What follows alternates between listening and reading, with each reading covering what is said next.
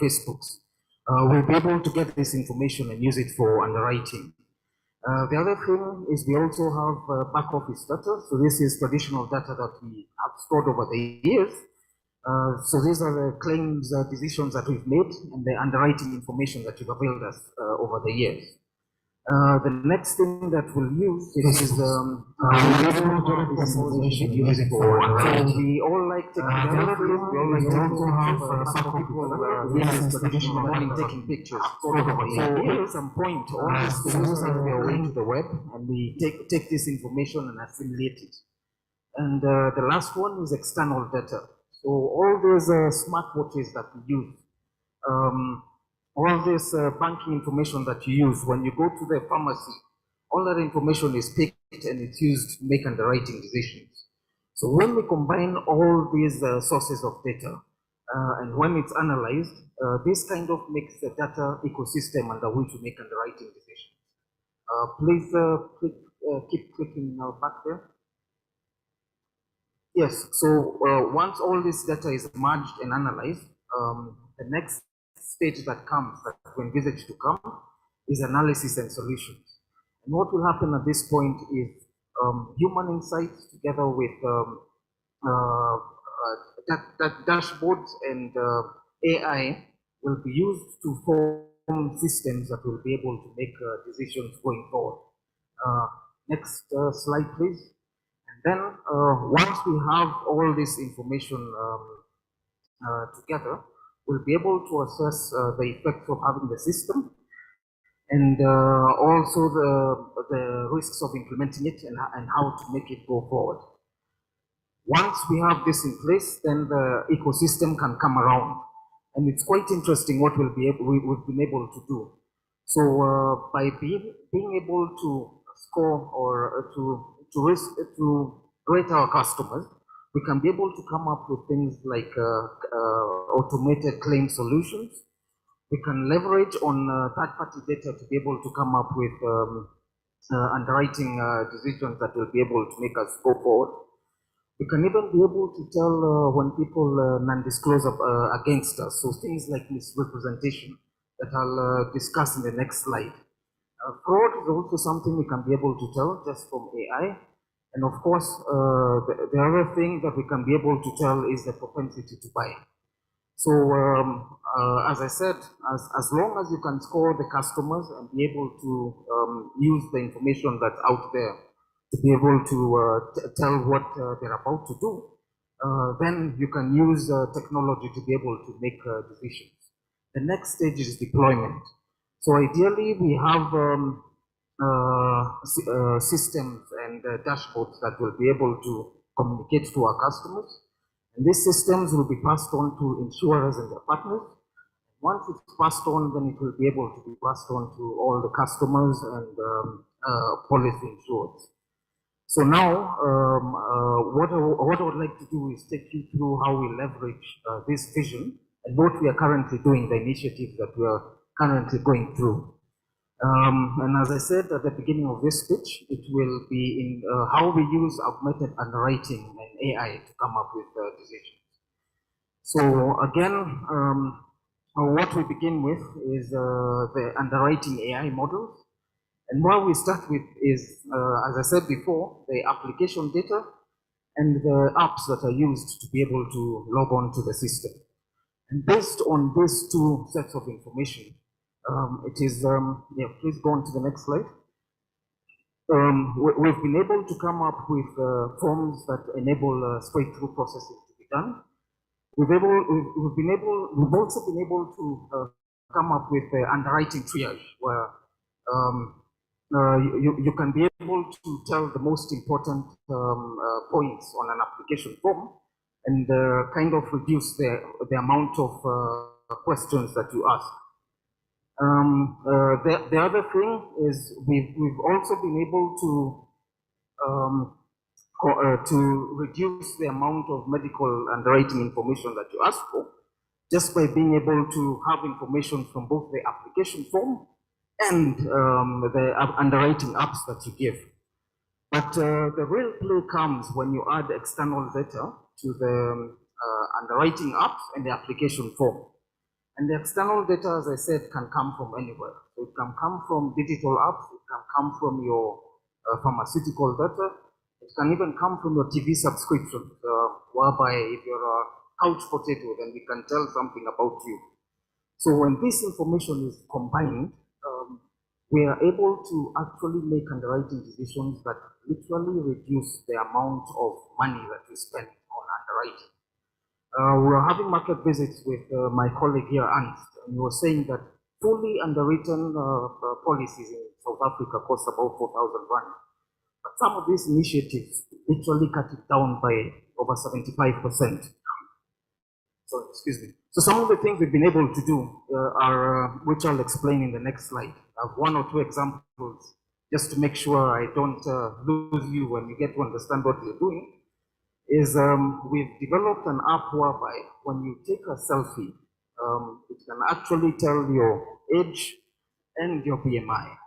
And you'll imagine a BMI is a very important underwriting or rating factor because usually when you're overweight, ideally the lifestyle diseases, especially when you hit some years, start hitting you.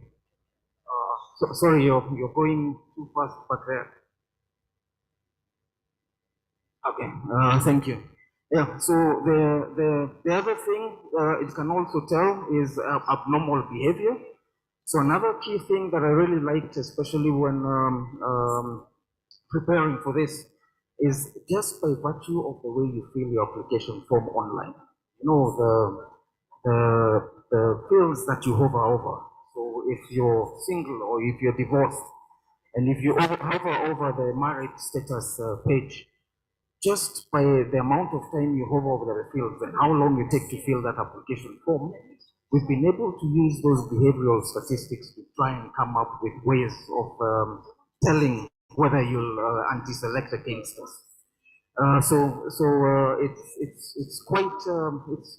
It's quite something that's happening out there. So things like smoker status, again, if you hover over them and ideally, you take too long to say that you're a non-smoker. It's probably highly likely that you're lying. But what happens is some of those things that you actually had to send a nurse to get information from are being taken over by data. And once the models or the machine learnings score you as a low risk, you go straight through and the policy is issued. However, if the machine learning targets you as a high risk, then ideally you'll be flagged and you'll do traditional underwriting as normal.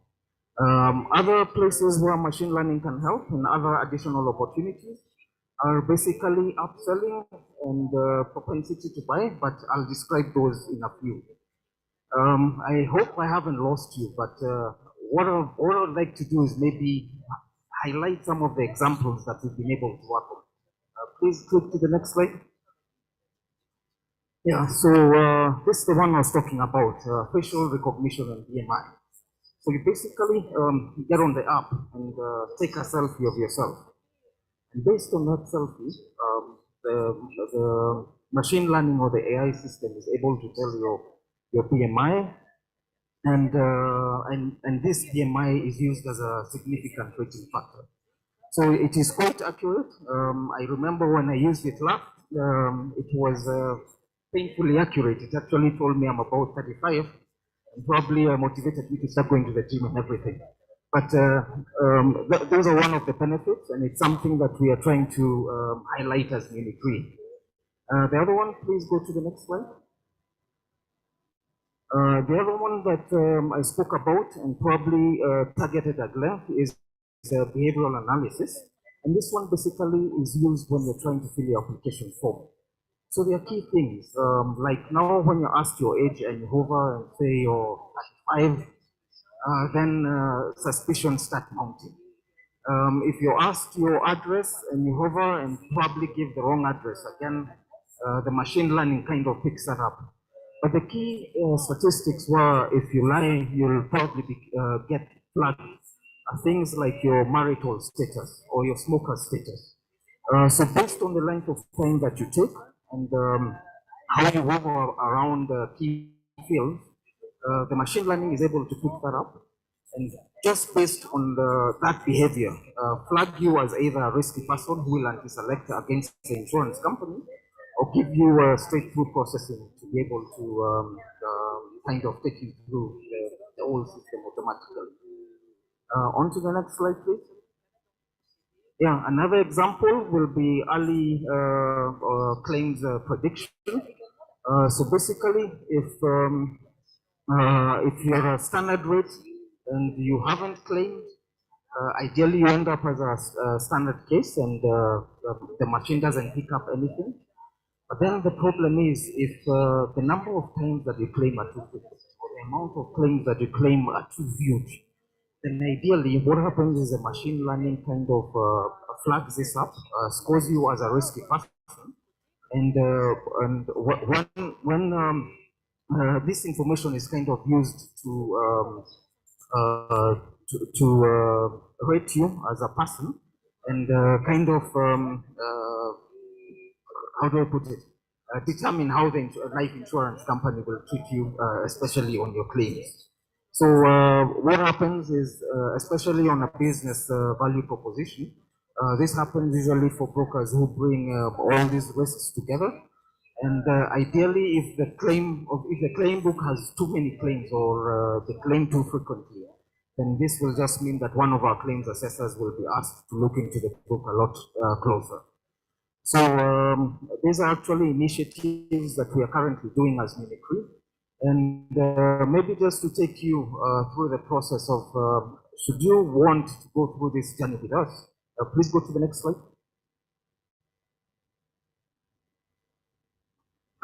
So the first way it begins is through the AI discovery journey.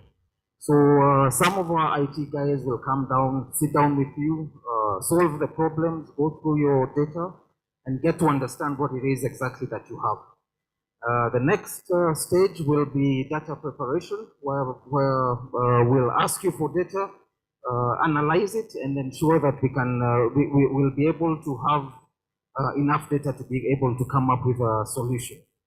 The next stage is to come up with AI solutions. So this means deploying the model, giving it to you, making sure that it works as it should.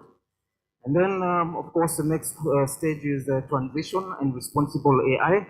We all know that there are quite a number of people out there who can use AI for the wrong purposes. And regulation has started being introduced to ensure that there is compliance around this.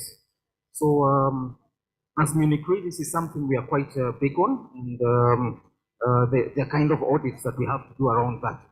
The next stage is deployment and integration, whereby we either have dashboards or APIs that connect to your system to be able to use these automated solutions and machine learning solutions that we have. And of course, it moves on to monitoring and maintenance, whereby we always come periodically to ensure that the systems are deployed are making the decisions as they should, and as Julie said earlier, that it's helping in your decision-making process as a company. So from the life space, I think that's all that I have. I'll hand over to Julie to take us through connected insurance. Thank you.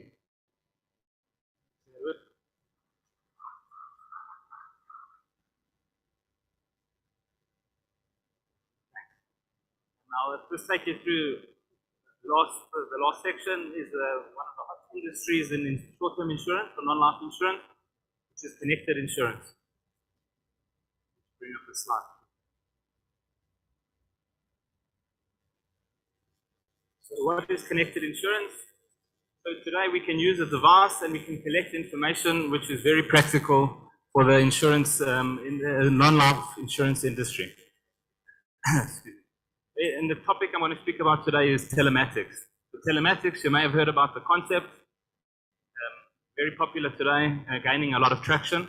We can use a device in the vehicle and start to collect sort of information which is useful for pricing, for underwriting, relating to how a customer drives, their speed, the way they brake, how they turn, near misses.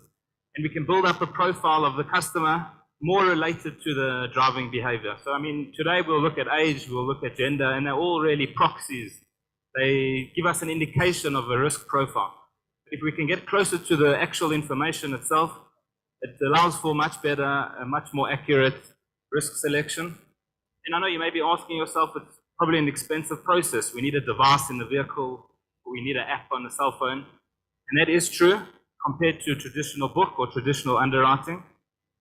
But the benefits of risk selection, of user centricity and driving a better behavior, and finally claims management optimization, adds to the bottom line of the insurer such that the additional costs of implementing the solution actually are outweighed by the benefits, or the benefits outweigh the costs, and there's more profit for an insurer compared to the traditional book. We can move to the next slide, so I'll speak to each of those in turn. So how does telematics drive better risk selection and pricing? So as I said, we can collect all this information from the vehicle or from the driver, and we can build different scores. So we can speak about a road risk component, driver fatigue, smooth driving, relative speed.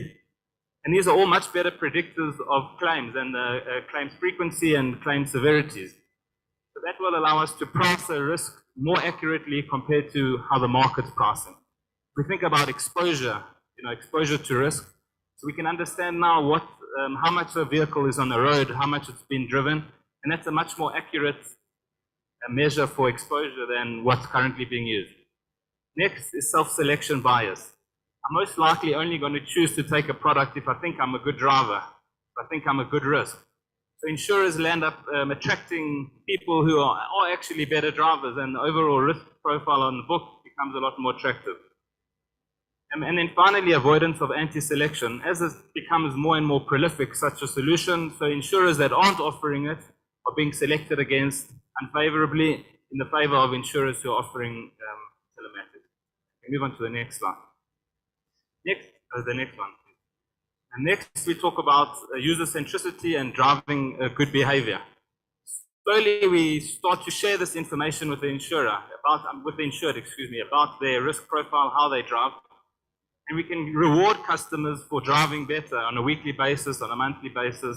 And if we reward through, let's say, reduced petrol or gas refund, so it's driving the message home that if you drive well, you deserve to drive better on the road. We can feed this information back to the client, which drives better behavior over time. So this additional value will drive additional benefit to the insurer. Finally, the last slide will be our claims management optimization. And I'll just take you through the general framework or the journey of a claim. So a vehicle is in a claim. From that moment of impact, the telematics device can detect that there's been impact and can contact the customer or send out emergency services straight away.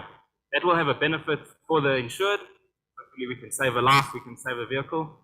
But for the insured, we can also make sure that the severity is decreased as a result of getting an ambulance or tow truck to the scene much quicker. Next, from a reserving point of view, we can assess the impact or the area of impact and the parts that were most likely damaged in that particular collision. And we can have an initial estimate for our reserves, which is a lot more accurate.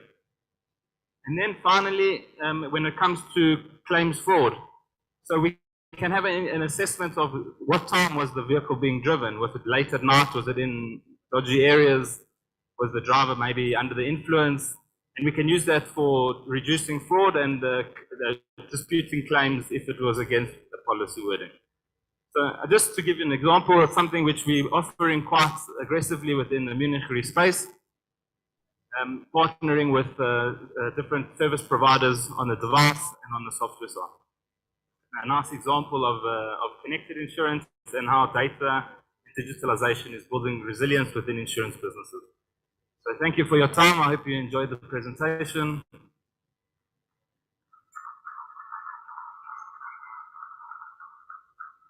If there's any questions.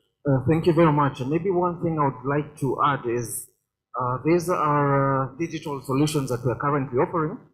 And should you want to discuss on them at all, you'll find Munich Re on the third floor by the gym area. Thank you very much. Have a good day, everyone. Thank you. Edward and Mr. Gilly. I think last week we were having a discussion with one of the Kenyan CEOs here, and he was complaining that developers always say, we're using AI and it's going to add value. But when they ask for the actual examples, they don't really get to see it. And I think you have outlined it quite well. So we are going into a Q&A session.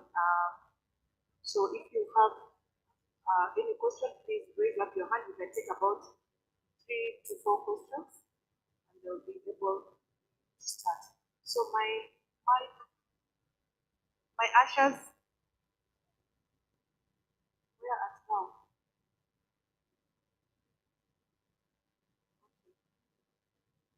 We can use mine, sorry. We'll start with the lady.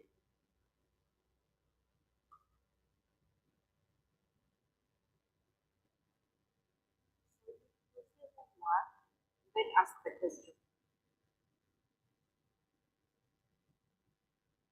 Good morning. I stand on the existing protocol. My name is Imbola Tiami. I'm from Nigeria. My question goes to the life man. During your presentation, you said that you've been able to deploy data analytics to be able to reduce medical underwriting.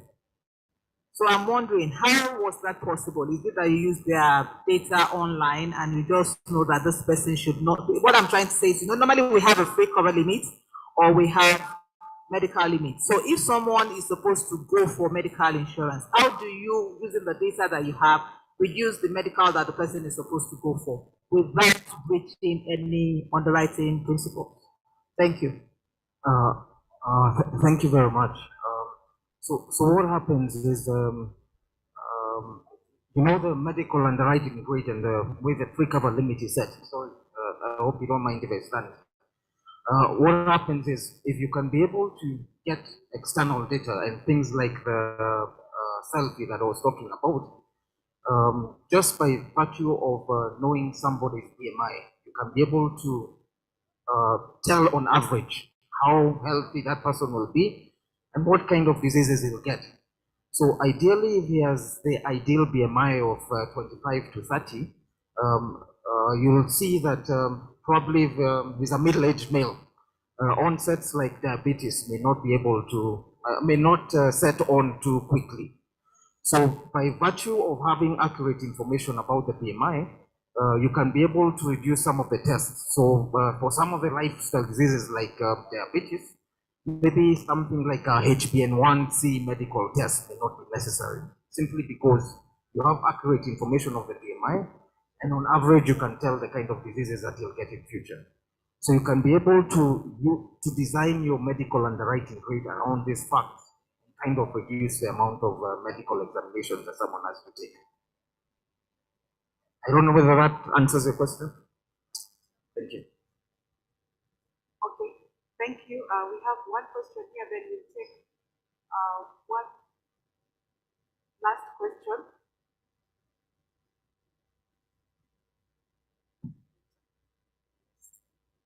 Thank you very much, and thank you for that insightful presentation. I can only say, well, my name is Martin, Head of Research and Development at Kenya Re. Mine is not really a question, but rather something that we need to think of as an industry. Yes, you may have the very best telematics, you may have very good artificial intelligence, we may have blockchain with us, but I think we need to move away from the silo kind of operating. I've actually been thinking of how do we unify so that we are able, all of us as insurers and reinsurers, to really understand the risk from the onset. Once we are able to share the data, then it makes us to be in a position where we can understand the risk better, we are able to model better, we are able to do pricing better, and we are able to detect fraud. Because sometimes you have a risk, I don't know how my loss ratios are behaving, is the same share that another insurer has actually got that business. But if we had a unified management information system where now we run this artificial intelligence, it will be actually very helpful to us as an industry. Thank you.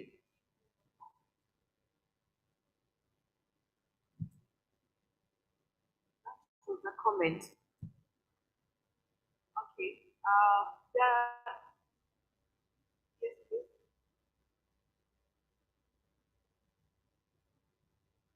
Okay, thank you very much. Mine is a question. Abdulmajid Dadon, Insurance Association of Malawi. I've noted from the presentation that there is too much personal information that is being collected. So I just wanted to find out, how do you overcome issues to do with data privacy and protection? Thank you.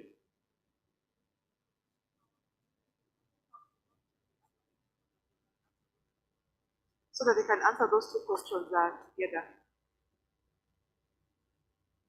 You can stand up so that they can see you. Yes, the mic is coming.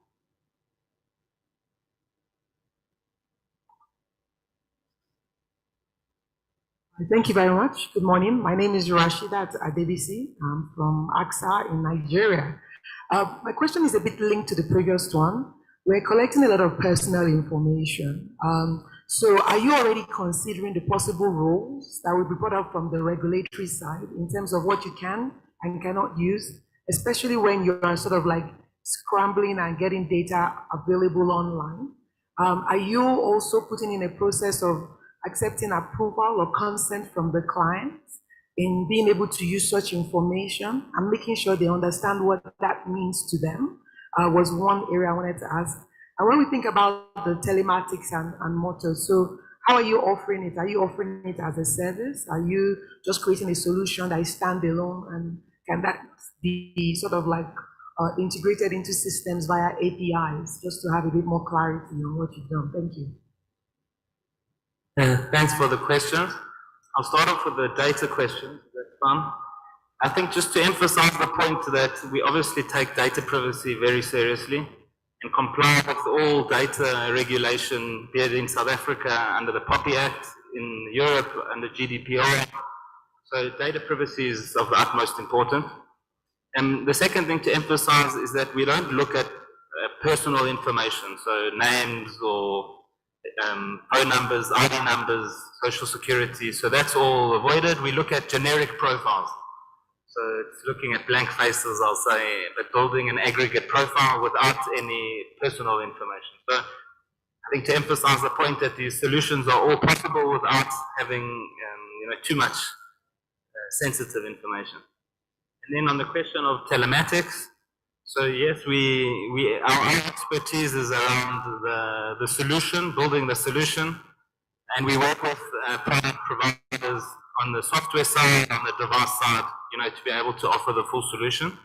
And yes, we offer it as a standalone product. So you can have your regular traditional motor book, and there's an additional product we can assist in the launch of a telematics book, and hopefully to drive underwriting results like we've spoken about. Thank you. Thank you, Mr. Edward, Mr. Gilly. You're still around in the conference, so if you have questions, we can visit their booth. So at this juncture, I would like to make an announcement. For those who were not there at the beginning, we are going to have our dinner in a separate location. So I'd like to invite you tonight for the African Insurance Awards that will begin at 7 p.m. sponsored by Africa Re. The venue is KICC, that's known as Kenyatta International Conference Center. It's in the Nairobi CBD. So that will give most of you an opportunity to see how does our city look like. Please carry your badges with you for ease of identification. And also, please know that the buses will be available to pick you from here if you wish to, and from the hotels. I'm sure the ladies would like to go back to the hotel. Yeah. Then the second announcement that I have is that we'd like to request all the commissioners of insurance who are here to wait for us sit behind, and so that we can have a small photo session. We are breaking 11 minutes before the scheduled time, so I think you should clap for us for keeping time to. So please come back by 11:10. We are going for coffee break. 11:10, same place where we were yesterday, so that we can continue with the second session. Thank you so much and enjoy the tea.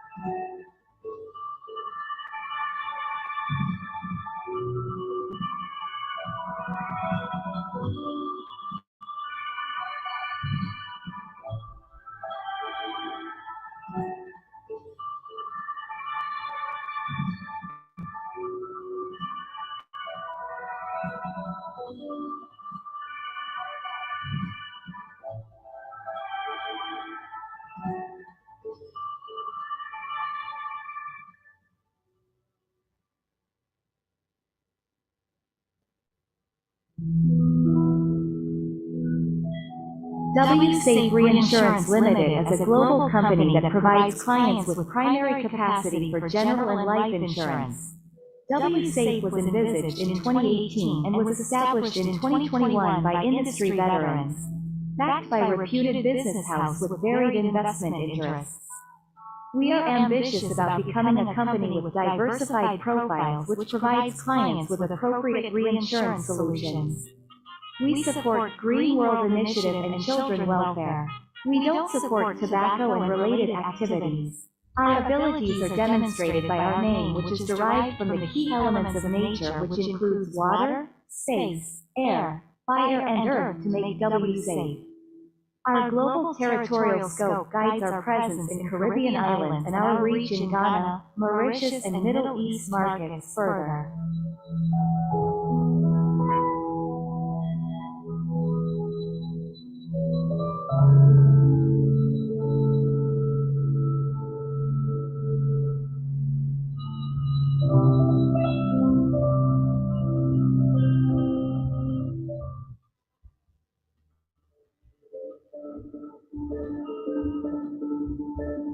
We are a reinsurance company. We play the role of providing risk underwriting capacity and also reinsurance services, connecting global capacity to local risk.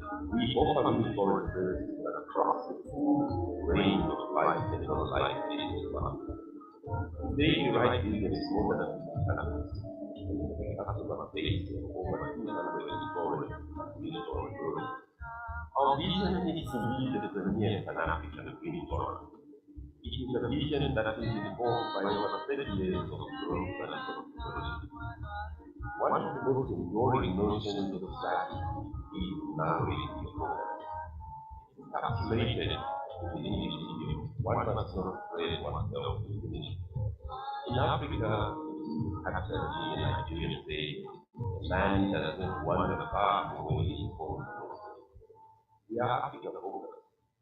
Yes, we are a Nigerian migrant company, but we are now acknowledged Southern Africa, African, Francophone Africa, African, and North African reinsurance brand.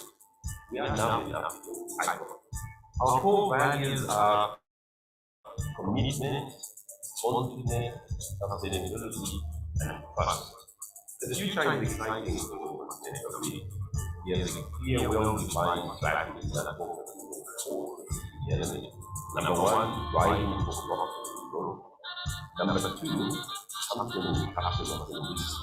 Number three, offering alternative solutions. And number four, executing marketing. We are in acknowledged for era of the industry, and we will keep pushing boundaries, leading the way by offering unique solutions. The answer to the most pressing challenge will always be having faith. We are people focused and do whatever must be done to remove the re-energize our workforce in the gap, so that we can build the momentum needed for business sustainability. What particularly goes is us in the first. We are 54,1. We are in economic capacity nationalities, digital, ethnic groups, races, religions, cultures, and languages.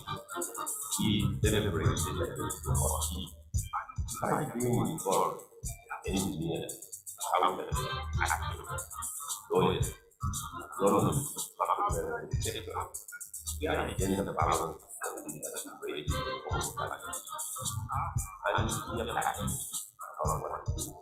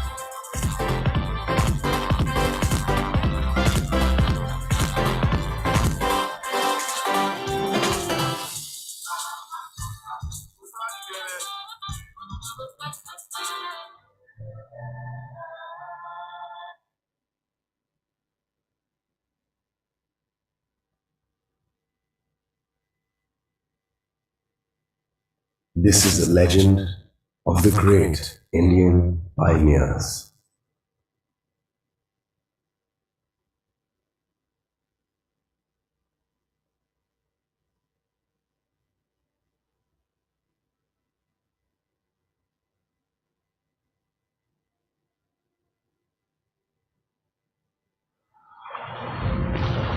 In 1943, Porbandar, Gujarat,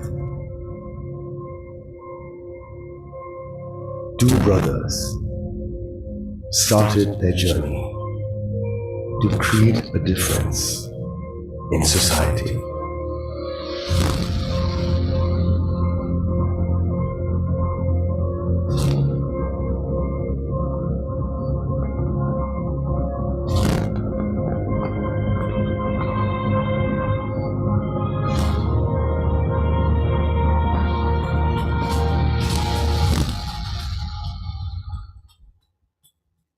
In 1943, when they were working as a stockbrokers, one fine morning they received inquiry from one of the Indian insurance companies.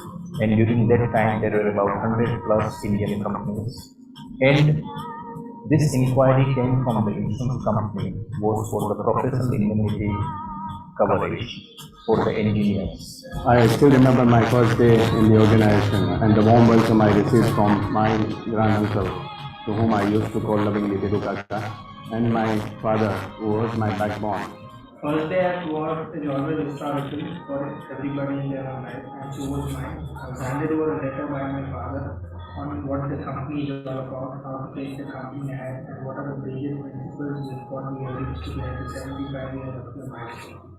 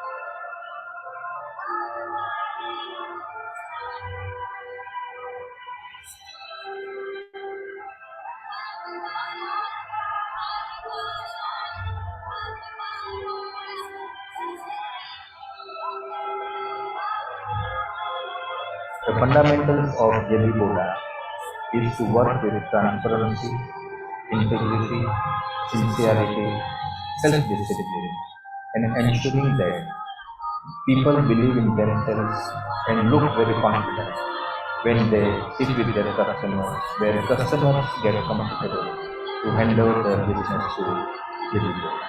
We take pride in saying that today JB Boda is the only group in India providing all insurance and related services under one roof.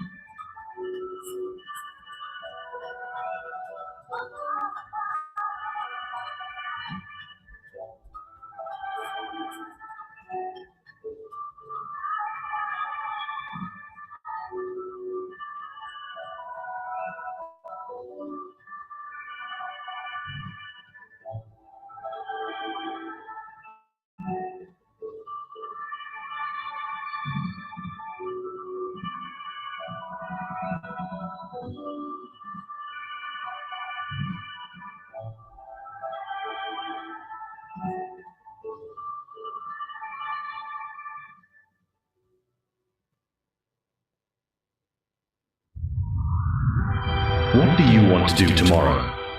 Fly to Mars? Harvest thunderstorms? Let algorithms tell you if you're pregnant? Erase cyber threats? Munich Re is investing in digital solutions to extend your reach beyond traditional insurance and serve to enhance your client's experience at every step of the value chain. At our core, we are in the people business. When the worst happens, our job is to help alleviate human suffering. Because I didn't know any better, I thought I was walking into an almost normal situation, but there was nothing normal about it. I called Sue on the phone, and she said she heard her home was a total loss. If you have any humanity, there's no way you could not be affected by that amount of devastation. As we continue to expand our digital capabilities, imagine a world where Sue won't even have to file a claim. A world where you have the information about a loss at the same time as your customers notice them and immediately offer them support. Our parametric solutions ensure rapid recovery to victims of severe natural catastrophes of a predefined strength. Imagine a world where your customers are coming to you because they know you have the right solutions for them. Our digital expertise, together with a human connection, can empower you to better your customers' experience, no matter what. Wildfire, flood, cyber. This is how we rethink, re-engineer, reimagine, reinvent, redefine the boundaries of insurance.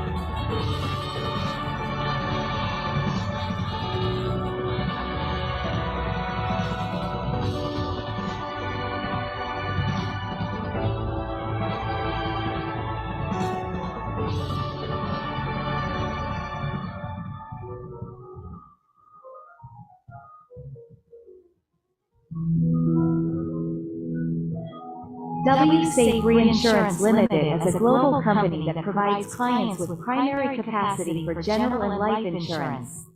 WSafe was envisaged in 2018 and was established in 2021 by industry veterans, backed by a reputed business house with varied investment interests. We are ambitious about becoming a company with diversified profiles which provides clients with appropriate reinsurance solutions. We support Green World Initiative and children welfare. We don't support tobacco and related activities. Our abilities are demonstrated by our name, which is derived from the key elements of nature, which includes water, space, air, fire, and earth to make WSafe. Our global territorial scope guides our presence in Caribbean islands and our reach in Ghana, Mauritius, and Middle East markets further.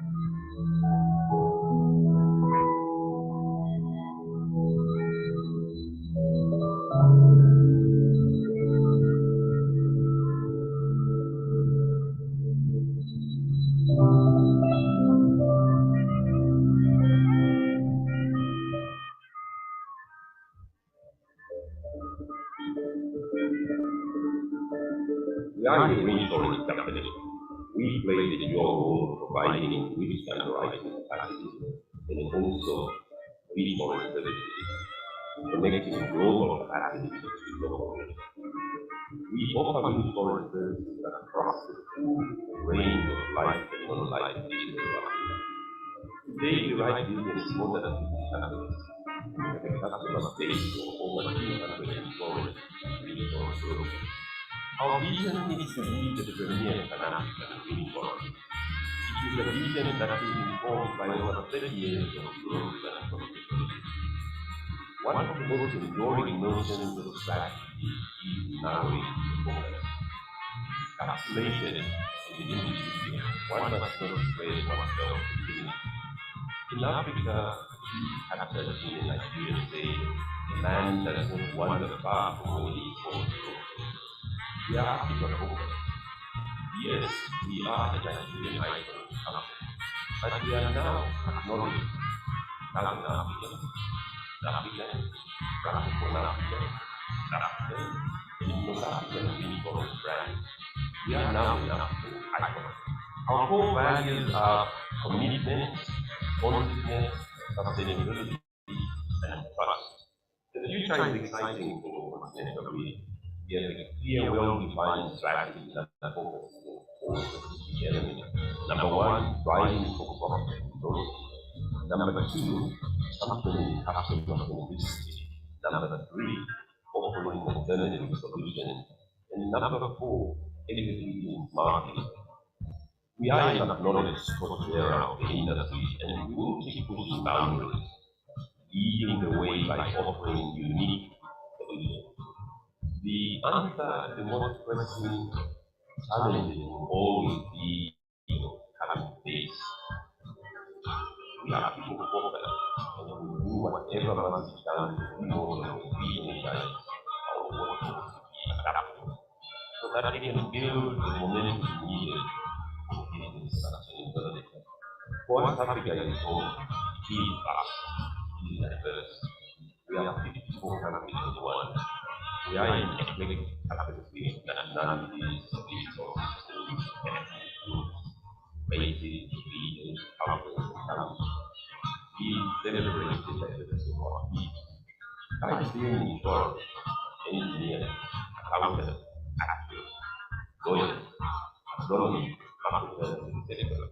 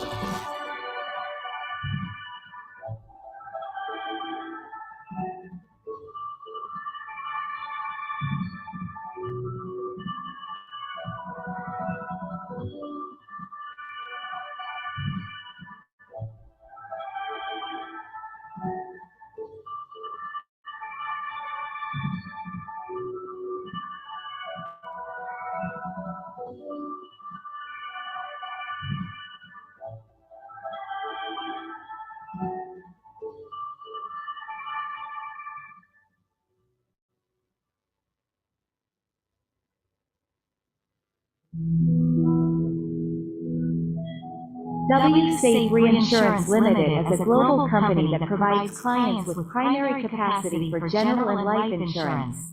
WSafe was envisaged in 2018 and was established in 2021 by industry veterans, backed by a reputed business house with varied investment interests. We are ambitious about becoming a company with diversified profiles which provides clients with appropriate reinsurance solutions. We support Green World Initiative and children welfare. We don't support tobacco and related activities. Our abilities are demonstrated by our name, which is derived from the key elements of nature, which includes water, space, air, fire, and earth to make WSafe. Our global territorial scope guides our presence in Caribbean islands and our reach in Ghana, Mauritius, and Middle East markets further.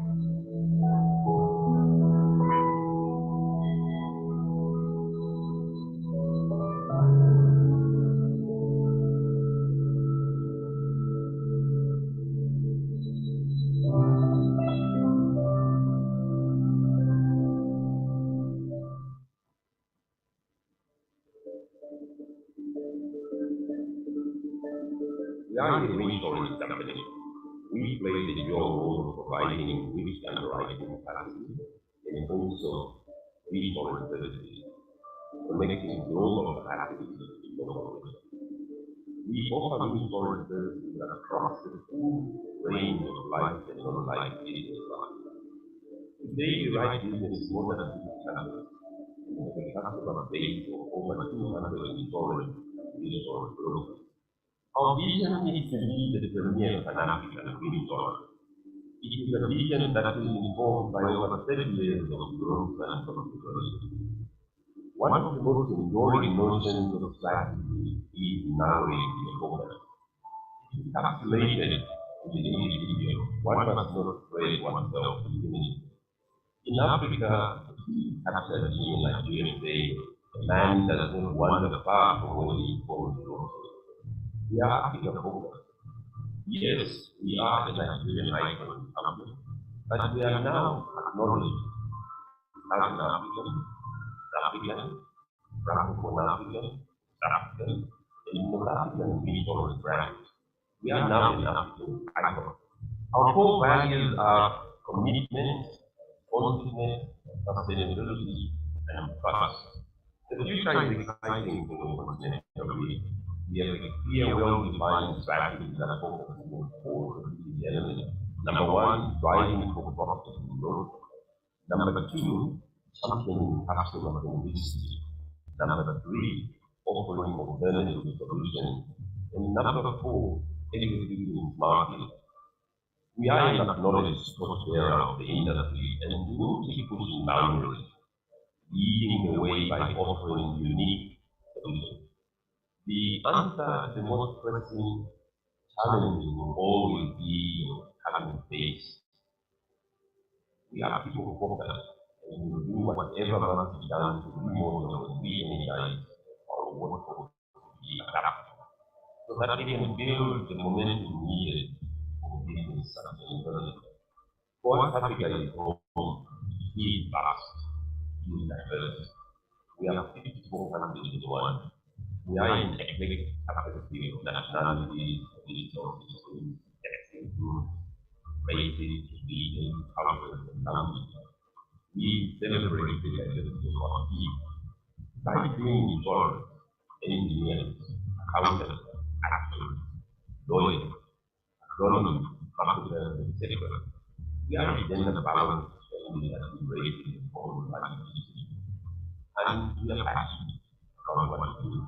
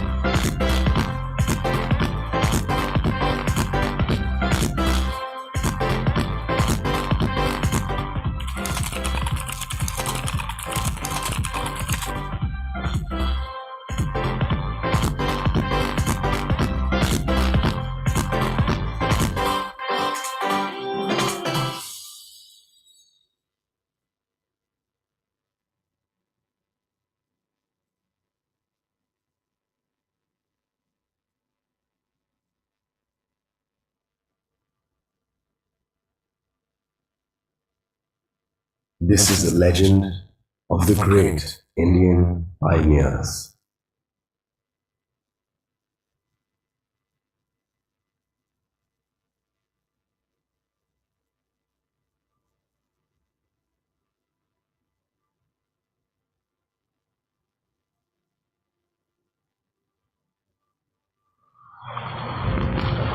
In 1943, Porbandar, Gujarat, two brothers started their journey to create a difference in society.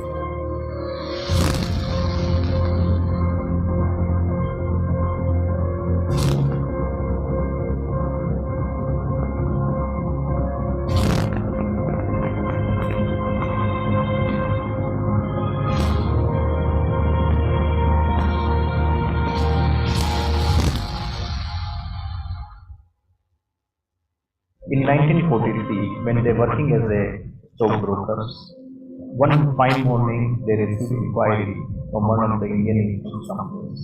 And during that time, there were about 100 plus Indian companies. And this inquiry came from the insurance company was for the professional indemnity coverage for the engineers. I still remember my first day in the organization and the warm welcome I received from my granduncle, to whom I used to call lovingly Dedu Kaka, and my father, who was my backbone. First day at work is always historical for everybody in their own life, and so was mine. I was handed over a letter by my father on what the company is all about, how to take the company ahead, and what are the basic principles which got me ready to get the 75 years of the milestone.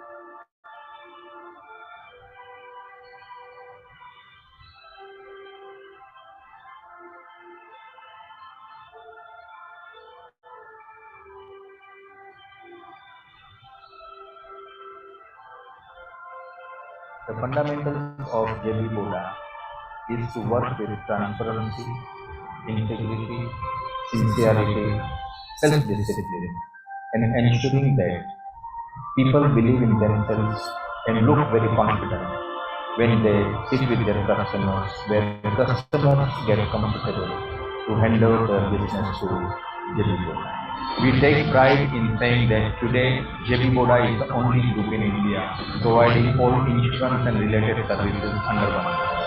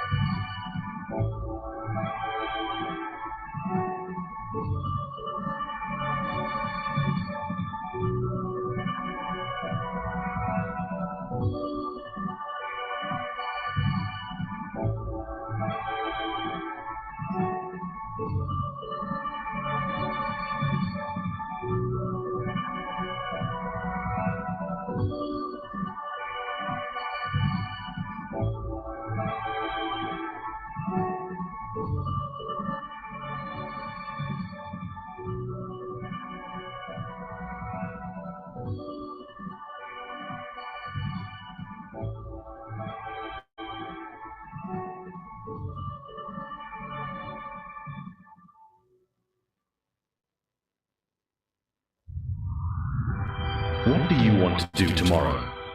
Fly to Mars? Harvest thunderstorms? Let algorithms tell you if you're pregnant? Erase cyber threats? Munich Re is investing in digital solutions to extend your reach beyond traditional insurance and serve to enhance your client's experience at every step of the value chain. At our core, we are in the people business. When the worst happens, Our job is to help alleviate human suffering. Because I didn't know any better, I thought I was walking into an almost normal situation, but there was nothing normal about it. I called Sue on the phone, and she said her home was a total loss. If you have any humanity, there's no way you could not be affected by that amount of devastation. As we continue to expand our digital capabilities, imagine a world where Sue won't even have to file a claim. A world where you have the information about a loss at the same time as your customers notice them and immediately offer them support. Our parametric solutions ensure rapid recovery to victims of severe natural catastrophes of a predefined strength. Imagine a world where your customers are coming to you because they know you have the right solutions for them. Our digital expertise, together with a human connection, can empower you to better your customers' experience, no matter what. Wildfire, flood, cyber. This is how we rethink, re-engineer, reimagine, reinvent, redefine the boundaries of insurance.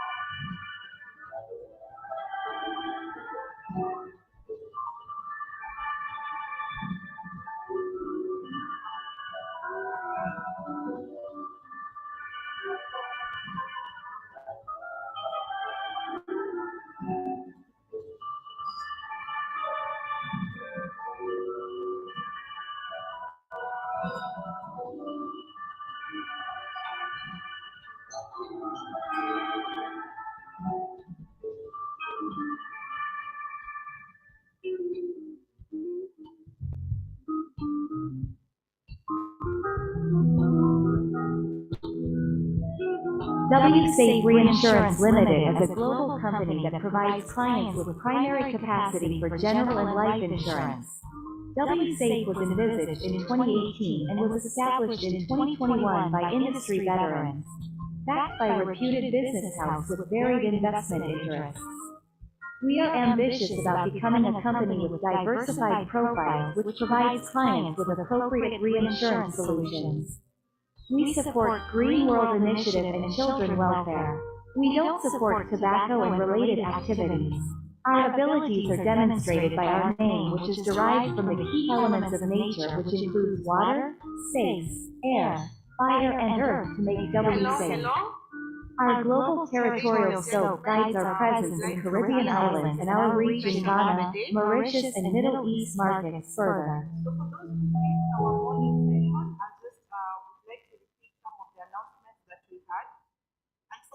The commissioners were not able to have the photo session, so we are requesting that after this session, before we break for lunch, please meet there at that end for your photo session.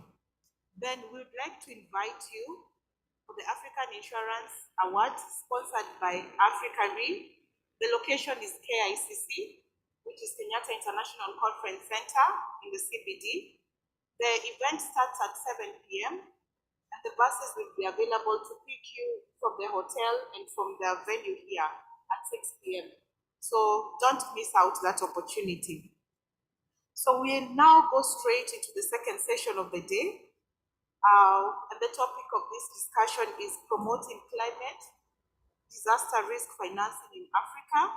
And our moderator for this panel is Mrs. Lynette Masharia, who is the regional specialist Africa at UNDP. So Lynette, please welcome on board, and you're going to introduce the speakers. Would you kindly welcome her with a warm clap? Thank you.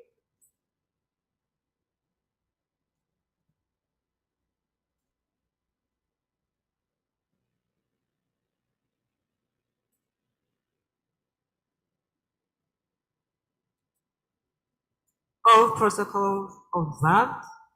Ladies and gentlemen, good morning. My name is Lynette, as you've heard, and it's a great pleasure to be here with you today to connect with you. I work for UNDP's Insurance and Risk Financing Facility, a flagship initiative that is housed within the Sustainable Finance Hub. And this is the first dedicated corporate vehicle for insurance and risk finance. And as we are all aware that currently this area is being increasingly recognized as a critical in combating poverty, building resilience of countries and communities, and of course, reducing the impact of risks on development, and definitely now contributing directly to, and significantly to the delivery of the SDGs. So the IRFF is the largest program that, the tripartite, is the largest program that the IRFF manages. And this is a tripartite agreement between UNDP, the German government, and the Insurance Development Forum that represents 10 of the world's largest insurance companies. And we expected to work in 20 countries, possibly move to 50 countries by 2025. And a key element of this work is sovereign risk financing that we'll be speaking to today. And one of our other work streams is inclusive insurance, where we work with partners to develop solutions for climate risks. So I must share with you that I was very thrilled when the SD shared the topic of the conference. I sort of knew immediately exactly what I wanted to share with you today.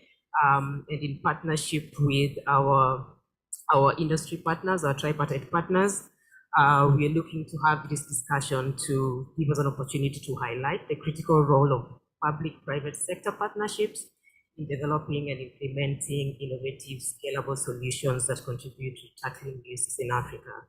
So allow me to set the tone for our conversation today. Just highlighting that 6 of the global SDGs or the goals are handled or taken care of by insurance. These 6 are poverty reduction, no hunger, good health and well-being, gender equality, and decent work and economic growth and climate action. So we also have another 5 that very much complements to the insurance and risk financing work that we do. And we have seen from research that suggests that losses from disasters in poor countries could be reduced by as much as 25%. And if we work together to implement these innovative and as I said, scalable solutions, one of the 5 areas that is very top of mind, and we're giving quite a bit of attention at the facility, is the work stream called the sovereign risk financing that builds on UNDP's decades of work in this area, and it manages and reduces the risks and vulnerabilities. And I won't speak so much on this because we have one of my colleagues called Tuga who's going to join us. But essentially, the disaster or the sovereign risk financing work stream within UNDP is concerned more about supporting country modeling efforts across all relevant risks. We work on legislative and regulatory reform, of course, alongside institutional capacity development. All this to build insurance markets in developing countries through various ways that, as I said, my colleague today is going to be speaking to. So allow me to introduce Tuga, who is joining us virtually, hopefully. She's online. Stuga is UNDP's technical specialist for risk financing. She's responsible for leading and guiding UNDP's work in this area. And later this year, sometime this year, she'll also be taking over the leadership of IRFF, which is the Insurance Risk Financing Facility in UNDP. And she has over 12 years experience of professional work within the climate and disaster risk financing space. Previously, she was working for Resilience Global Partnership, Asia and Asia Development Bank, World WFP, and Africa Risk Capacity. So, Tuga, the floor is yours to just maybe highlight what you're doing at UNDP very quickly to set the tone of our conversation today. So, take it from here.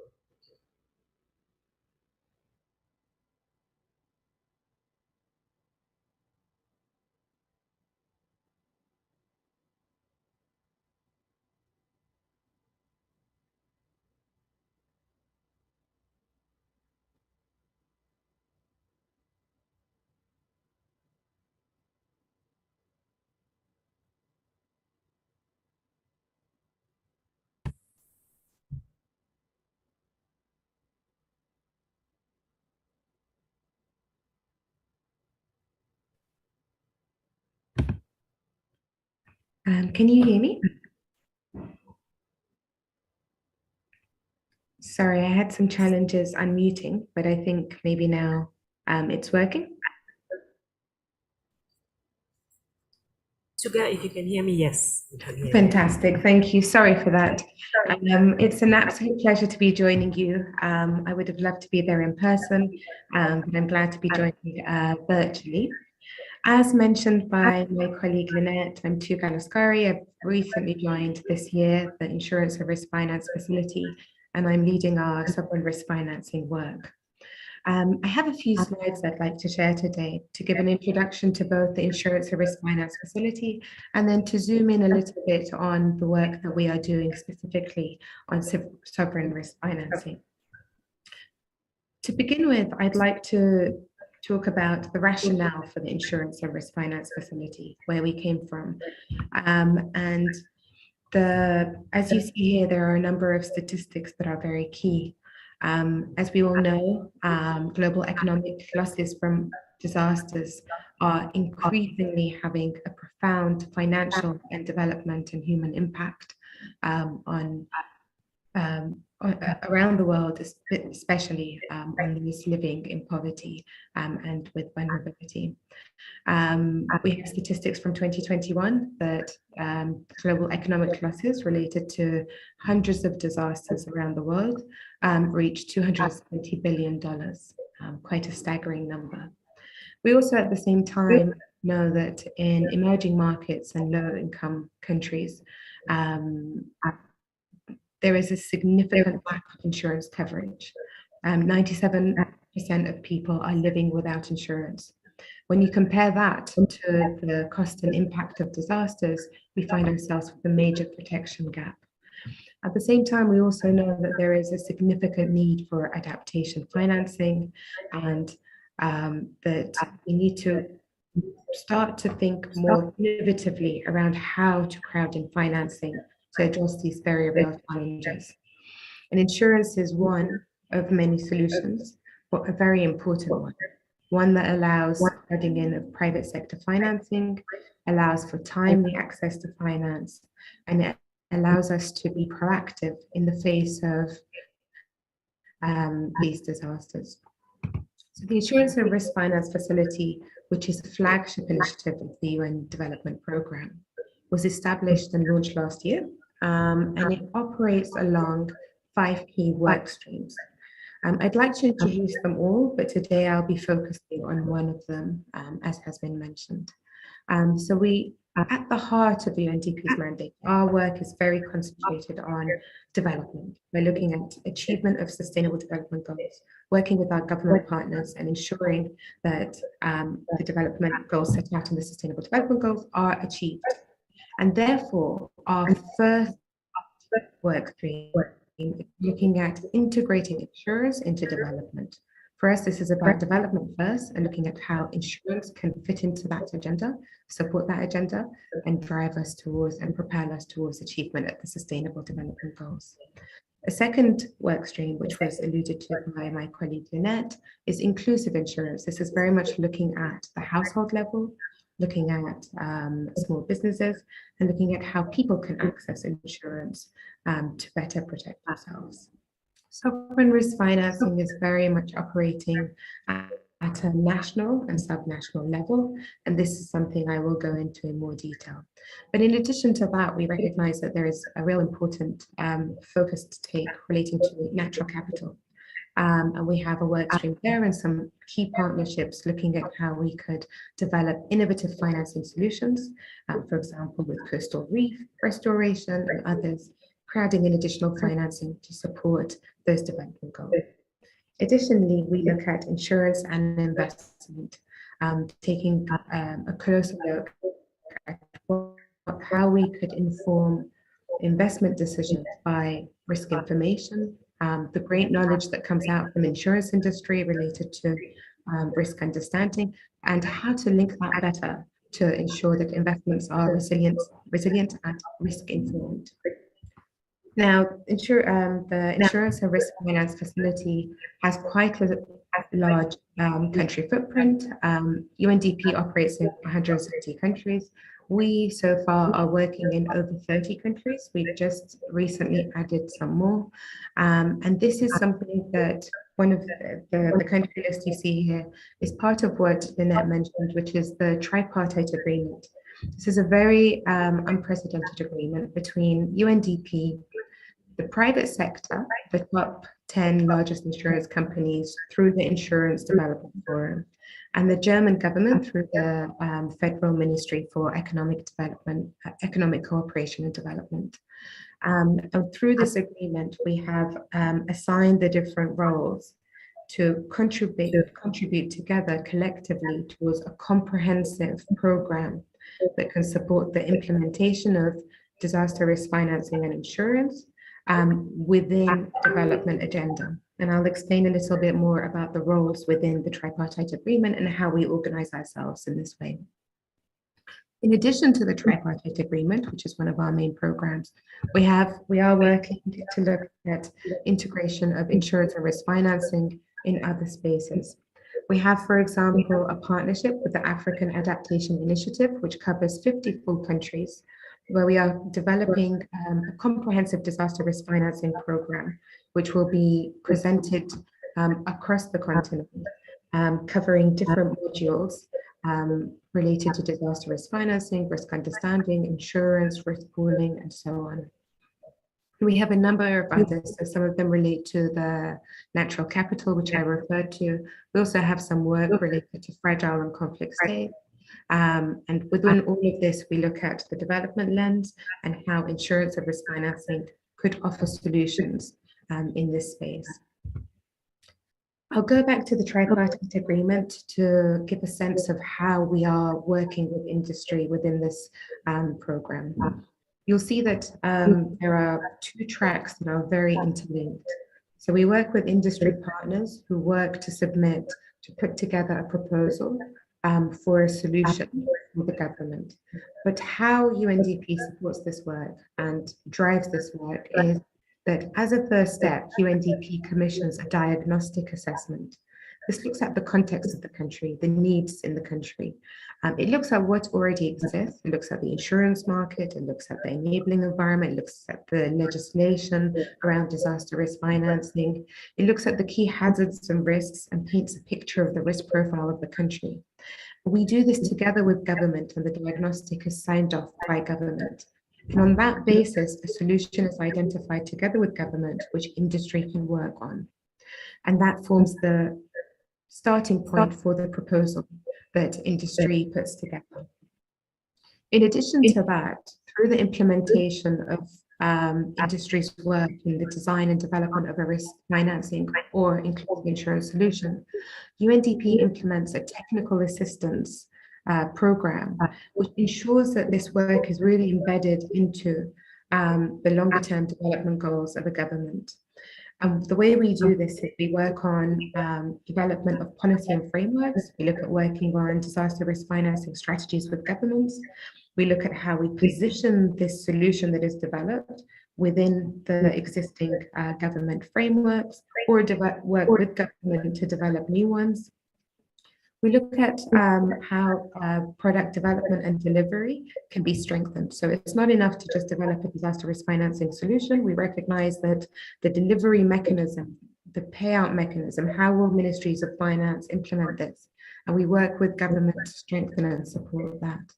We also work very closely with insurance regulators to enhance the enabling environment, to facilitate the effective deployment of the risk financing solutions and the inclusive insurance solutions developed.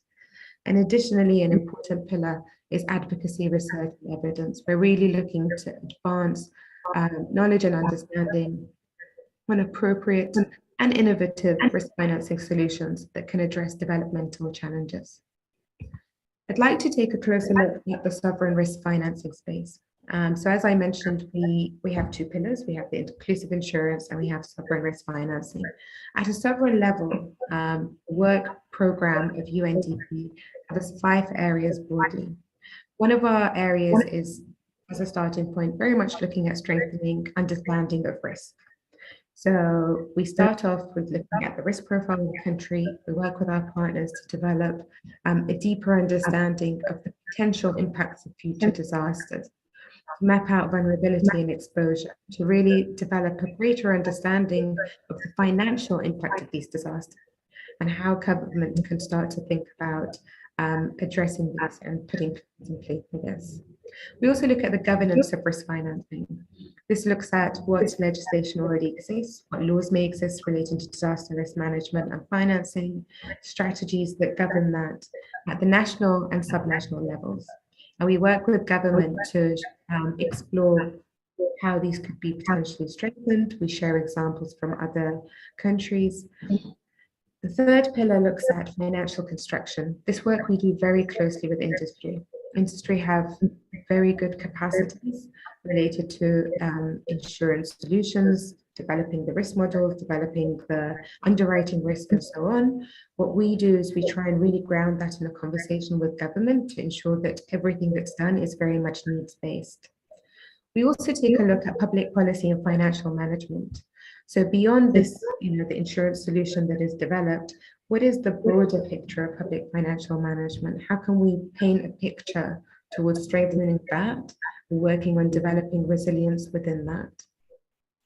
And finally, we have the comprehensive risk financing strategy, which is an integral component of all our programs.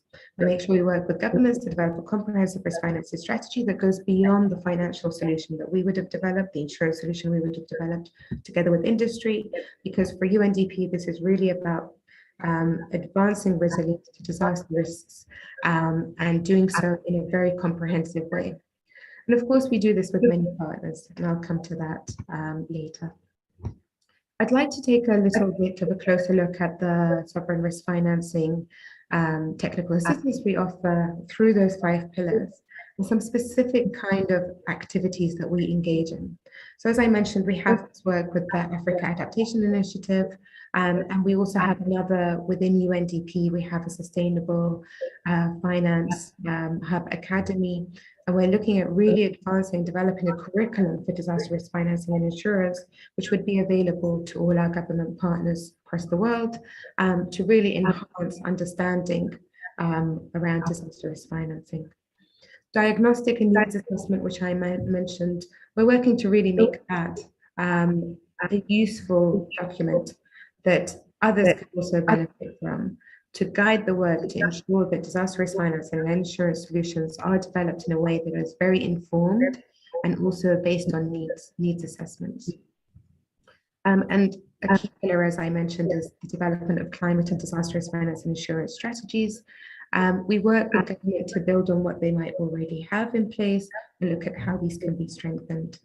Importantly, and in my previous experience prior to UNDP, I thought this was an area that I observed to have some weaknesses, where while the solution can be developed, and it could be very innovative and state of the art.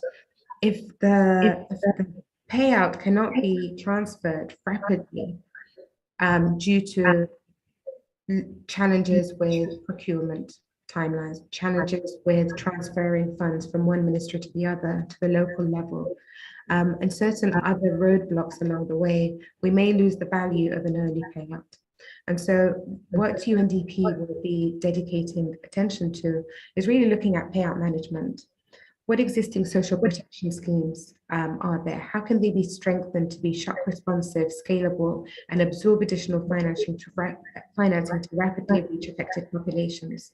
What are the emergency laws around procurement and transfer of funds? How can we work on ensuring that these are fit for purpose and allow vulnerable populations to be reached in a timely manner? And then importantly, within the landscape of development, ensuring that disaster risk finance and insurance is integrated into development decision-making.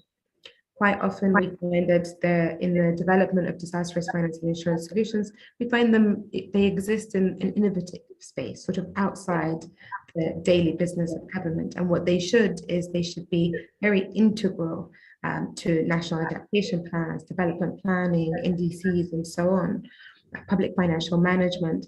And we're working very much to bring this together with our government partners to make sure that this becomes both informing the risk understanding and all the knowledge that's developed through risk financing, the implementation of risk financing solutions can inform investments and adaptation planning and NDCs and NAPs, but also that the solutions are really embedded within a comprehensive approach to disaster risk financing solution and longer term development planning.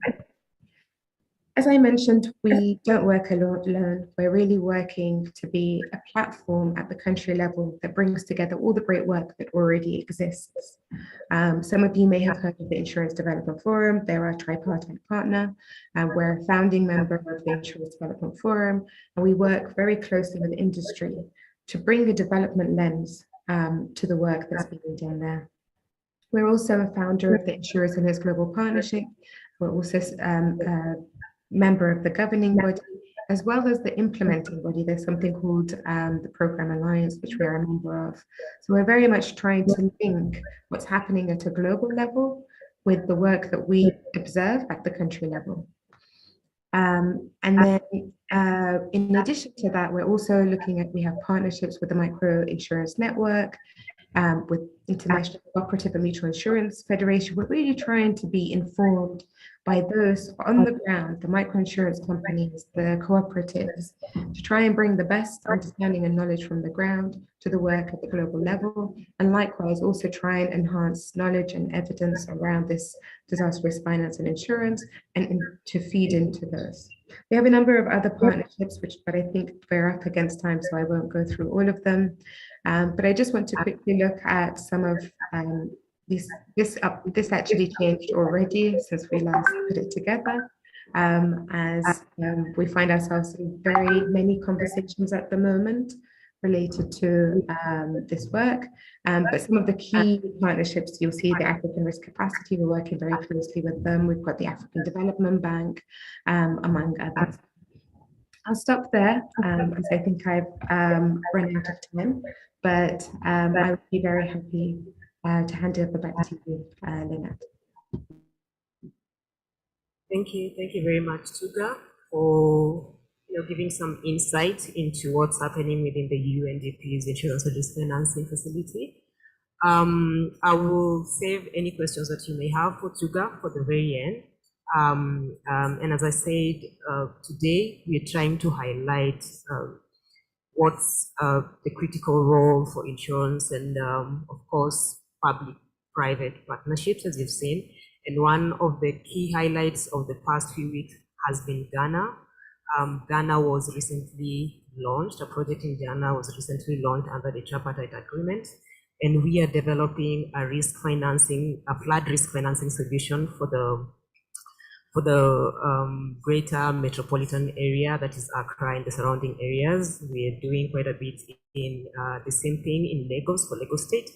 And so Ghana being one of the countries that is taking us, or is in the lead as a tripartite countries that's going ahead with this work, we thought we should bring on board government representative from Ghana, who we've been working with very closely, just to, very quickly maybe speak to what they see as what's the before and after of the flood risk financing solution.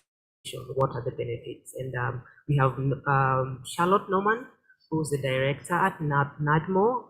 She's online. Hopefully she can join us very quickly, just to highlight that we like to share good stories of how insurance and risk financing is solving some of African problems with regards to climate change. If Charlotte is online, maybe very quickly, you can come in and share what you see as the benefits of having this risk financing solution being launched and implemented in Ghana. Thank you.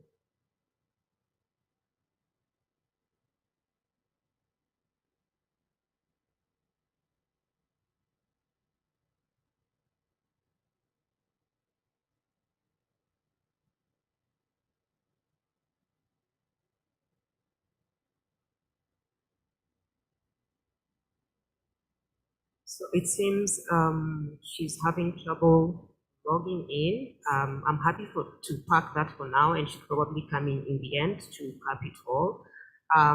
So for now, I will introduce the rest of the speakers for the day. I will start with Beat. So Beat is the market executive for Middle East and Africa, and is also the CEO of Swiss Re Africa Limited. Beat joined Swiss Re in Zurich in 1994 as an account underwriter in the Latin America unit. From 1996 to 1997, he worked in Madrid and Zurich in various functions and projects. In 1999, he was appointed head of Swiss Re Property and Casualty Business in Venezuela, and was later transferred to be the head of the regional office servicing Argentina, Chile, and Paraguay. In the year 2002, he relocated to New York to head the client market area for Latin America unit, and also assumed the position of head of Latin America in 2006. Beat then moved to Munich in 2009, following his appointment as market executive for Austria, Central and Eastern Europe. In 2020, recently, he assumed additional responsibility for the newly created role of Europe, Middle East, and Africa as a broker executive. He played a leading role in building the C-suite relationship management with large insurance brokers and implementing the strategy within their segment. In 2024, Beat was transferred back to Zurich when he took over the leadership for the facultative P&C business unit. And as from March 2019, Beat was appointed the head of Middle East and Africa and has relocated with his family to Cape Town. You're very welcome, Beat.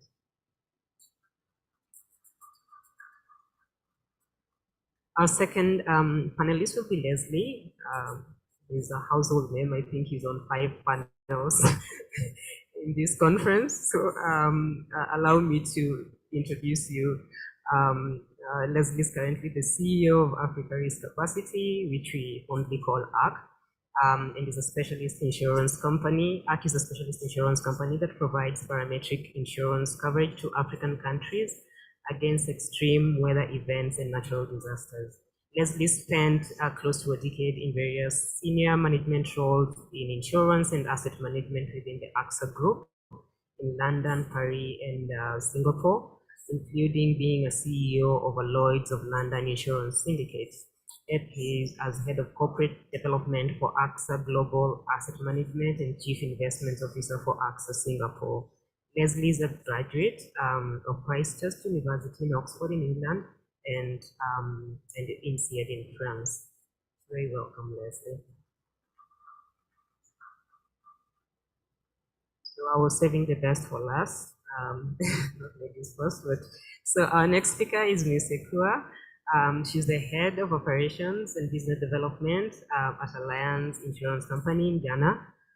She's a team member of the Ghanaian representative in the pioneering development of the climate risk insurance launched by UNDP and the German government, and of course the IDF, whose aim is to enhance the response of the Ghanaian National Disaster NADMO and local authorities after severe flooding.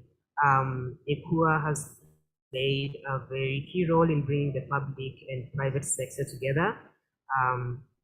Very welcome. I look forward to having this discussion with you.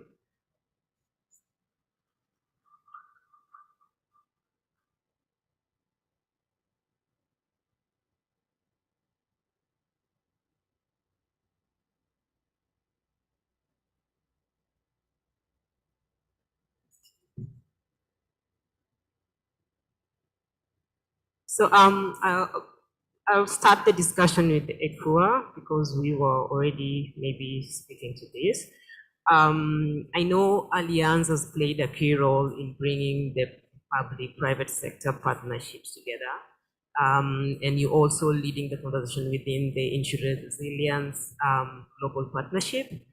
You're a member of IDF as well. Would you be able to share with us some insights or thinking around this and how such partnerships, you think that these partnerships can advance your work as an insurance company, and what opportunities lies therein for other insurance companies to join some of these global, associations?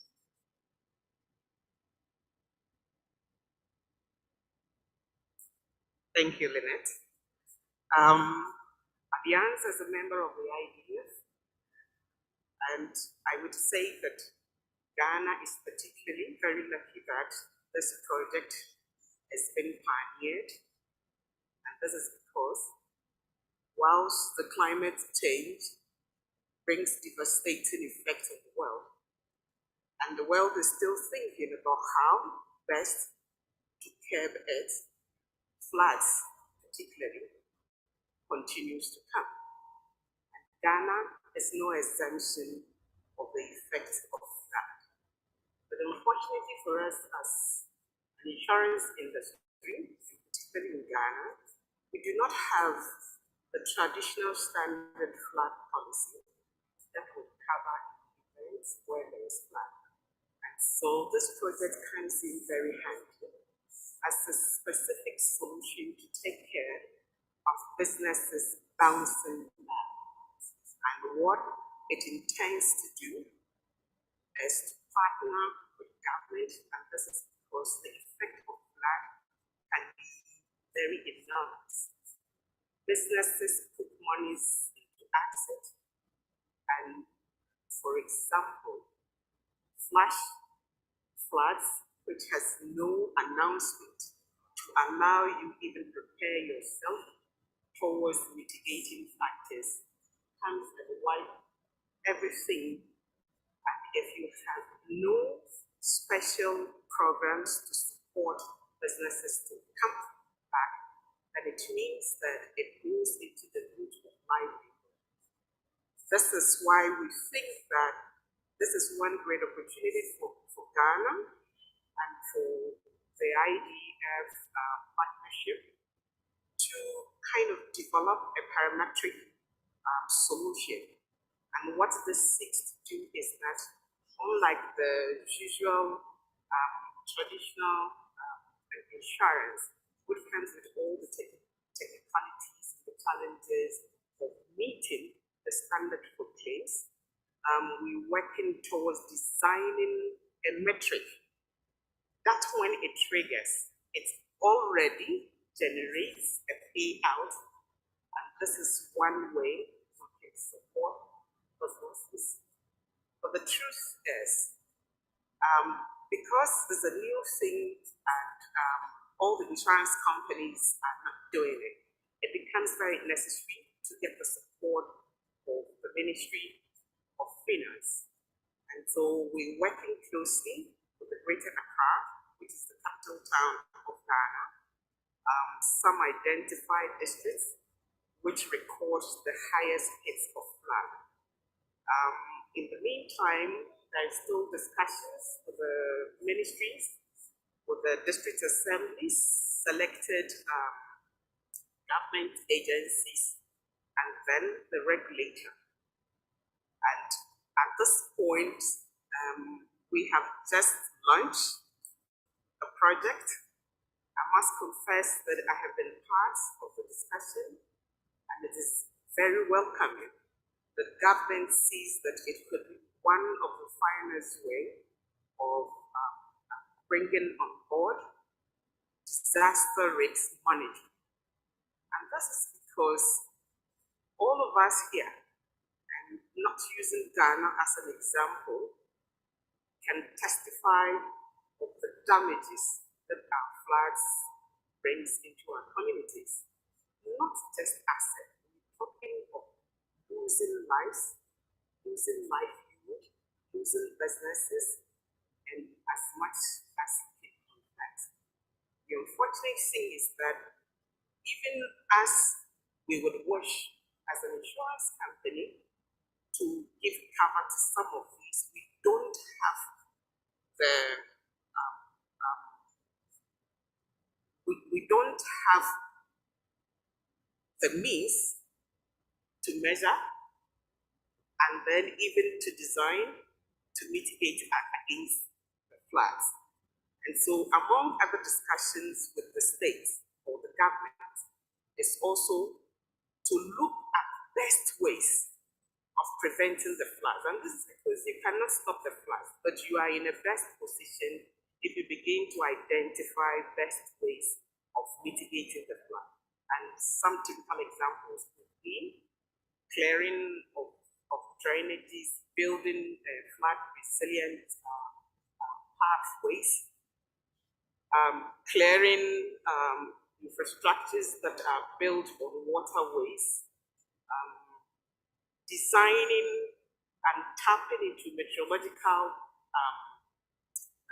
warnings so that we can be prepared ahead, possibly move assets and human beings in order to reduce the effect of flood. I think that this would be just one of the pioneering solutions led by Alliance and Swiftstream, and hopefully, if it is implemented, we look forward to the larger community of the insurance industry partaking in it.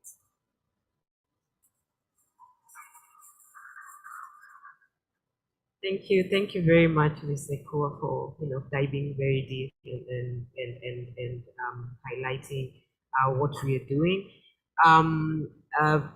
Just to build up on what you've mentioned, because there is no single way of going about this, so we cannot work in silos. You've highlighted the fact that we are expected to achieve this. We will be expected to work with very many different stakeholders who will be supporting various components of that work.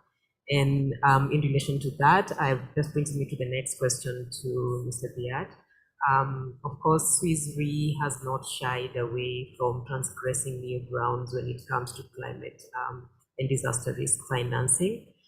Ms. Ekua has alluded to some of the challenges that we are experiencing or we expect to experience along the way, but I would be interested to hear from you. Could you maybe share some of these, the way you see them, what the challenges that we are presented with, and the opportunities that we face as we look to get into the climate and disaster risk financing environment? Thank you, Lynette. Thank you. And good morning, everybody. It's a pleasure to be here with you. And yes, indeed, Lynette, we have not been shying away from this. Actually, at Swiss Re, everybody, starting from the CEO down into the organization, is very, very passionate about the topic of sustainability and of climate change. Already 28 years ago, when I started at Swiss Re, we already had a department, a research department, dedicated to these topics. And the challenges are huge, opportunities are huge as well. And I think it all starts actually with the immense protection gap which we have globally. 75% of all assets are not covered by any form of insurance or insurance or reinsurance today. That percentage actually in Africa is higher. And then when we look at public institutions and the most vulnerable parts of the community and society, actually the protection gap is even bigger. So as an industry, insurers and reinsurers and distribution together, we have not managed just yet to narrow or to close that gap. And that's actually a huge mammoth task which we all together have ahead of us. A difficult one, because as I said, Lynette, to materialize, to develop that business, we need to break down these silos and work together as a holistic system. But this gives us work ahead for the next 20, 30, 40 years. So if you want to have a job guarantee for your children, send them to work in our business. There's a lot for all of us to do. The challenges which we see, I think there's many, but if I bring it back to a very simplistic view, I always use the 3 A's, or what I call the triple A.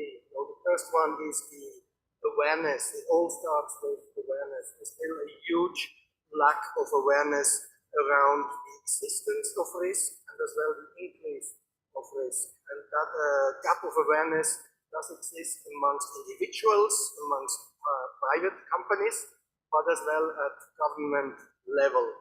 Too often we only become aware of these risks when tragedy already explodes. That's the sad thing about it.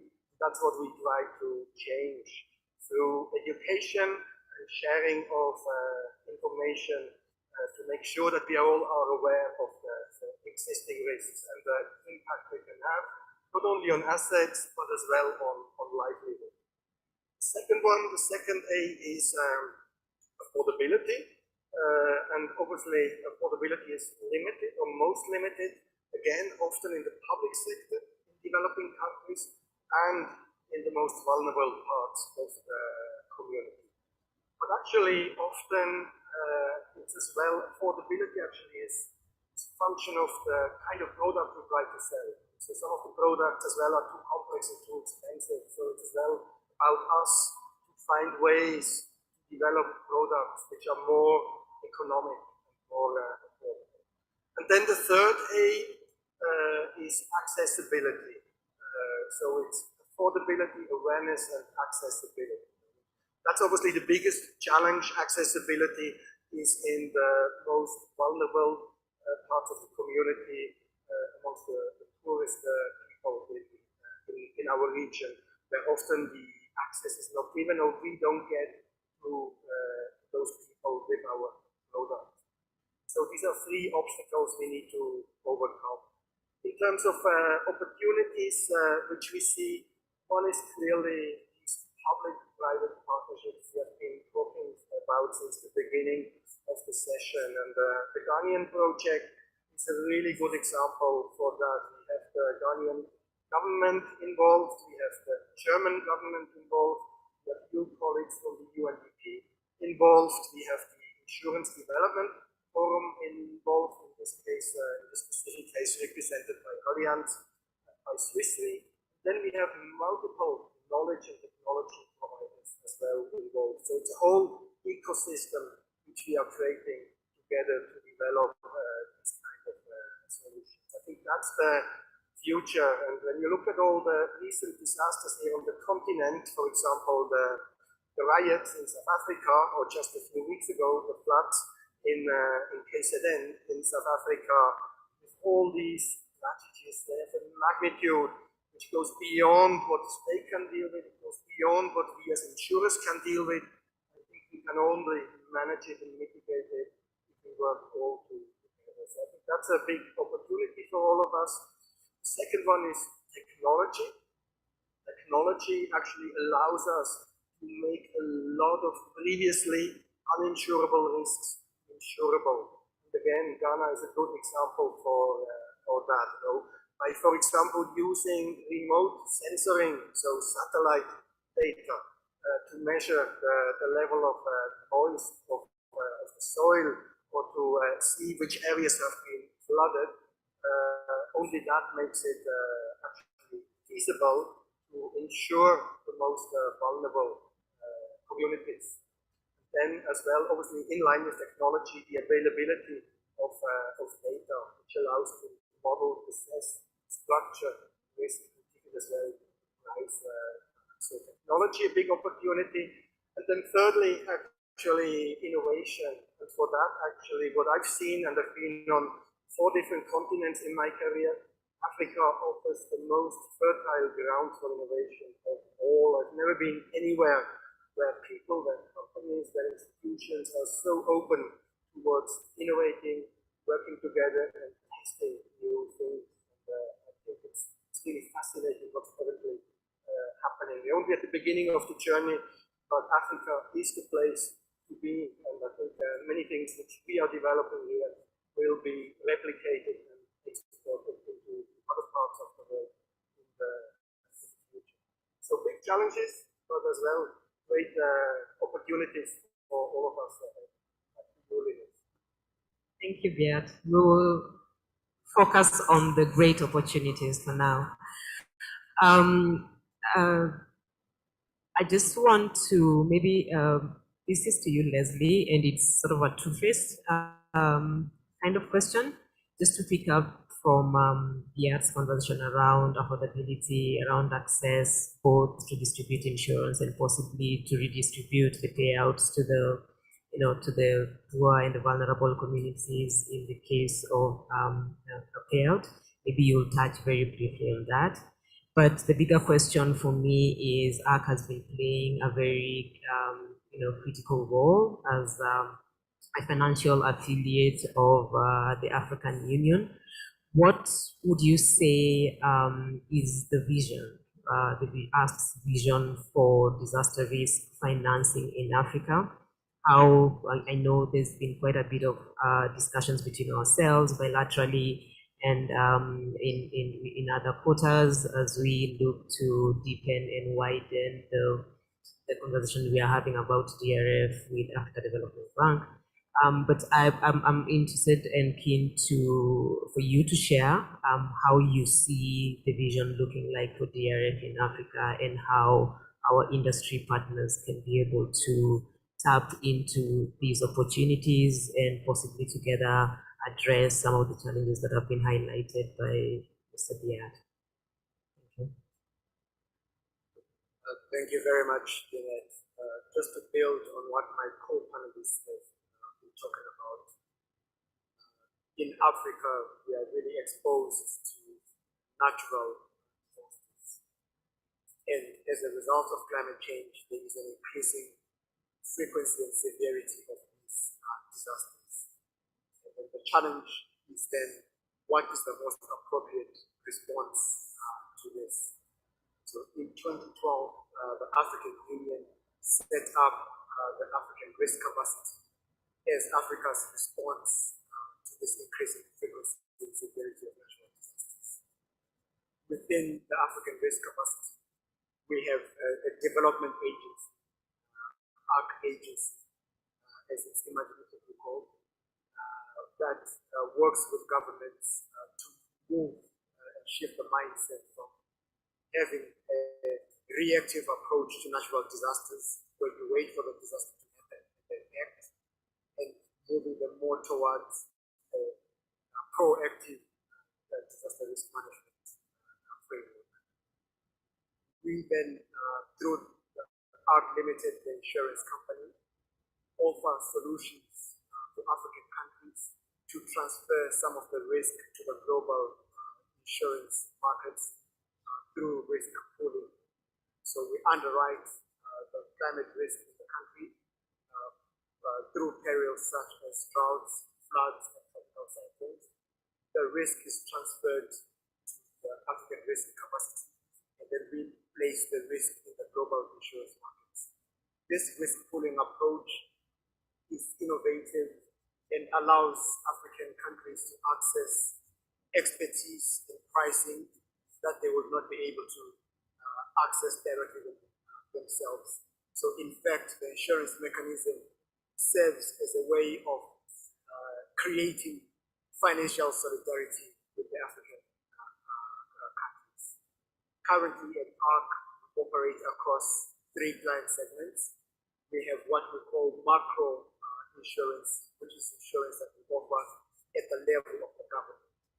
The insured is the government itself, such that when there is a natural disaster in the country, a drought, a flood, or a tropical cyclone, the insurance policy pays out to the government, and the government then has the funding to be able to very quickly respond to the natural disaster. To give you an illustration, at ARC, we pay claims within 10 business days, which means that the government has the financing necessary to be able to respond. In the most recent claim that we paid to Madagascar, we paid it within 4 days of tropical cyclone Batsirai, and again, the government was able to launch the response. In addition to the work that we do at the macro level, we also offer meso level insurance. So we can offer insurance to states, in the case of Nigeria, provinces, in the case of South Africa, counties, in the case of Kenya. But these are governments that are below the level of the national or federal governments. We also offer portfolio level insurance to banks, mainly the development banks, which allows them to lend more to the agricultural sector and get away from the accumulation of risk in the event of a natural catastrophe. The third area that we are working on now is micro insurance, and this is in partnership with distributors, because we don't want to create the distribution channel and footprint ourselves. We believe that there are local actors in every country that are better qualified than we are to manage this task, and we provide, in some instances, insurance, in other instances, reinsurance, working with local partners, which include a number of people that are in the room today. We are focusing on mainly 2 sectors: the agricultural sector, because in the African continent, 2/3 of the population works directly or indirectly in the agricultural sector, and agriculture contributes 1/3 of Africa's GDP. So it's a hugely important sector.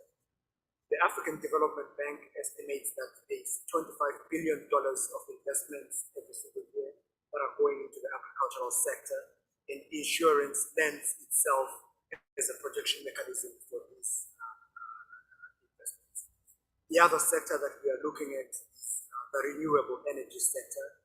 Again, I will not go into details about the power deficits that we face on the African continent, and renewable energy helps us to bridge this power deficit and support the transition in terms of climate change to much greener fuel. And there we are ensuring again the transition in renewable energy, solar, wind, hydro, and hydroelectric power. Because the role that we see for the insurance industry is really to support the grand ambitions that we have on the continent, and to make ourselves as an industry as relevant as possible to the needs and to the aspirations of fellow Africans.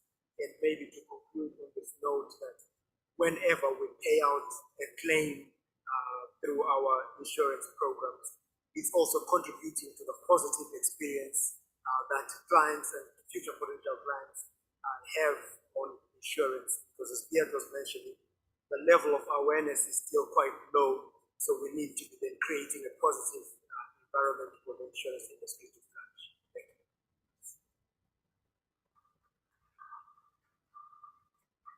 Thank you very much, Leslie.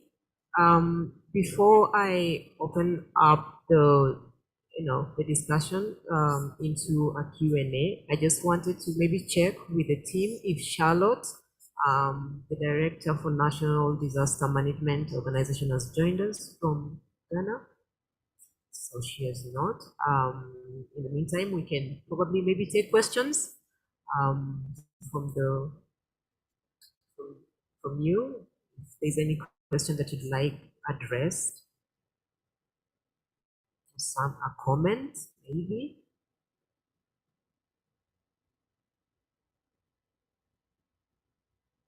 Oh, there's a question. Could we maybe pass on the microphones to the delegates who are raising up their hands?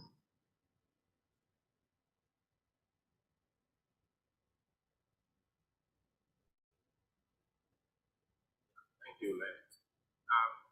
I'm only concerned about the issue of risk financing with respect to flood.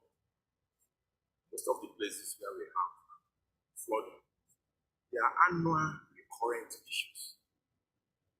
And I'm just thinking, when you are financing the obvious,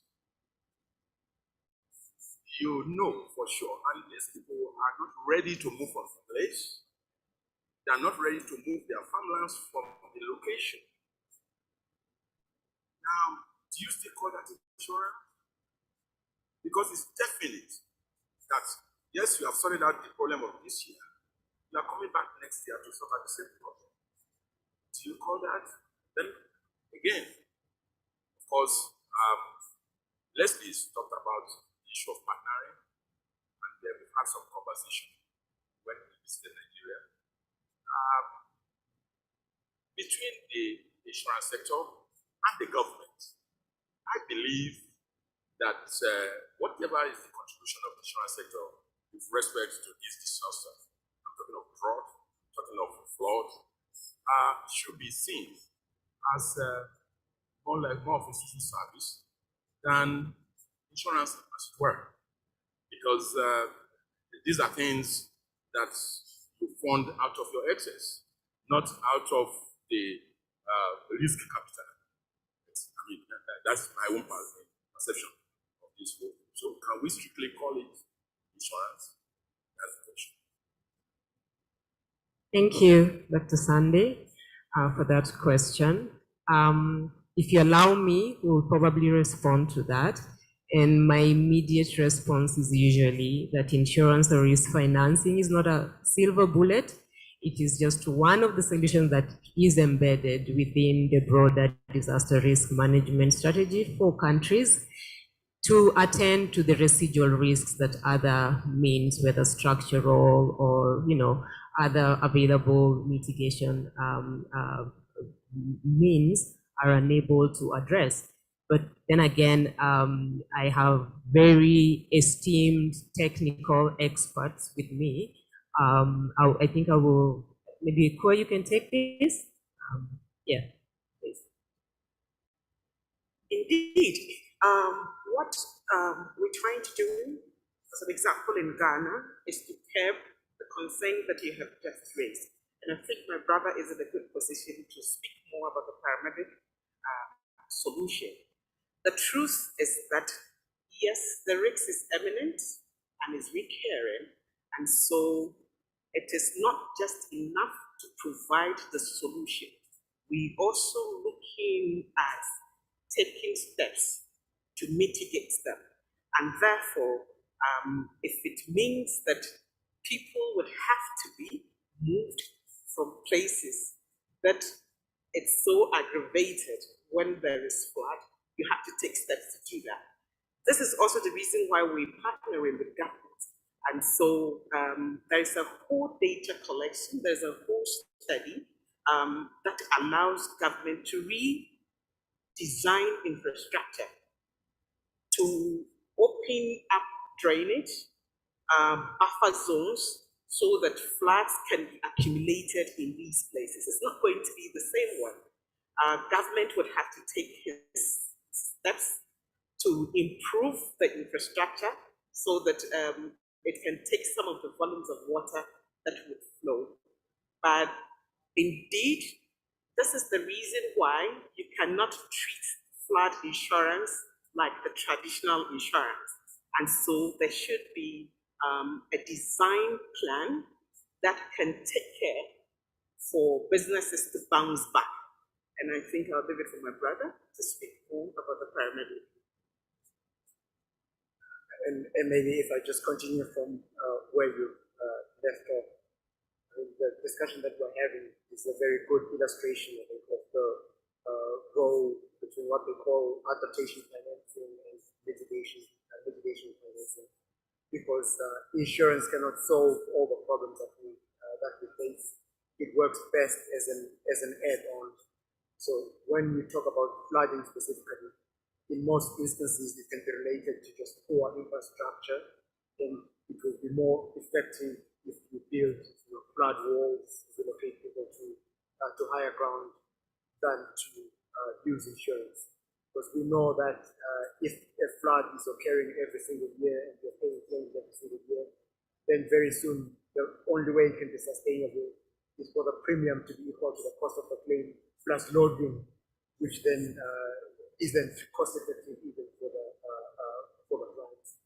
And then coming back on the point that you raised about the social aspect of insurance, I hesitate to do this, but I'll have to disagree a little bit with you, Honorable Commissioner, in terms of the way we look at it is that for the solution to be market-based and to be sustainable in the long run, it has to generate profit. It cannot be looked at as corporate social responsibility, because then the priorities for CSR are fickle and change depending on the zeitgeist. So this has to be seen from the lens of the business opportunity. Of course, we can have the discussion in terms of at what point do you get adequate break-even? And in my view, what is required for the industry to achieve break-even, firstly, is scale, because we talk a lot about parametric insurance, agricultural insurance, and so forth, but when you aggregate all that, the numbers are still small relative to the more traditional classes of business that were used to fire, engineering, aviation, and so forth. So we still need to build a certain level of scale. Secondly, we need to build diversification. Again, insurance cannot just target the areas that have the highest level of flooding, because then this is anti-selection, and insurance cannot work like that.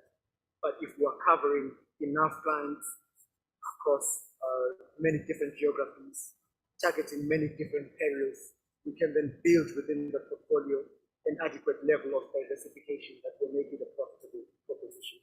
So if we focus on scale and on diversification, then I think we can get to the point where we can generate adequate levels of profitability to make the industry self-sustaining in the long run. Because without getting to this point, then my fear is that we will never be able to persuade everyone to the point to make the solution mainstream. Thank you. Beat, would like to add something? Maybe just yes, on the topic of diversification. I think that's really a very, I think, inherent approach of the global insurance and reinsurance industry. And actually, we are here in Africa in a very beneficial position, because currently the drivers for the capital costs of large companies like ours and others are given by tropical cyclone in the North Atlantic, by earthquake in Japan, or by earthquake in California.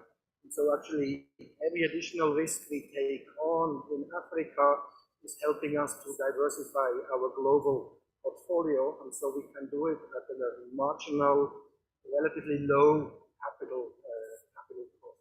So actually we're benefiting in terms of cost of providing our solutions by increasing our exposure in Ghana, in Lagos. Then maybe one last point on risk management. No, I totally agree. Risk financing and insurance as its most important tool is only one element. Without risk management and risk mitigation, we can't do it. And so again, there comes technology in and data, building codes for earthquake exposures in flood, which areas can you build or not. If a zone is flooded every 2 or 3 years, we can still model it, but there's no way a customer can audit, as you say. So there's clearly the risk that certain risks become uninsurable. We've seen it happening in California with wildfires. We've had wildfires in that region now the last 7-8 years every year, and nobody can pay the premiums anymore, and the insurance are not willing to provide capacity anymore. So that's again where planning comes in, risk management, states working together with the insurance industry.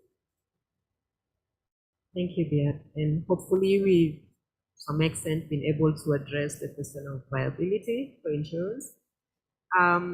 We have another question. This is to you, Leslie.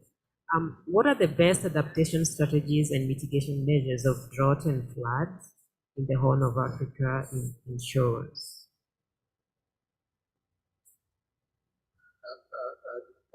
Thank you very much. So for me, always the point of departure for insurance is the insurance of residual risk, as we have just discussed.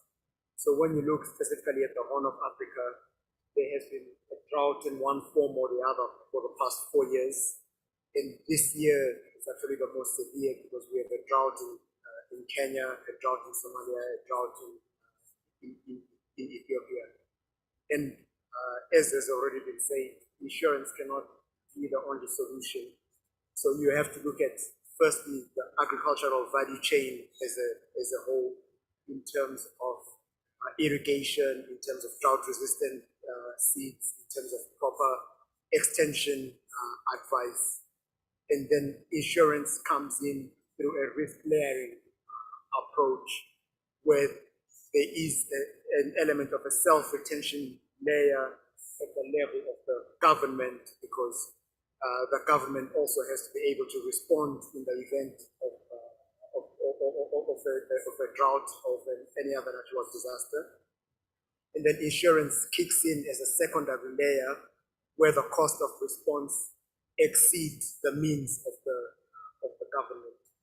And then you can have a third or a tertiary layer that deals with the most catastrophic events. So to again illustrate it with a concrete example, at ARC, we have a minimum return period for the insurance of 4 years.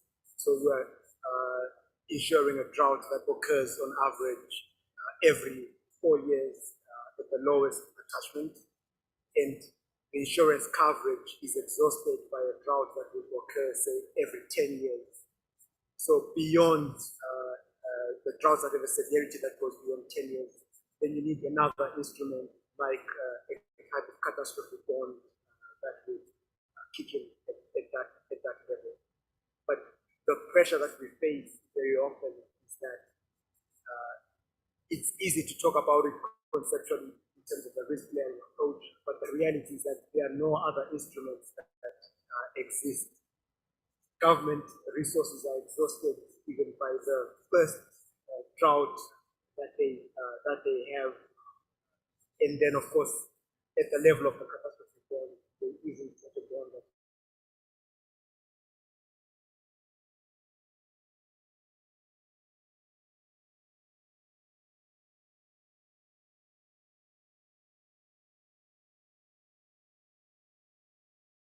Many more stakeholders that can have access to provide the financial solutions beyond insurance. And we are starting to see elements of that, like contingency plans, social safety nets, in the example of Kenya, in the example of Malawi. We're also seeing some other instruments like the CAT DDO that has come from the World Bank. And again, the problem that we're addressing is so vast that we as the industry have a big role to play, but we need other actors to also come in. And then also maybe just to add some concluding remarks in terms specifically of the drought in Eastern Africa. We are also seeing increasing participation from the humanitarian agencies. And at ARC, we are providing insurance to the World Food Program, because also the World Food Program has to scale up its operations whenever there is a drought in the country.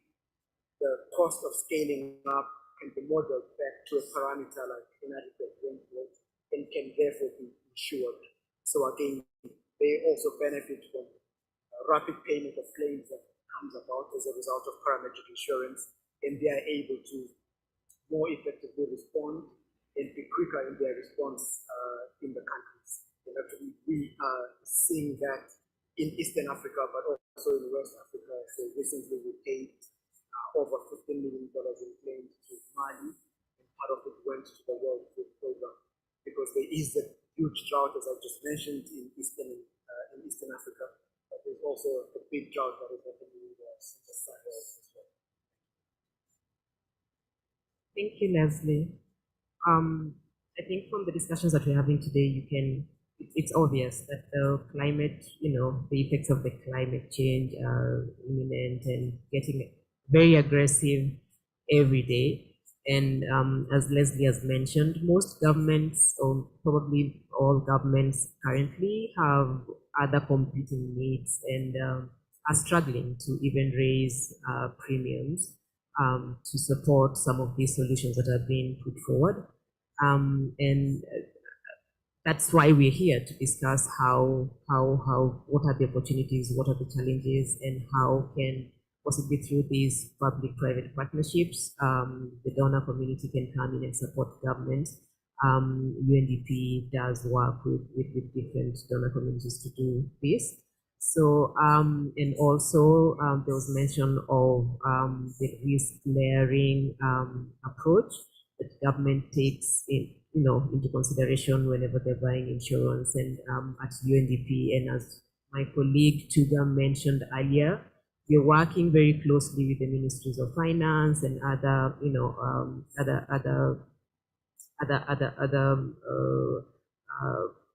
other ministries to support government in ensuring that the disaster risk management strategies are fit for purpose. And even as they put together their reserves or the contingency funds to respond to some of the very frequent risks and all that, there is sufficient money, possibly through the co-creation or the development of a national disaster funds that can then be a pool of that can be utilized as a pool of funds to respond to some of these risks before insurance kicks in for the larger sort of risks. I see 1, 2 hands. I think share. Please, if you can pass the microphone. We have 2 more questions or 2 hands up that we can address before we break for lunch.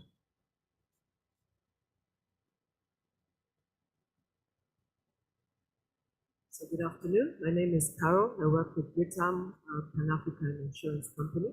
Thank you for the conversation. I have 2 questions. The first one is right at the beginning of the conference, we were informed that climate change is not region neutral. So Africa does bear a significant brunt on climate risk as it evolves, and we contribute very little. And it relates to something Global you mentioned about the power deficit. So as we move towards industrialization, the demand for energy is growing, but the transition to clean energy is a real challenge. I would love to hear from you, what role can insurers play in spurring on development, industrialization, and also continuing with the conversation around green and clean energy. So that's question number 1. Question number 2, I would love to hear your views on whether climate change risks are also gender neutral. So do women bear a greater risk arising from climate change than their male counterparts? And are there solutions that then hope to bring or to compensate for carrying a greater weight of climate risk? Thank you, Leslie. Thank you. So I will start. In terms of the role what the insurance industry can play in facilitating the energy transition, you would have to look at it across the 2 dimensions of our business. So starting with the underwriting part. So when you look at the big projects in Africa, generally they seek out some kind of political risk insurance. And this is being done through institutions like MIGA via the World Bank, through African Trade Insurance that is based here in Nairobi, and many other players, Lloyd's syndicates, and so forth. So this is already something that is tangible, that is concrete, that the industry is doing to support greater investment in this sector. Of course, then they are the usual classes of business related to construction, delays in startup, property, liability, and so forth, that go with the creation of these new energy solutions. We have also seen in this space some interesting guarantees where independent power producers have committed to supply a minimum level of energy, and then you can look at the wind data and then be able to structure a guarantee to help pay for any penalties if there's a production shortfall as a result of variability in the wind. So this is all what is being done on the underwriting side. On the investment side of the house, there's also a lot more that can be done in terms of using the pooling of funds on insurers' balance sheets for investments that are aligned with the priorities in the country, particularly on the infrastructure side of things. We have to then talk about the elephant in the room, that the way insurers invest is determined in a huge part by the regulation. So in most countries, there is only a very small allocation that can be made to investments in renewable energy. So if the insurance industry is to play a much bigger role, then this has to be revisited, but obviously in the context of the systemic risk that it will pose to the industry at large. And then moving on to the point that you've raised around women, yes, there are numerous studies that have been undertaken that show that women are generally more vulnerable to the impact of climate change. And at ARC, we've started to look at this in terms of how we design our insurance programs. Recently, we have partnered with a number of other players, including L'Oreal, to create an insurance program for women that grow karité or shea butter in Burkina Faso, so then to make them more resilient to the impact of extreme weather. And in this instance, we are having a multi-level impact, because we're strengthening resilience, we're strengthening agriculture, but we're also improving the economic livelihood of women and then of the household as large. But again, what I mentioned in my remarks, this just shows you that there are elements of it. And of course, I'll be the first one to accept that this whole approach still needs to be scaled up, still needs to be mainstreamed, but we need to acknowledge that the journey has started. Maybe just adding that I believe that the insurance industry has to play a very, very important role in limiting climate change and the impact of climate change. And it's not because of our own operations. We are not really a big producer of CO2 as an industry. No, we run our offices, we travel to wonderful events like that, but it's a small percentage of the total global CO2 emissions. But insurance companies and pension funds are the largest institutional investors globally. And so if we do not invest in polluting industries, like, for example, fossil fuel driven industries, then actually there's not going to be new projects in these areas. And we are forced into renewable energy, because if there's no investment and no risk capacity, nobody is going to invest in these insurance. And so by the insurance industry committing to invest exclusively according to ESG standards, we can have downstream like a huge impact on where investments are being made. And then as well on the underwriting side, we have, for example, Swiss Re, we have committed to have our underwriting portfolios net zero by 2050. So as well, yes, in terms of what do we cover, in which way, and redirecting capacity to renewable energies, we can have an impact by that. But I think in the meanwhile, everybody has concluded, even if we do all our best efforts to minimize the production of CO2, there's no way anymore to achieve the Paris targets to limit global temperature increase to 2 degrees by 2050. So the only way actually to achieve that still is by, in addition to limiting CO2 emission, by creating an industry which absorbs CO2 from the atmosphere. And to achieve that, actually the industry needs to have the size of the current oil and gas industry globally. There's already a lot of industry, there's a lot of pilots, there's a lot of technology already available, still quite expensive, but that's where we should focus on as well as an industry when we develop insurance products and when we invest like to support these technologies, that they can get off the ground as quick as possible. Because yeah, I mean, some people are still talking about climate as an emerging risk, but actually it was an emerging risk 30 years ago. Now we are in a climate emergency. We are far beyond that. And I believe it's the biggest risk humanity has ever faced, actually. So it's really a call for action for all of us. Thank you, Beat. I see Rose. Do we have some time to maybe make some closing remarks? We are time bad. I know we want more time to discuss this, but I'll request that we end it here. Thank you. And allow me. Thank you very much for your staying with us through the panel. For me, as a closing remarks, I would just like to say that this is a conversation that needs to continue, happening.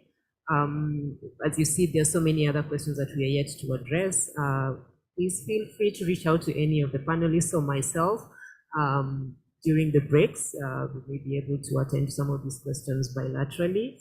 From a UNDP perspective, I'd like to say thank you very much to all of you and to all the panelists for coming and joining us today to talk about this very important topic. As we look to, build resilience for communities and countries, of course, utilizing leveraging the available technology and technical expertise within the insurance industry. Thank you very much, and I look forward to meeting you all out there and having, conversations around this. Thank you. Thank you, Lynette and team. We've come to the close of the morning session. I'd like to just make a few announcements. We're going to have the next seminar happening here in the conference hall from 2:30 to 5:30.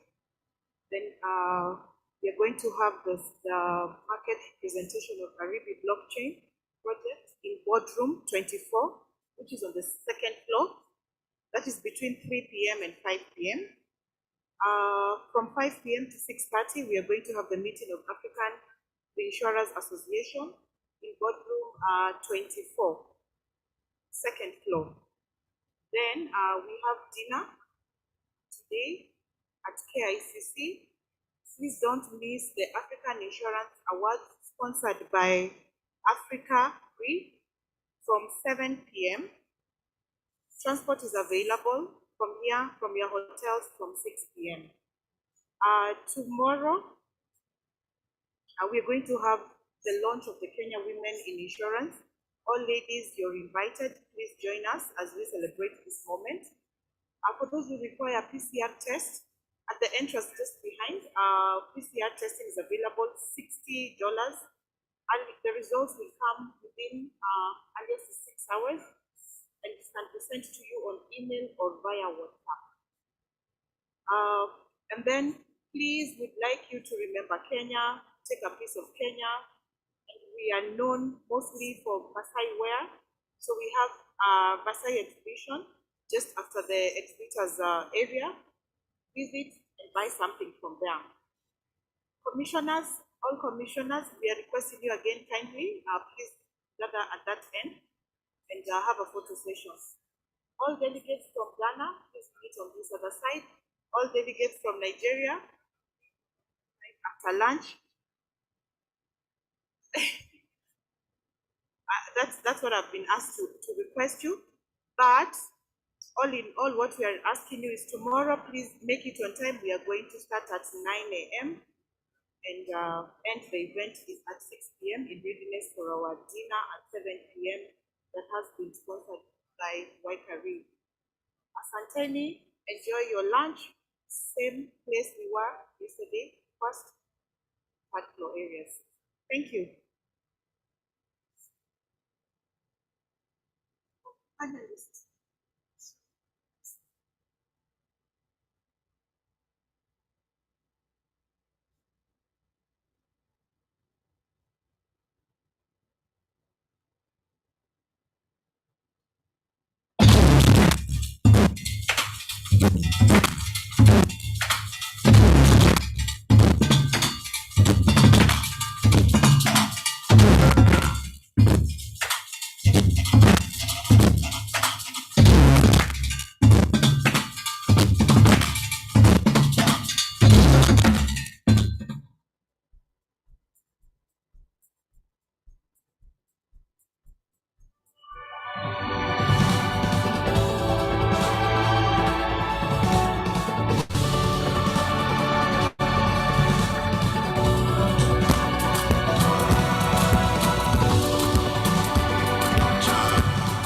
Excuse me, the Nigerian and Ghanaian delegation, you're meeting now before lunch, sorry. Before lunch. Ghanaian, Nigeria.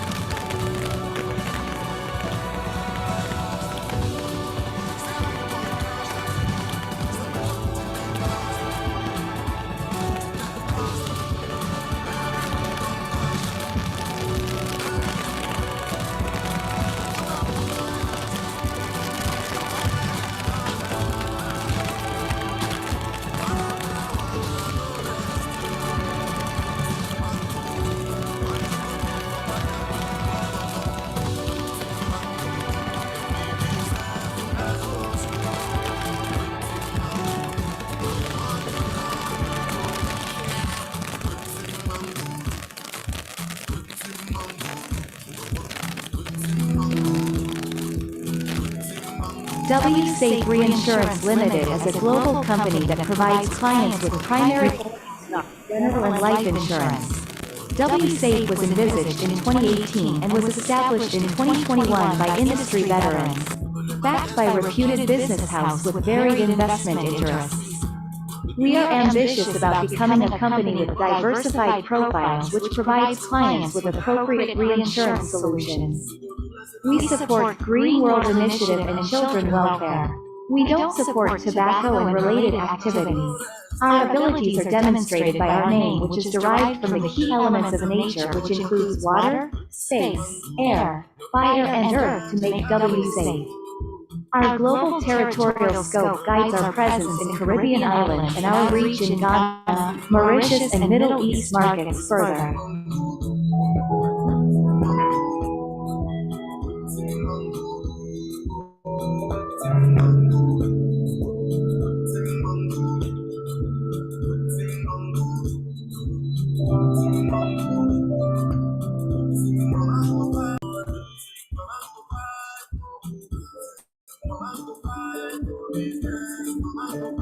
We are a reinsurance company.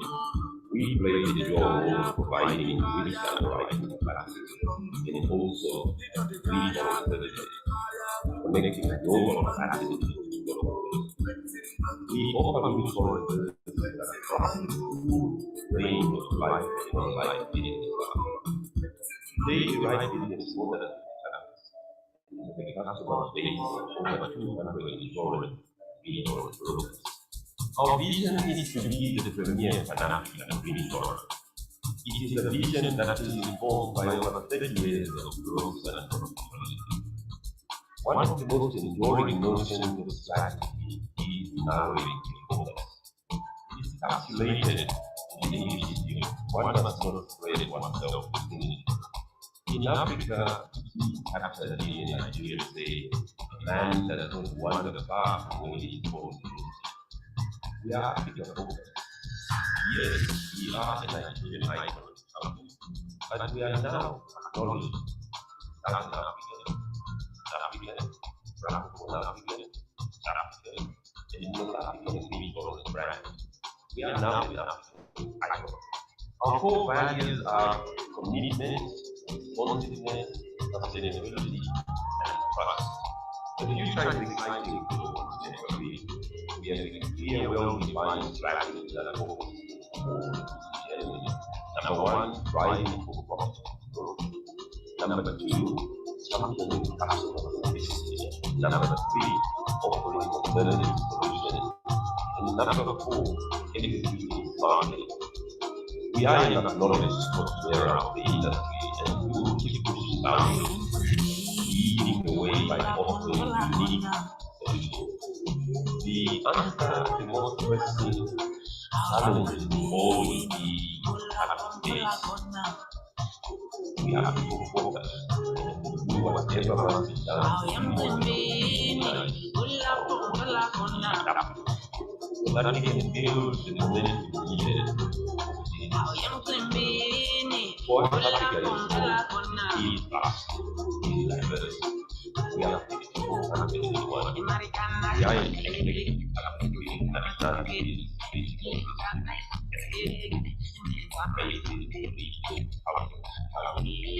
we celebrate like being in Europe and India,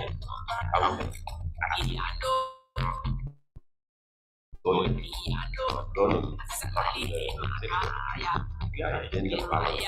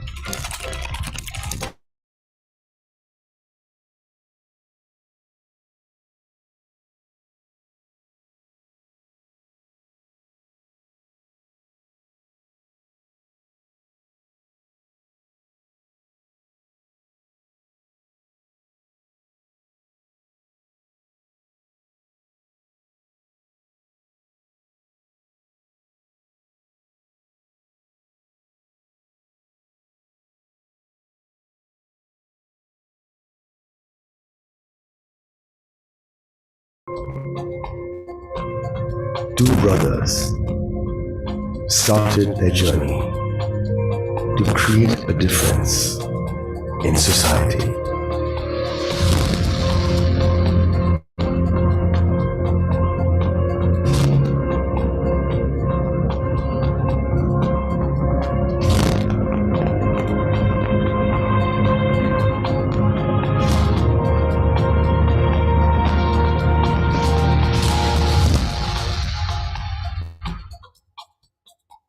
In 1943, when they were working as a stockbrokers, one fine morning they received inquiry from one of the Indian insurance companies.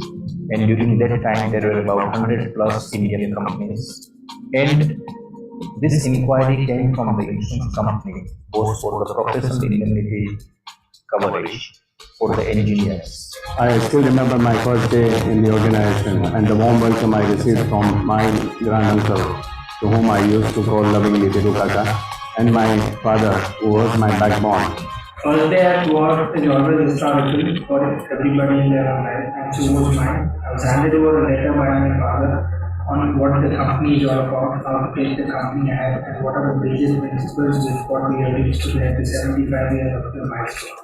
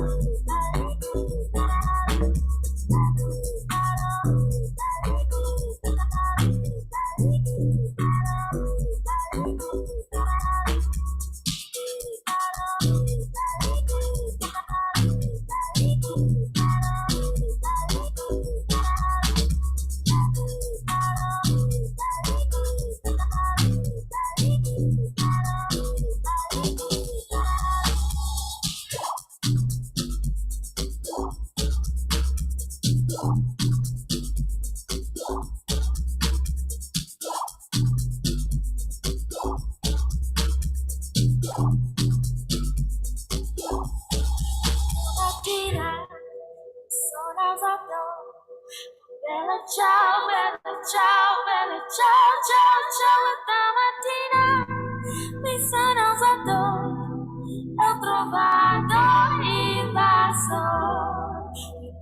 mattina sono alzato. Bella ciao, bella ciao, bella ciao, ciao, ciao. Stamattina mi sono alzato e ho trovato il vaso.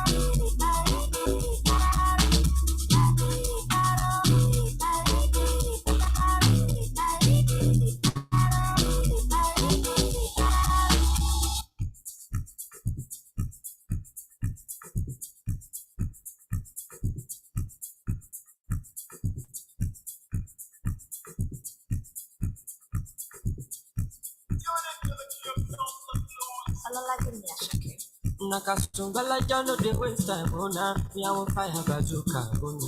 Mr. Money no de waste time. Mr. Money want to ease your mind.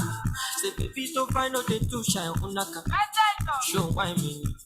Mr. Money no de waste time. Mr. Money want to ease your mind. Hello. You carry back a lot of filo. I'ma take a phone, go to go slow. Let me know what them kilo. Kumatingas, she nasa your falapa. Agata from Osaka from Ibulala, Nishe do japa. Oma Yagota, me gapa. And like nonsense, we are Kubota. And like nonsense, we are Kubota. Nishe do japa. Oma Yagota, me gapa. And like nonsense, we are Kubota. And like nonsense, we are Kubota. Suga la ja ja ja suga la ja ja ja suga olu suga ja suga la ja ja ja suga olu suga ja.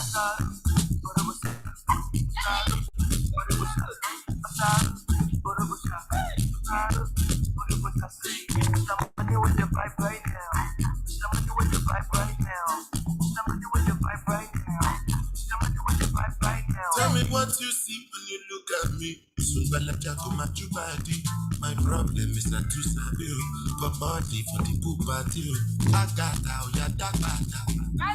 So you dey wine me, you know see you bow ya bagada. Shop and you go shop that. Tell us Sumbala ja ja ja sumba. Carry your matter for head like a sugar. This is my next zero fuga. You gas, you give me sugar. Cause you know you carry you give me super. Tell us sunga. We are the one that be the conga. Hello. You carry back a lot of filo. I'ma take a phone and go to the ghost to. Ready to play what 10 kilo. Kumatingaza. She nasa in your falapa.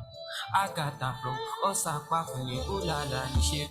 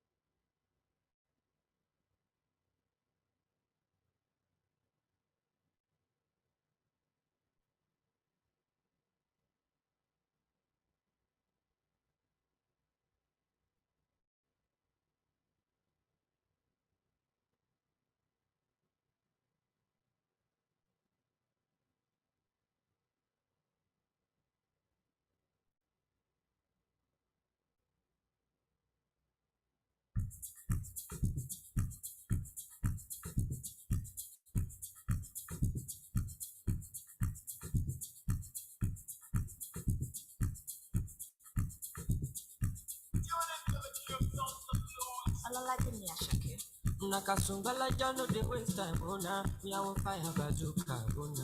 Mr. Money no de waste time, Mr. Money want to ease your mind. Say baby don't find no de too shine, unaka. Show why me. Mr. Money no de waste time, Mr. Money want to ease your mind. Hello, you carry back a lot of filo. I'ma take a phone, go to go slow. I don't pay what 10 kilo. Kumatingas, Shina say your falapa. Akata from Osaka from the Bulala, Nishido Japa, Omo Jabota, the Mega, and like nonsense, we are covered, and like nonsense, we are covered. Nishido Japa, Omo Jabota, the Mega, and like nonsense, we are covered.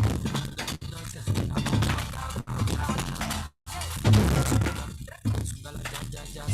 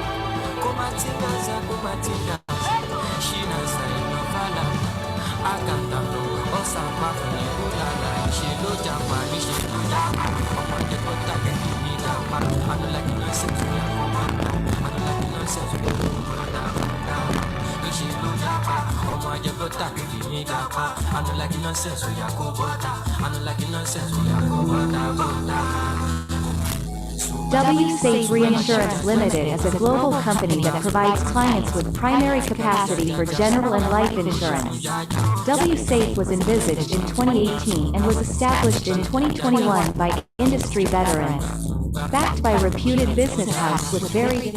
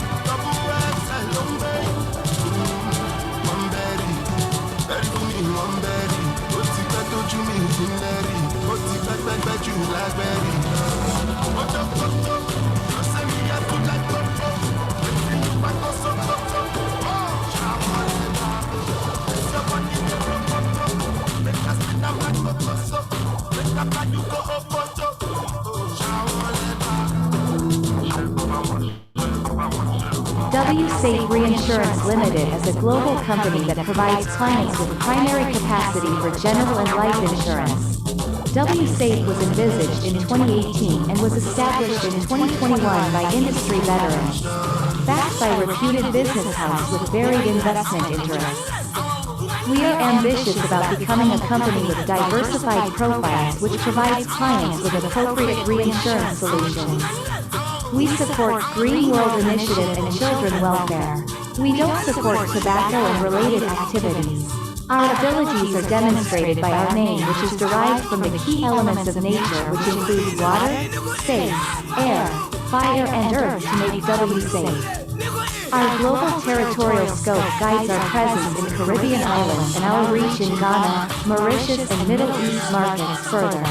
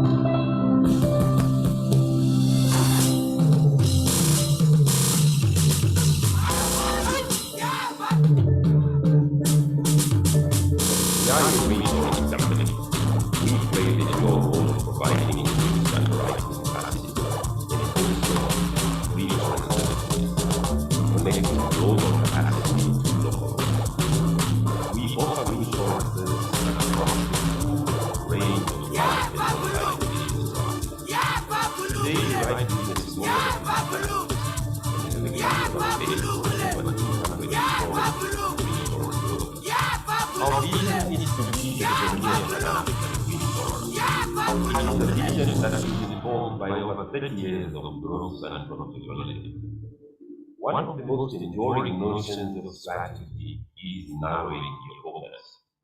It is encapsulated in the English idiom, one must not spread oneself too thin.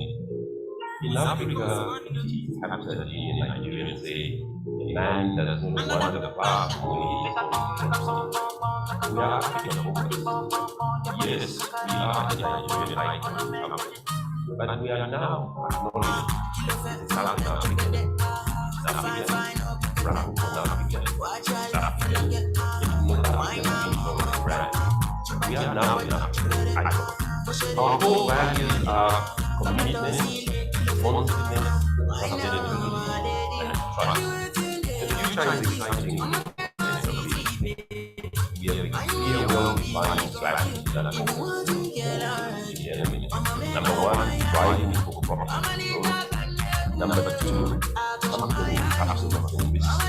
Number three, offering alternative solutions. And number four, executing smartly. We are an acknowledged sport era of the industry, and we will keep pushing boundaries, leading the way by offering unique solutions. The answer to the most pressing challenge will always be in the base. We are keeping focused and do whatever must be done to be more than reinitialize our work to be adaptable, so that we can build the momentum needed. What Africa is called is vast in diversity. We are 251. We are in executive capacity nationalities, territories, ethnic groups, races, regions, families. We celebrate the efforts of our youth. Caribbean is born, engineers, accountants, actors, lawyers, agronomists, marketers, etc. We are a gender balance community that is raising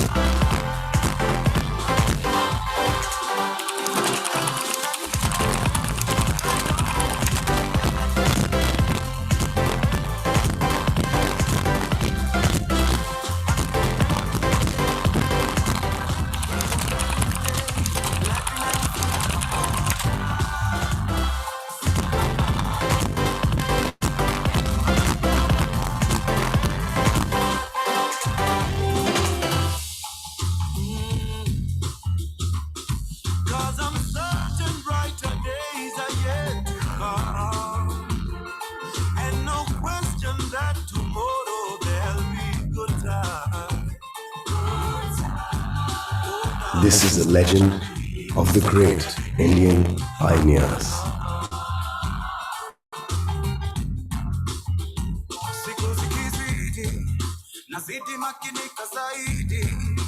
I'm holding on a little bit longer. What doesn't kill you makes you stronger. In 1943, Porbandar, Gujarat, two brothers started their journey to create a difference in society.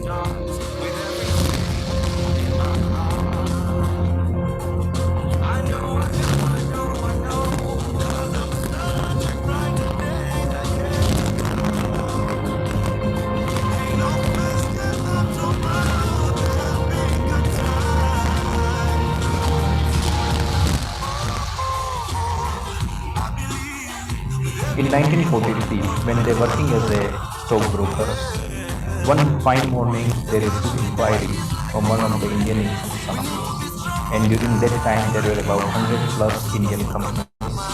And this inquiry came from the insurance company was for the professional indemnity coverage for the engineers. I still remember my first day in the organization and the warm welcome I received from my granduncle, to whom I used to call lovingly Bidu Kaka, and my father, who was my backbone. First day at work is always historical for everybody in their life, and so was mine. I was handed over a letter by my father on what the company is all about, how to take the company ahead, and what are the basic principles needed for the reach to the 75 years of the milestone.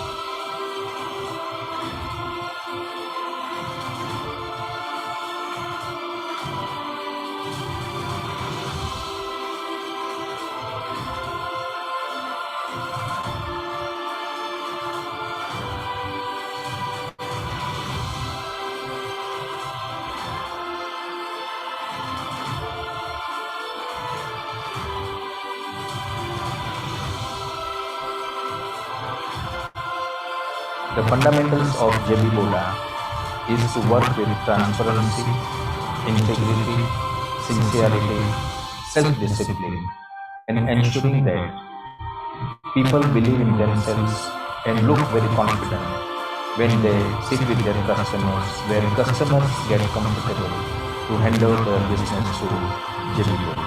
We take pride in saying that today JB Boda is the only group in India providing all insurance and related services under one roof.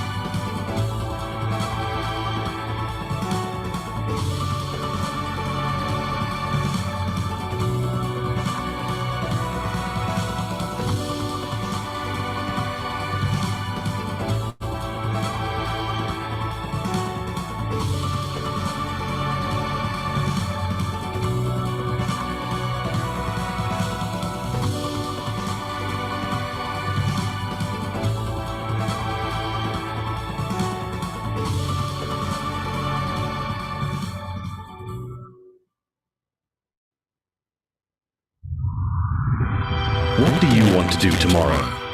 Fly to Mars? Harvest thunderstorms? Let algorithms tell you if you're pregnant.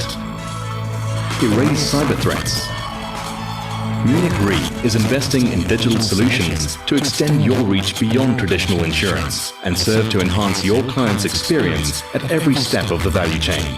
At our core, we are in the people business. When the worst happens, our job is to help alleviate human suffering. Because I didn't know any better, I thought I was walking into an almost normal situation, but there was nothing normal about it. I called Sue on the phone, and she said she heard her home was a total loss. If you have any humanity, there's no way you could not be affected by that amount of devastation. As we continue to expand our digital capabilities, imagine a world where Sue won't even have to file a claim. A world where you have the information about a loss at the same time as your customers notice them and immediately offer them support. Our parametric solutions ensure rapid recovery to victims of severe natural catastrophes of a predefined strength. Imagine a world where your customers are coming to you because they know you have the right solutions for them. Our digital expertise, together with a human connection, can empower you to better your customers' experience, no matter what. Wildfire, flood, cyber. This is how we rethink, re-engineer, reimagine, reinvent, redefine the boundaries of insurance.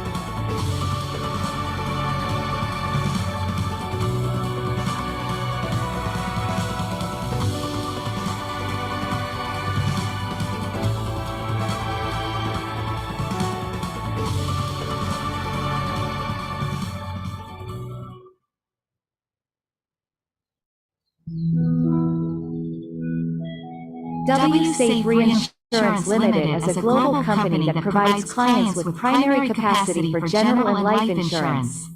WSafe was envisaged in 2018 and was established in 2021 by industry veterans, backed by a reputed business house with varied investment interests. We are ambitious about becoming a company with diversified profiles which provides clients with appropriate reinsurance solutions. We support Green World Initiative and children welfare. We don't support tobacco and related activities. Our abilities are demonstrated by our name, which is derived from the key elements of nature, which includes water, space, air, fire, and earth to make WSafe. Our global territorial scope guides our presence in Caribbean islands and our reach in Ghana, Mauritius, and Middle East markets further.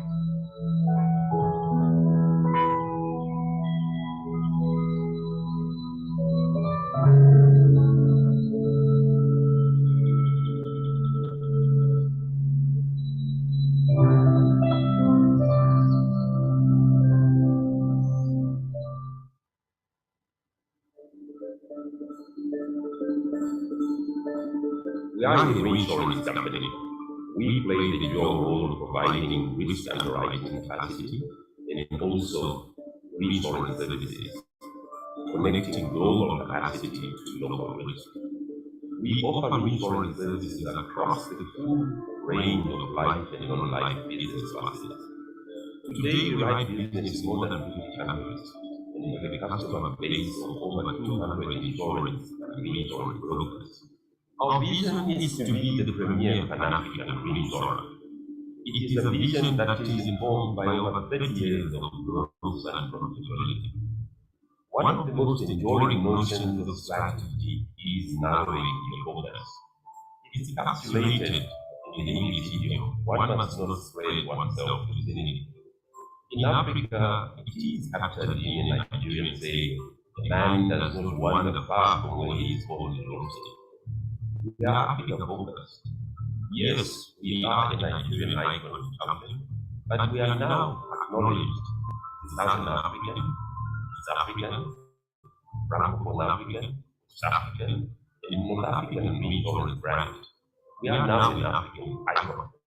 Our core values are commitment, responsiveness, sustainability, and trust. The future is exciting for continental region. We have a clear, well-defined strategy that focuses on 4 strategic elements. Number 1, driving for profitable growth. Number 2, championing customer centricity. Number 3, offering alternative solutions. And number 4, executing smartly. We are an acknowledged torchbearer of the industry and we will keep pushing boundaries, leading the way by offering unique solutions. The answer to the most pressing challenges will always be your talent base.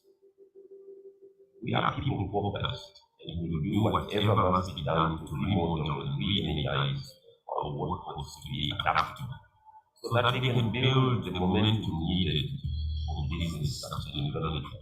For us, Africa is home. It is vast. It is diverse. We are 54 countries in one. We are an eclectic tapestry of nationalities, political systems, ethnic groups, races, religions, cultures, and languages. We celebrate the diversity of our people. Besides being insurers, engineers, accountants, actors, lawyers, agronomists, marketers, etc., we are a gender-balanced family that embraces the whole value system. And we are passionate about what we do.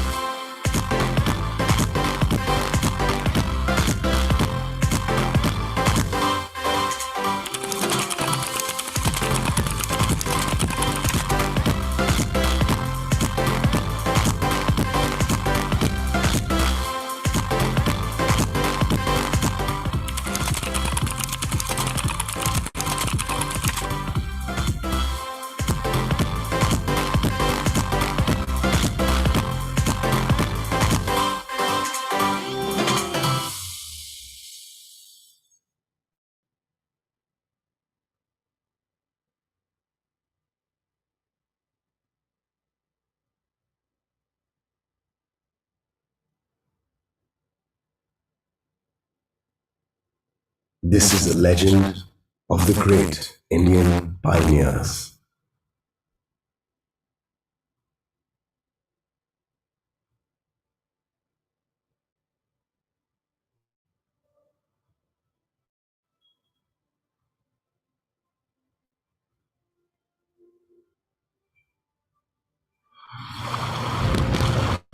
In 1943, Porbandar, Gujarat, two brothers started their journey to create a difference in society.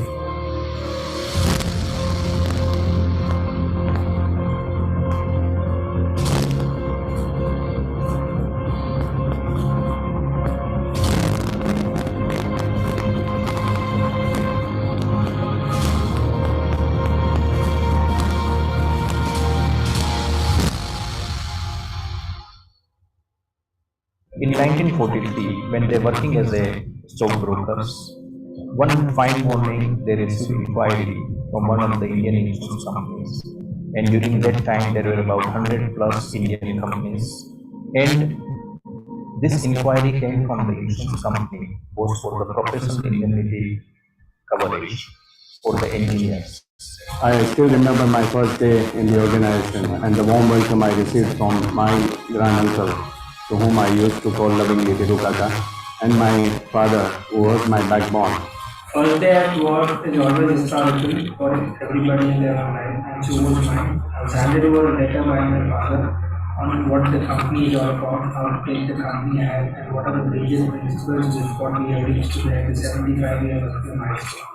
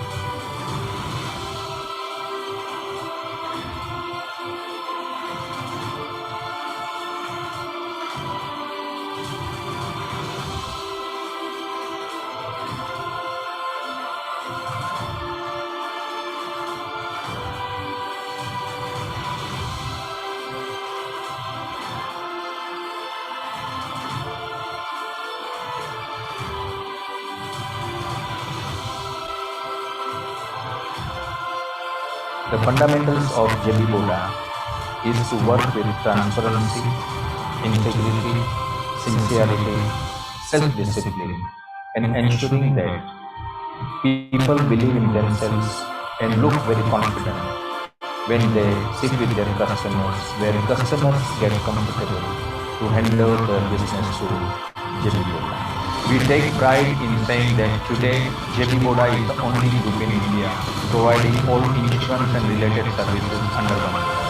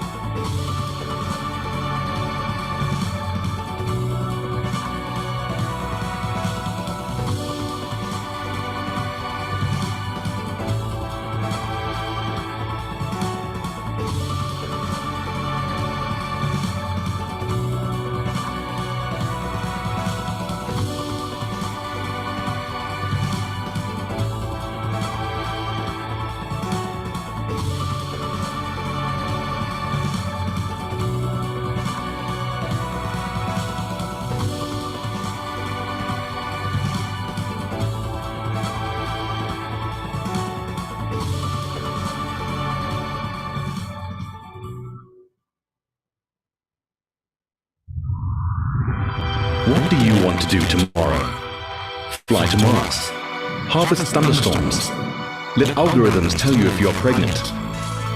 Erase cyber threats. Munich Re is investing in digital solutions to extend your reach beyond traditional insurance and serve to enhance your client's experience at every step of the value chain. At our core, we are in the people business. When the worst happens, our job is to help alleviate human suffering. Because I didn't know any better, I thought I was walking into an almost normal situation, but there was nothing normal about it. I called Sue on the phone, and she said she heard her home was a total loss. If you have any humanity, there's no way you could not be affected by that amount of devastation.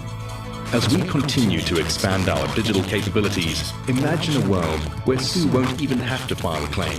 A world where you have the information about a loss at the same time as your customers notice them and immediately offer them support. Our parametric solutions ensure rapid recovery to victims of severe natural catastrophes of a predefined strength. Imagine a world where your customers are coming to you because they know you have the right solutions for them. Our digital expertise, together with a human connection, can empower you to better your customers' experience, no matter what. Wildfire, flood, cyber. This is how we rethink, re-engineer, reimagine, reinvent, redefine the boundaries of insurance.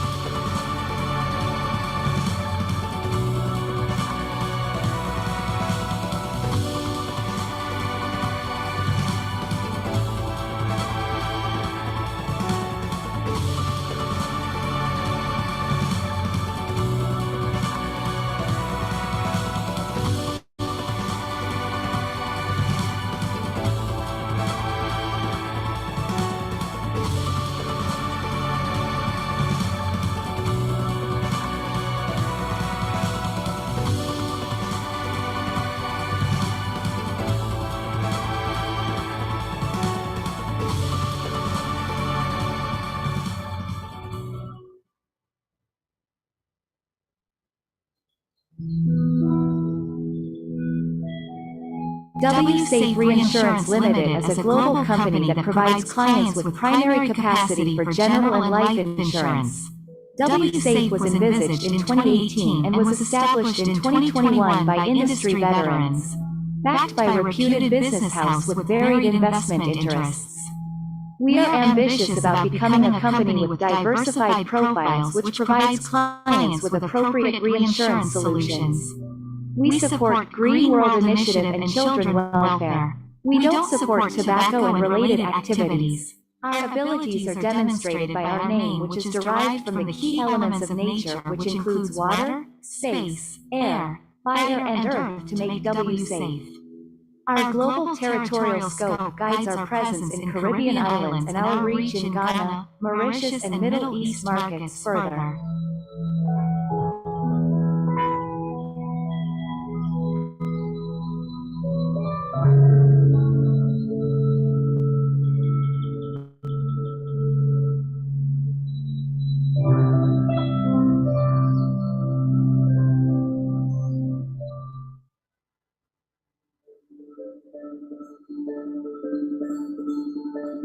We are a reinsurance company.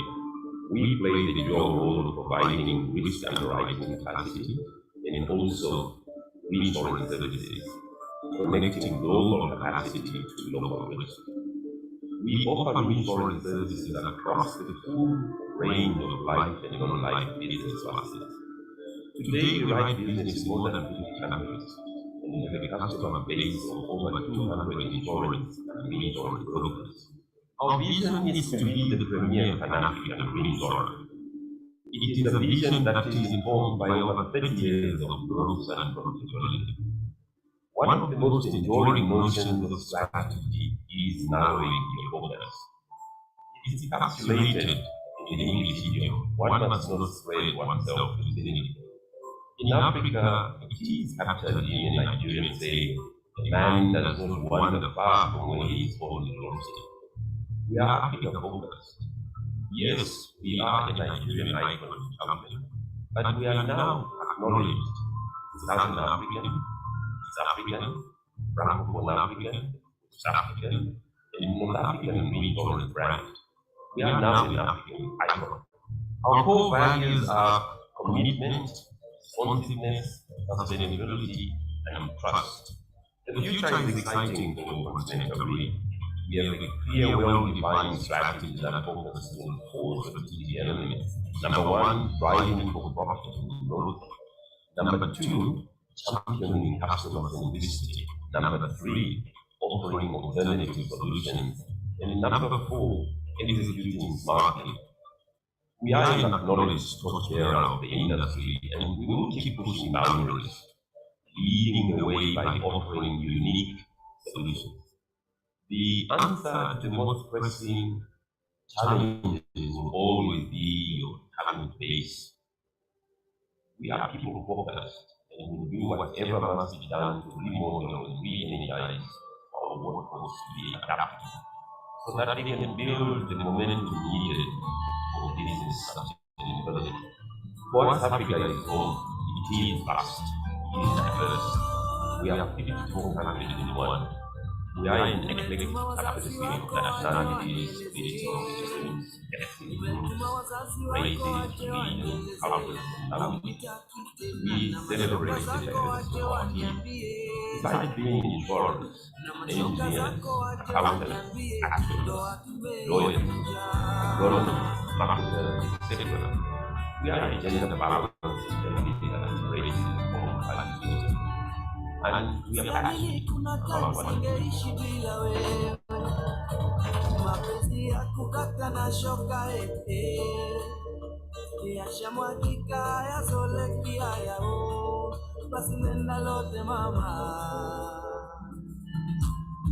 nenda lote mama, penzi unaenda.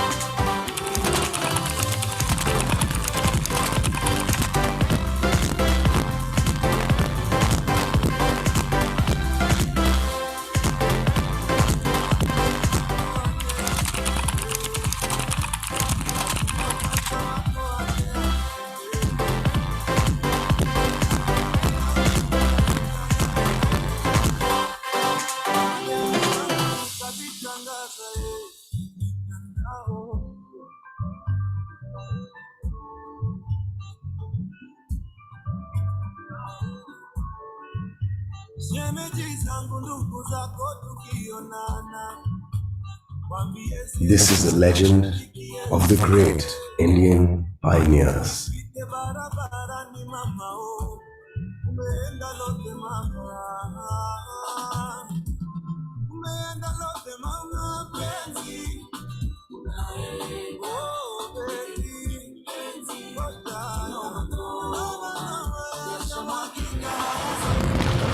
In 1943, Porbandar, Gujarat, two brothers started their journey to create a difference in society.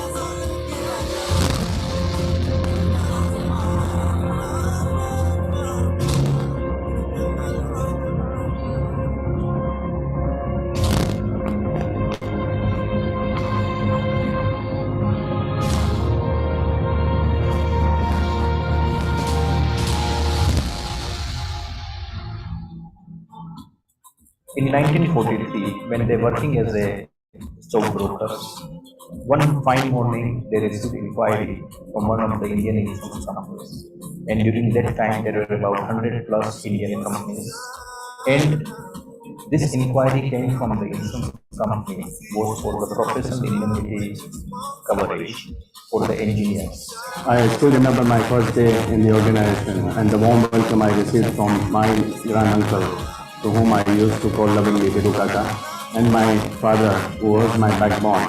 First day at work is always historical for everybody in their own life, and so was mine. I was handed over a letter by my father on what the company is all about, how to take the company ahead, and what are the basic principles of what we are doing today at the 75 years of the milestone.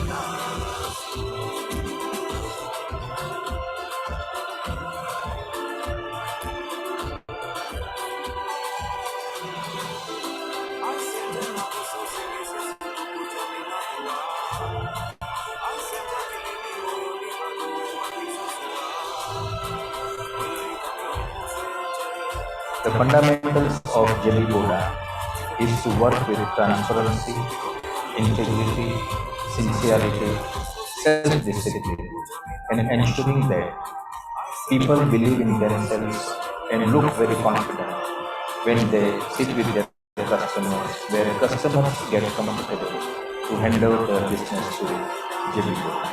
We take pride in saying that today JP Boda is the only group in India providing all insurance and related services under one.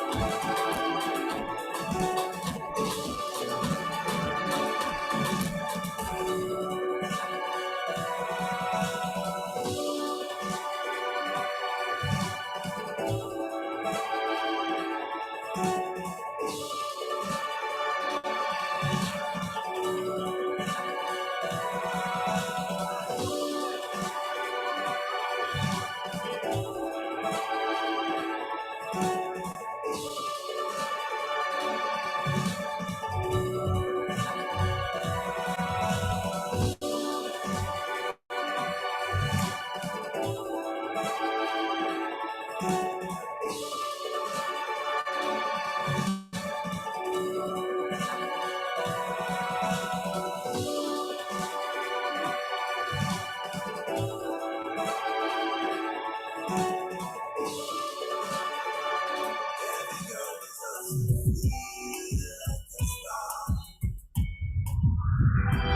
do you want to do tomorrow? Fly to Mars. Harvest thunderstorms. Let algorithms tell you if you're pregnant. Erase cyber threats. Munich Re is investing in digital solutions to extend your reach beyond traditional insurance and serve to enhance your client's experience at every step of the value chain. At our core, we are in the people business. When the worst happens, our job is to help alleviate human suffering. Because I didn't know any better, I thought I was walking into an almost normal situation, but there was nothing normal about it. I called Sue on the phone, and she said she heard her home was a total loss.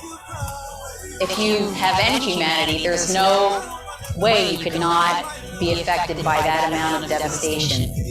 As we continue to expand our digital capabilities, imagine a world where Sue won't even have to file a claim. A world where you have the information about a loss at the same time as your customers notice them and immediately offer them support.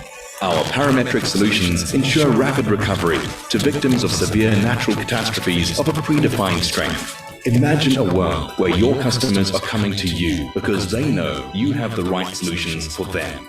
Our digital expertise, together with a human connection, can empower you to better your customers' experience, no matter what. Wildfire, flood, cyber. This is how we rethink, re-engineer, reimagine, reinvent, redefine the boundaries of insurance.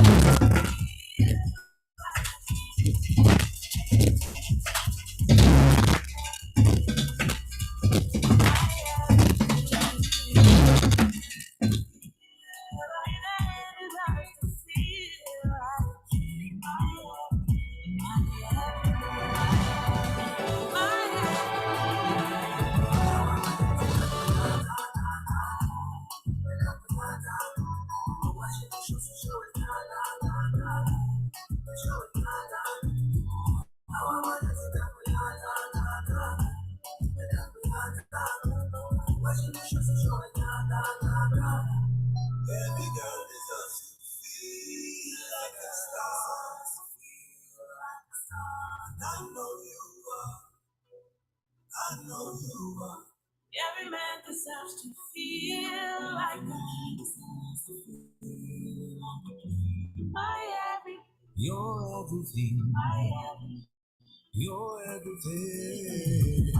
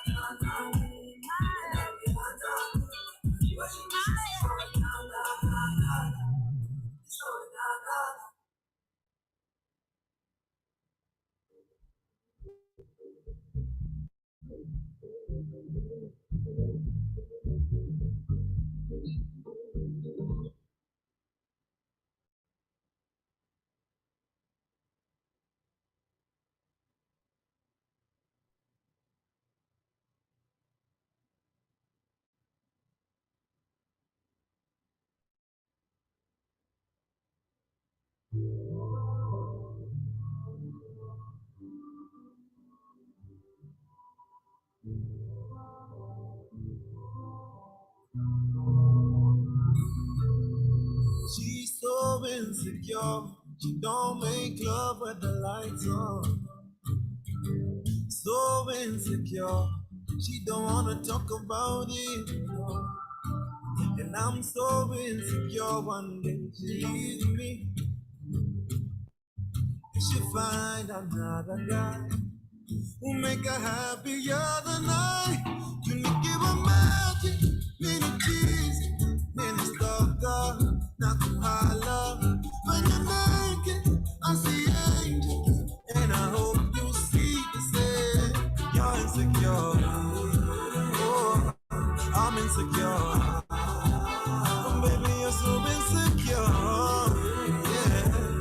insecure. I'm so insecure. No someone a message you can get your phone. I'm so insecure.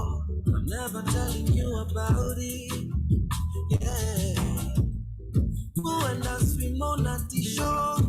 You never leave your house with no makeup on. But let's not talk about it. Yeah, yeah. Chini ya maji, sini majizi, twachunguzana, kipolisi. And your body is a movie, and I hope you feel the same. But you're insecure, yeah. Woman, you're insecure. Woman, you're insecure.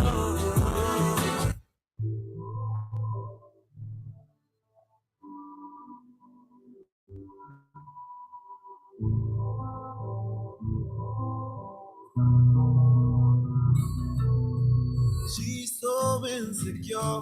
She don't make love with the lights on. So insecure. She don't wanna talk about it. No. And I'm so insecure. One day she leaves me. She find another guy who make her happier than I. You need give her magic, many cheesy, many stalker, nothing holler. When you're naked, I see angels, and I hope you see the same. You're insecure, oh, I'm insecure. Oh, baby, you're so insecure, yeah, I'm insecure. I'm so insecure. No someone a message you can get your phone. I'm so insecure. I'm never telling you about it. Yeah. Go and dance with Monati show. You never leave your house with no makeup on. But let's not talk about it. Yeah, yeah. Chini ya maji, sini majizi, twachunguzana, kipolisi. And your body is a movie, and I hope you feel the same. But you're insecure, yeah. Woman, you're insecure. Woman, you're insecure. And I'm insecure. Why are we still so insecure? Don't know what we're running from. And I'm breaking, but before we crash and burn, hope we see the light. I hope we see the light.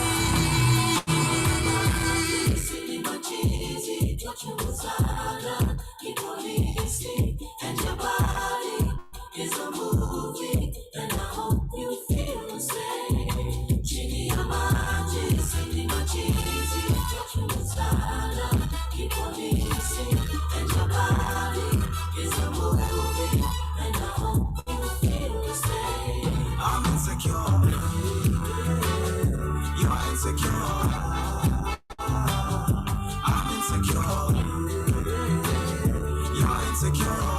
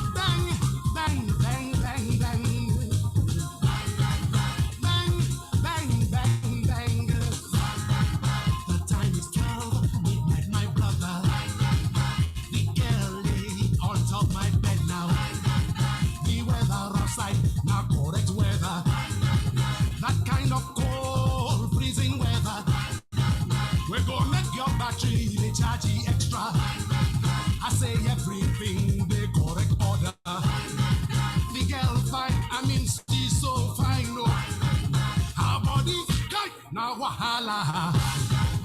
And naturally just makes me wonder.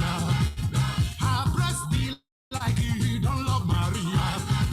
I say everything in the correct order. She said, love me, tell me don't stop. She said, squeeze me now, now.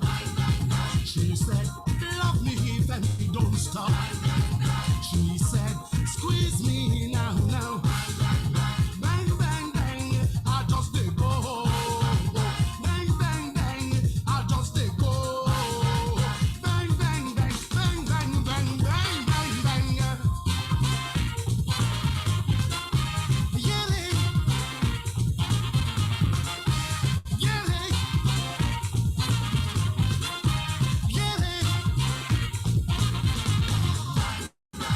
She said, love me now. She said, squeeze me now, now. To the left now, don't slow down now. To the right now, don't come too fast. To the left now, don't slow down now. To the right now, don't come too fast. She said, love me now, now. She said, squeeze me now. Bang, bang, bang, I just dey go. Bang, bang, bang, I just dey go. Bang, bang, bang, bang, bang, bang, bang, bang, bang. Yeah, yeah, yeah.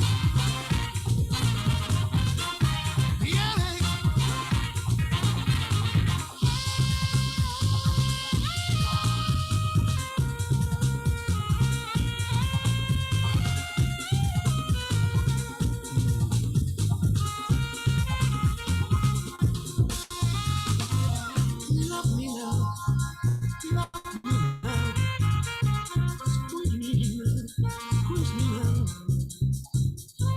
Love me now, love me now. Bang, bang, bang, bang, bang, bang. I just dey go. Bang, bang, bang, bang, bang, bang, bang. I just dey go. Bang, bang, bang, bang, bang, bang. I just dey go.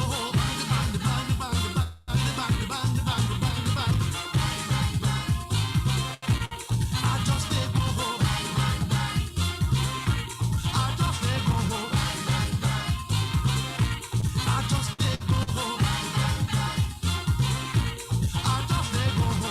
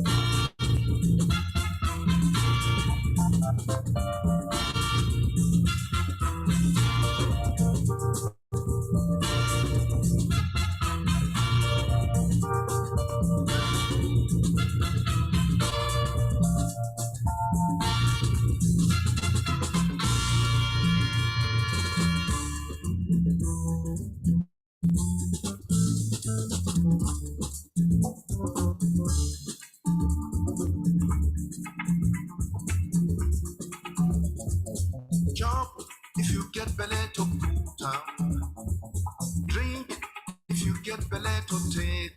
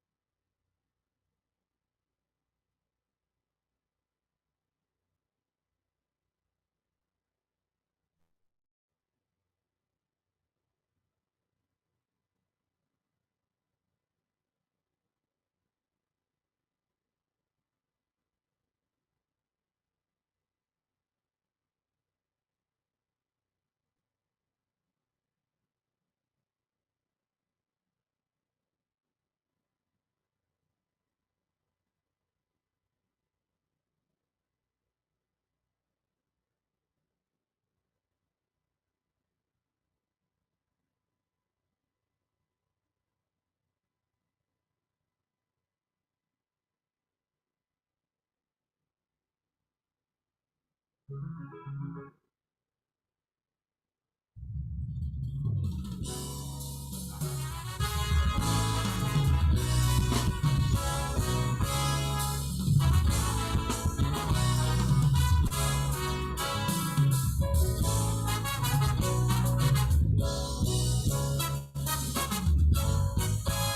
estou sanado contigo, decepcionado contigo.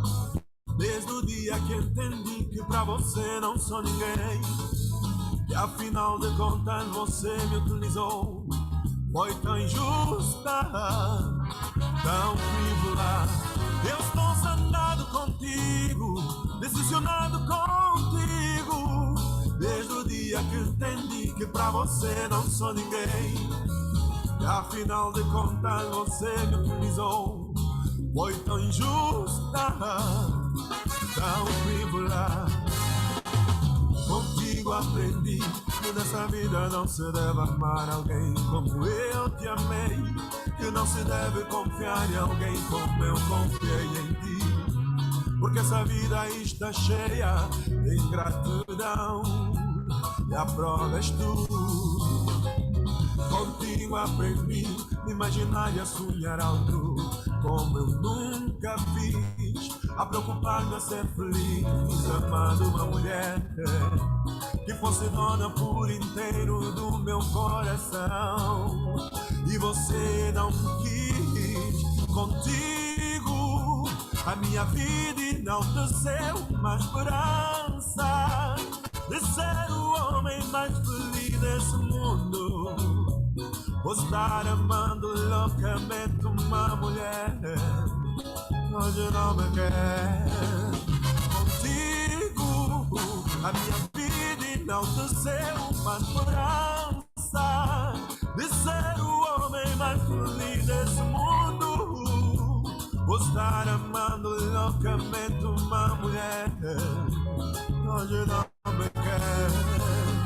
Regressa e faz de conta que afinal me ama também. Converge em mim um pouco de ternura que eu senti, sem ti não sou ninguém. Escuta e faz de conta que afinal me ama também. Converge em mim um pouco de ternura que eu senti, sem ti não sou ninguém. Escuta, porque tu me das amor e lá dentro desse jeito eu não suporto, não consigo entender. Amargo no sossego, o amor que me dá, sente a sensação. E faz de conta que afinal me ama também. Converge em mim um pouco de ternura que eu senti não sou ninguém. Escuta.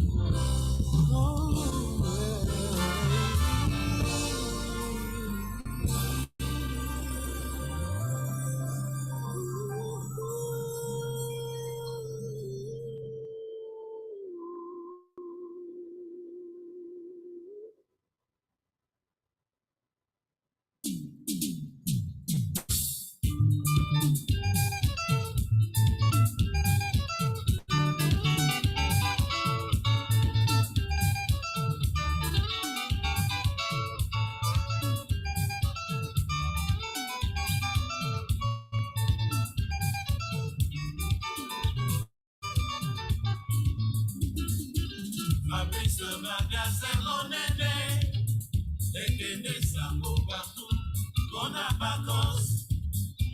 Fabrice magasin monene, ekende sango partout, on a vacances. 10 ans, y'a Fabrice, bon anniversaire, Fabrice.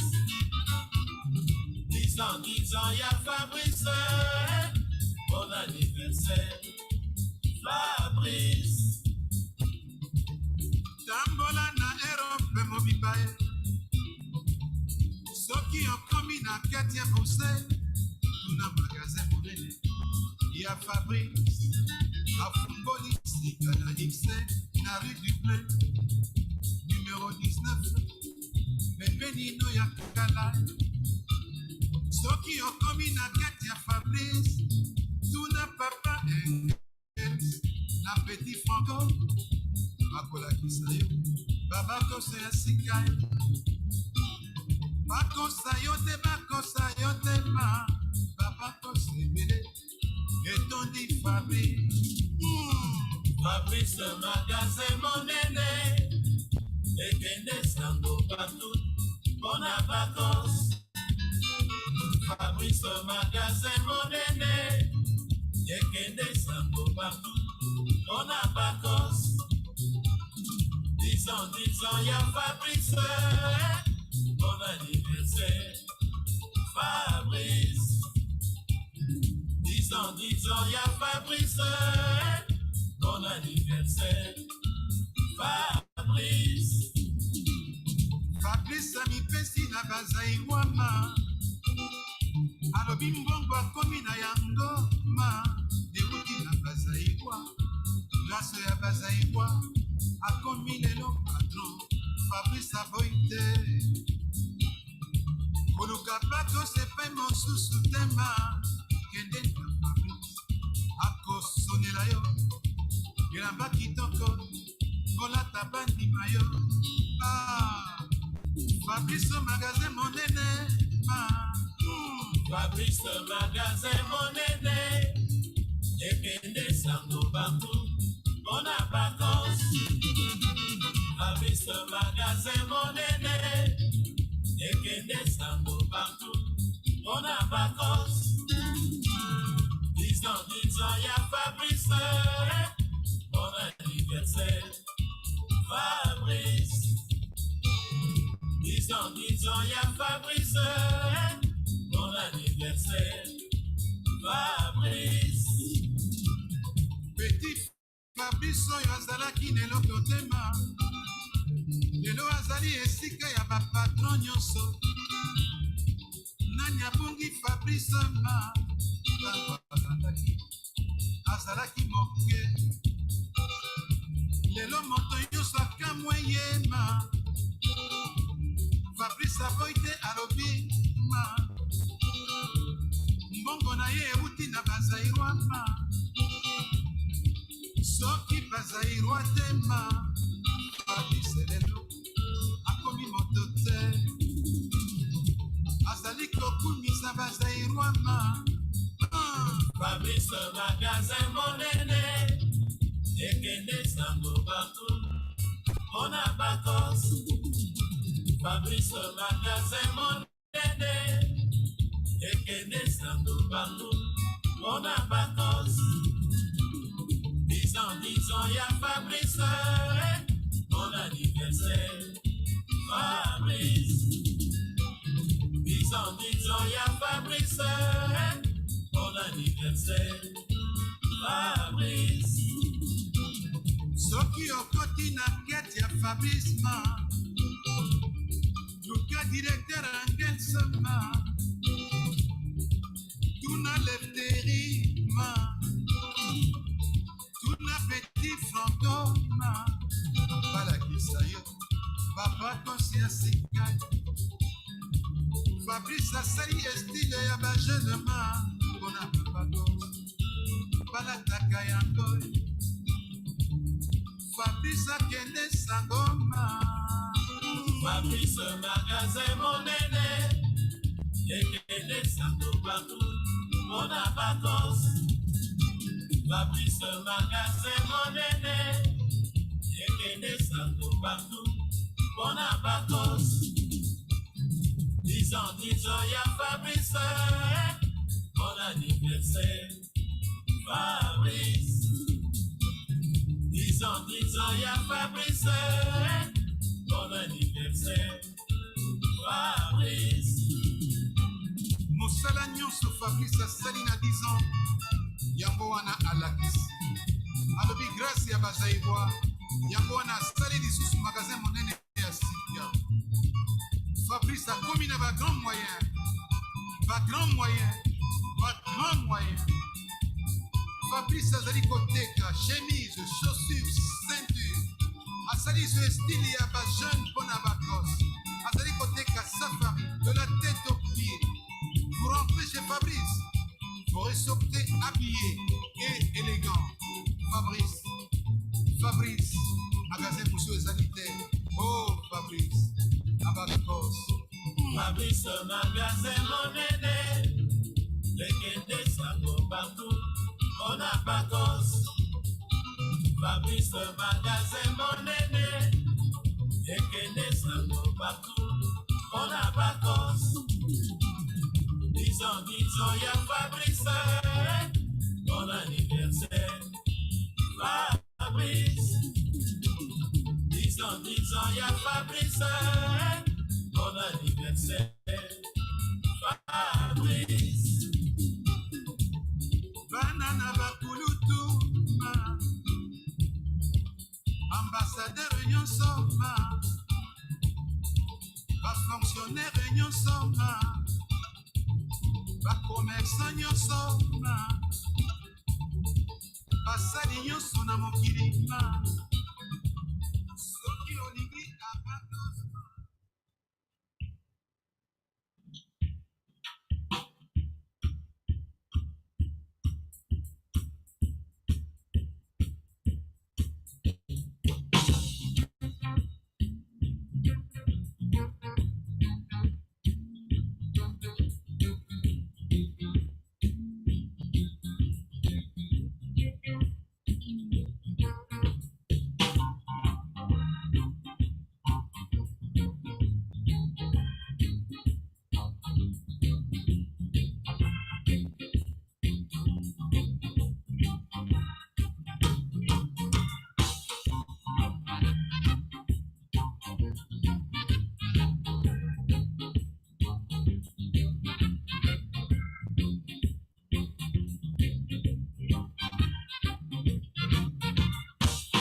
Everyone's feeling pretty. It's hotter than July. Though the world's full of problems, they couldn't touch us even if they tried. From the park I hear rhythm, Molly's heart on the boss. Tonight there will be a party on the corner at the end of the block. Didn't know you.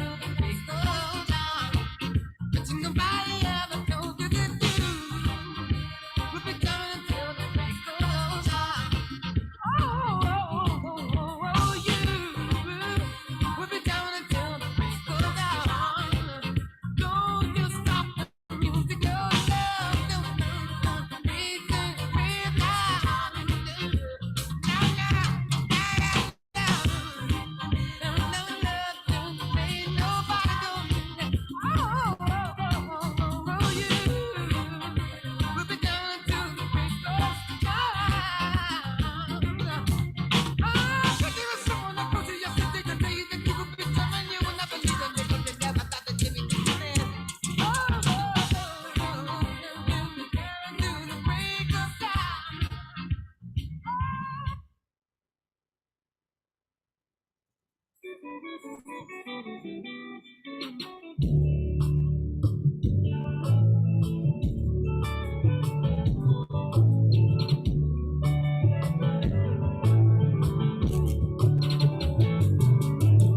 maji, ukimaliza kunywa pombe, peleka maisha pole pole, dajipe mwenyewe sitoke.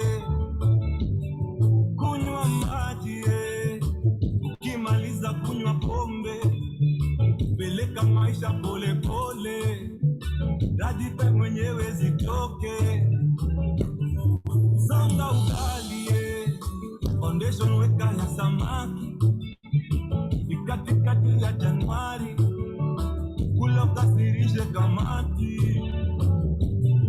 Kwanga ugali, foundation weka ya samaki, katikati ya Januari, haribu jina jenga mwili. Ayoyo Arora, kumba batanya shatime kutabako, wakina mushikia tili ya tuko, kusina babe kukula jalio yako.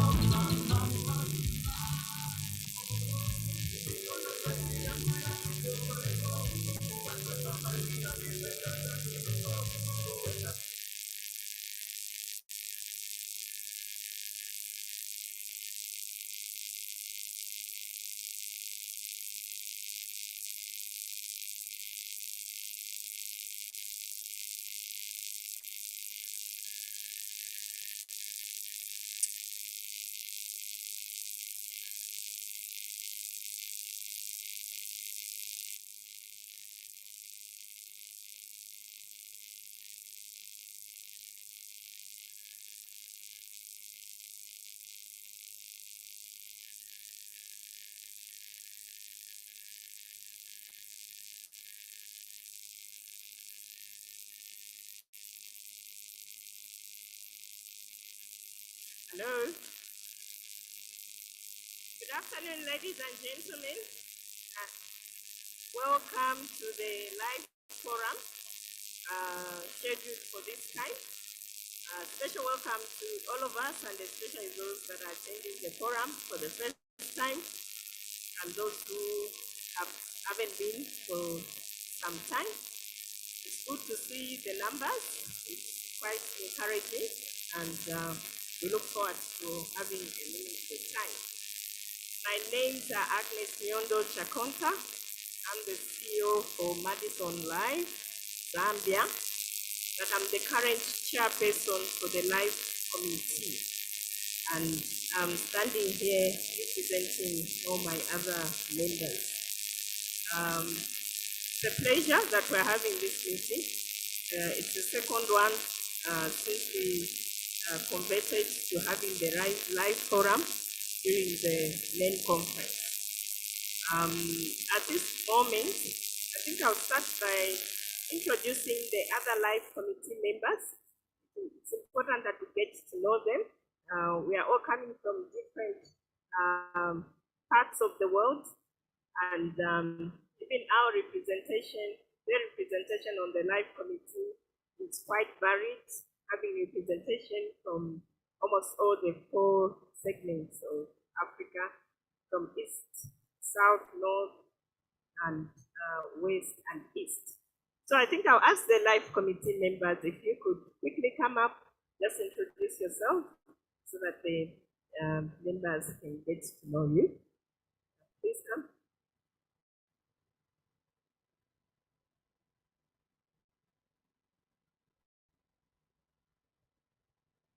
Thank you. Je suis Joseph Fouadou de la Sicari de Togo. My name is Fouadou Joseph from Sicari, Togo. I represent West Africa. Thank you. Thank you.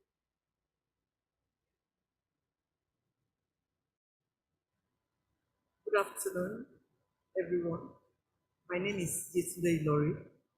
I'm from Nigeria. I'm the immediate past chair. Good afternoon, ladies and gentlemen. My name is Pauline Nanduru, representing Kenya on the live business committee. Good afternoon. This is Mohi. My name is Mohi bin Fayyad from Misr Life Insurance Company, Cairo, Egypt. Thank you. So I'm Quincy Belinja. Thank you. We are normally a team of about 10 or so, but others couldn't join us. We do have representation from South Africa. Written is representing the Actuarial Society of South Africa. And then we have representation from Egypt as well, who are not here. So this was just for us to get to know who the leaders or who are the members of the committee.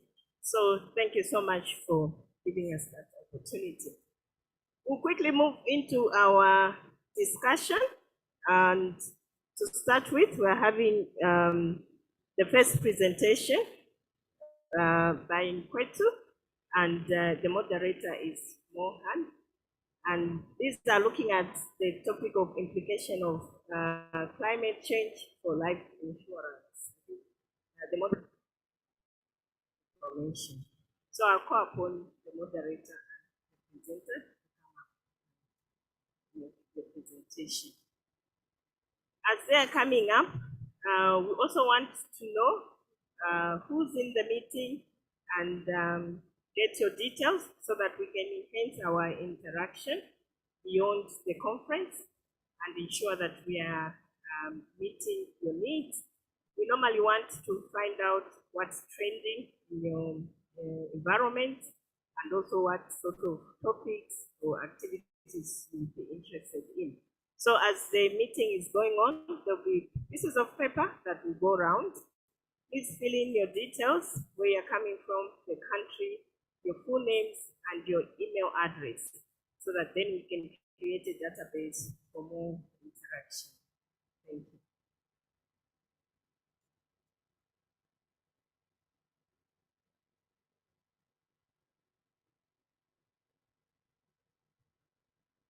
Thank you. We'll be getting started soon, but I also wanted to recognize the presence of our Secretary General. Apologies, I didn't see you. And that's he's in our midst, Mr. Baptista. Welcome. Thank you. Yeah. Good afternoon, everybody.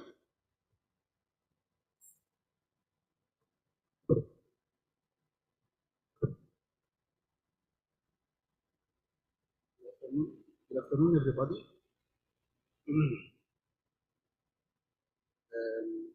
Now we will listen to the impact, the implication of climate change for life insurance from Mr.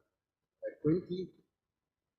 Mr. Quinty has a good, Mr. Quinty holds a master's degree in actuarial science and yet another in economics from the University of Lisbon, Portugal, and University of Rio, Cameroon, respectively. He is a part of qualified actuary with the Society of Actuaries of USA and fellow of Institute of Actuaries of Portugal. His over than 15 years board experience spanned across business development, life in the underwriting, risk management, pricing, actuarial, reserving, and capital modeling.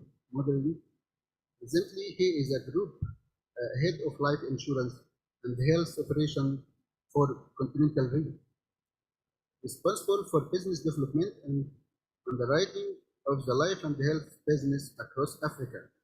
Before assuming the role in 2020, Quinty was a head of risk management, actuarial, life and health for Francophonie in Continental Re. Prior to Continental Re, he worked with actuarial consulting group Lisbon, Portugal, where he consulted for pricing and predictive modeling. AXA Portugal developed a stochastic model for the future mortality of the pensioners of the Portuguese market and AXA portfolio. The Tranquilite Seguros Portugal. Quinty is an advocate for financial inclusion, ESG, and applying actuarial skills to model the impact of climate change. He believes that actuaries must communicate the extent of which they consider climate-related risks in their decisions, calculations, and advice. 20 is a profile speaker of English, French, and Portuguese.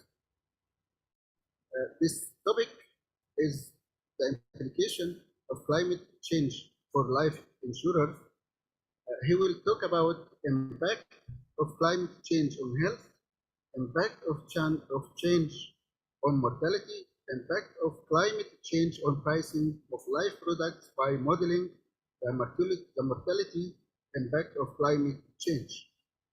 Please, 20, start.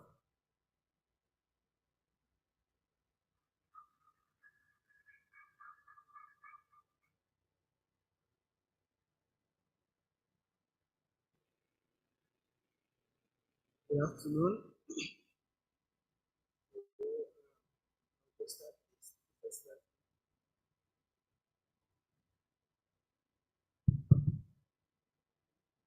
So I'll be presenting on this topic, the implications of climate change for life insurance.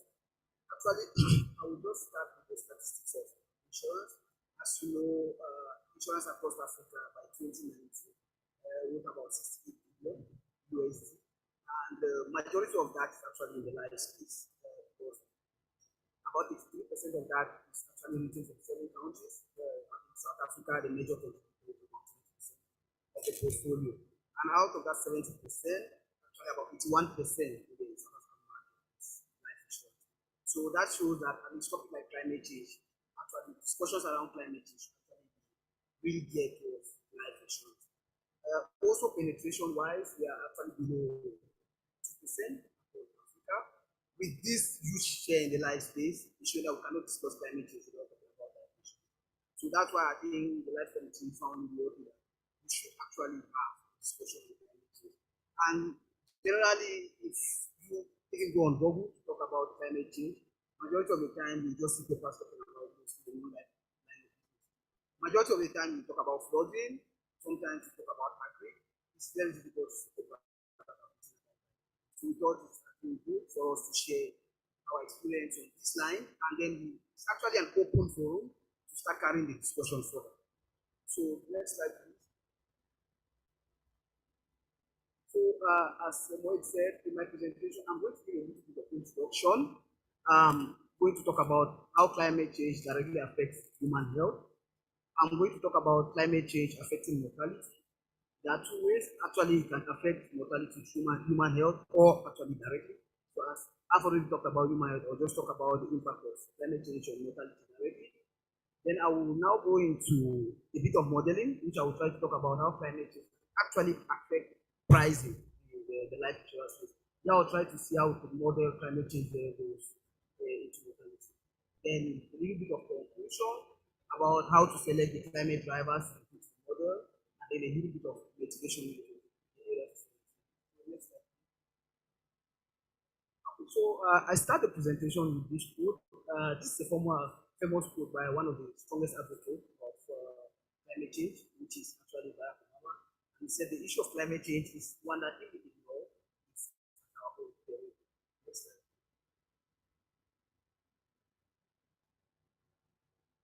Actually, the Intergovernmental Panel on Climate Change, they have reports that they move after every year, and the report in 2022 actually paints a very troubling picture about climate change. So on quote, it says climate change is already impacting every corner of the world, and much more severe impacts are in store if we fail to have greenhouse gas emissions this decade to immediately scale up adaptation. So actually, the Secretary General of the United Nations actually said this report is an atlas of human suffering and a damning indication of human loss. So this is actually painting that climate change is really something that's very real, and we have to actually really take it into all discussions and calculations. So the next slide, please. So this is just a picture of how climate change affects the world. So on the left, you have 2011, which is California, the president. And actually, as you can see, the vegetation around the lake this is just an impact in a very short period of time. Next slide, please. This is Alaska in 1920, and this is Alaska in 2019. So you can actually see these are really severe impacts of climate change. Next slide, please. So this is Africa. This is a very renowned location for tourists. Actually, you can see the 1 year impact of climate change. So actually, it's showing that it's something that we really have to talk about, and something that we have to consider in policy. So next slide. Okay, so the report, this report that I presented, as you see, these are really six takeaways from the report. The first one, it looks at climate change. Climate impacts are already more widespread and severe than expected. Actually, what you are seeing now is actually more than even what was predicted before. So you will see about half of the world's population is actually facing water insecurity at least once a year. So this is actually really serious. The next one is talking about that we are already looking at even worse impact of climate change in the near term. And this is actually like short-term impact. And it says by 2030, that's just 8 years from now, increase in flood risk can actually lead to about 48,000 deaths from diarrhea in children under 15. So this is severe. The next one talks about even that if we limit to even the global limit advised by the Paris Agreement of 1.5 degrees, is actually still not safe for us. This one talks about inequality and conflicts development acts that actually increase the vulnerability of people, and the major hotspot is actually Africa, because actually Africa is very vulnerable for climate change. The next one, that's the fifth takeaway, talks about adaptation. At least adaptation measures they do exist. There are at least few solutions, but we need more support to reach the vulnerable communities like Africa. And actually, gives an example there. At least 170 countries actually have climate policies. But the problem is that they have not moved from actually having it on the planning stage to implementation. So we need to talk about it.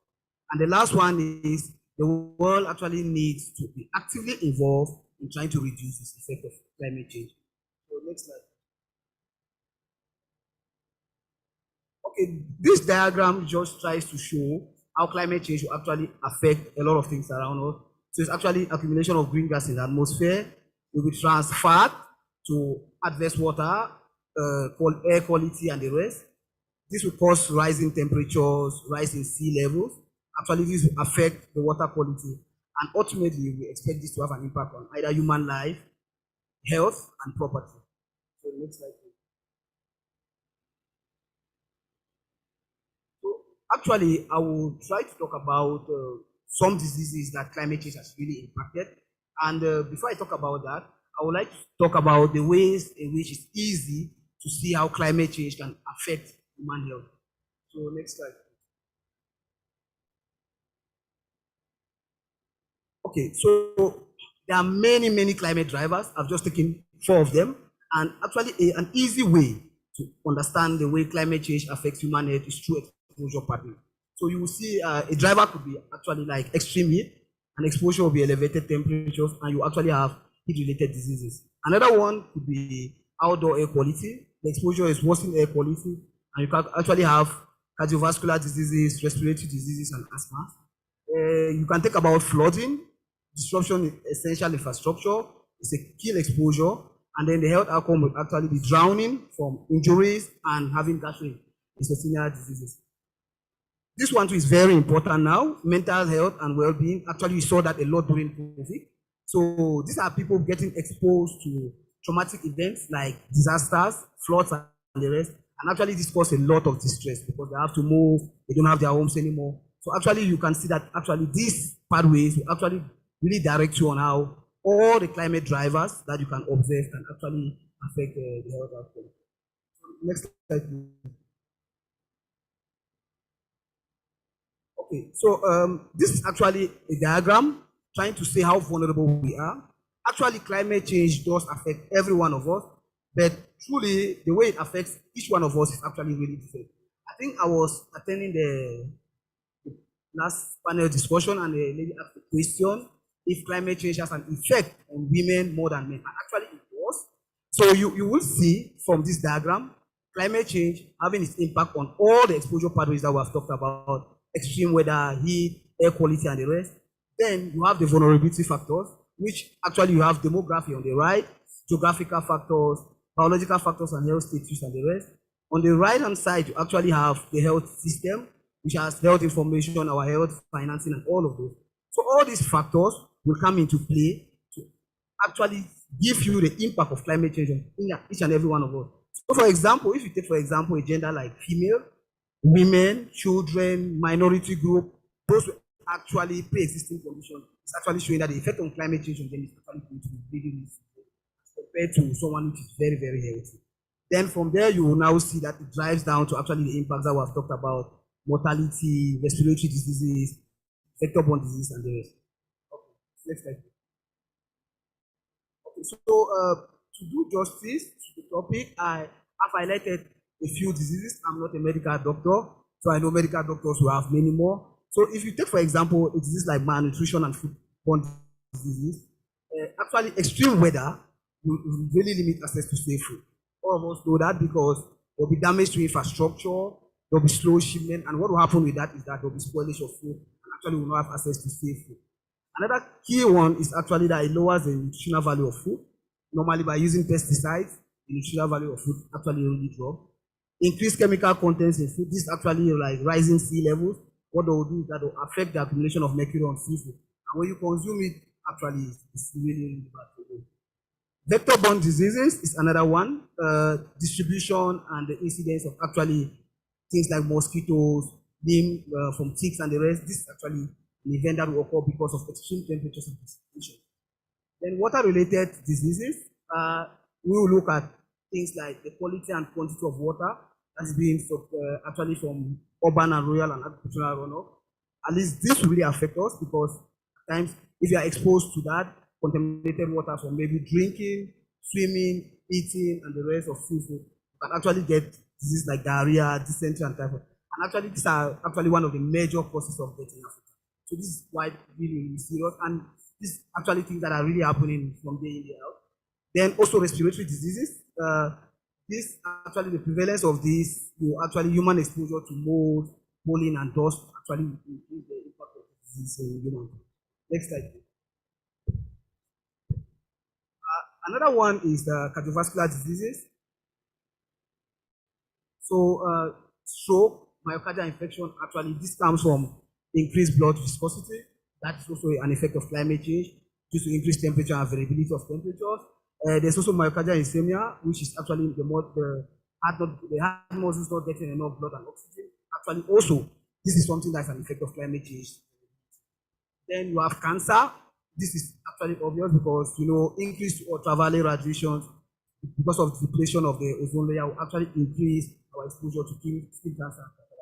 And so many others, like you have flooding coming from chemical plants, oil refineries, and the rest. Actually, these are sites that release a lot of carcinogens, and carcinogens are actually substances that cause cancer in humans. Human factor development is also an important point to talk about. Here it talks about child development, normally malnutrition in early childhood actually cause human development. Another one is that actually guidelines that outline the safety levels for exposure of pesticides to children, and Africa being a very strong area of agriculture and the women going to the farm, the use of this actually slows down child development.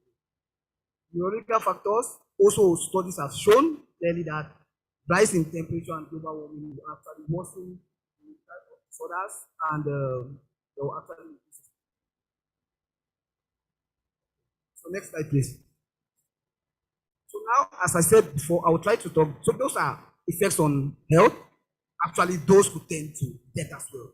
Then, actually, there are some direct effects of climate change that will actually affect mortality directly. So I will try to highlight that in one slide as well. Next slide. Okay, so yeah, it's actually, I've just taken like 5. There are quite a number of them. So I take the example windstorm. That's an example of a climate driver. So you have the frequency and intensity of this result to injuries that will cause death. First, there will be disruption in medical supplies because people may not be able to get to the hospitals. There will be road accidents because trees will be falling on the roads and stuff like that. Electrocution from power outages is another very strong effect that comes. Pandemics, actually, COVID has shown us a lot. There is actually no research that has proved directly between climate change and COVID spread, but actually, there is a link between climate change and respiratory diseases. So it's actually clear that normally those that live in areas that have poor air quality will actually die a lot from COVID. So since climate change will affect air quality, then it also has an indirect effect on it. It's like smoking and the rest. So actually, the prevalence and outbreak of diseases will be impacted. Social impact can lead to social unrest because there are a lot of floodings and the rest, people can go on striking. There's precipitation. Actually, on rainy days, there are many researches that have shown that on rainy days and snow days, actually the grip of the tire and visibility is quite low. So there are a lot of road accidents.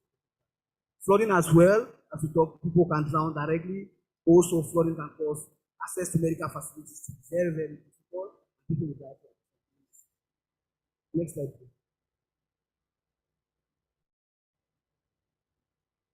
Okay, so I will try to talk a bit about how climate change can actually affect the life insurance prices.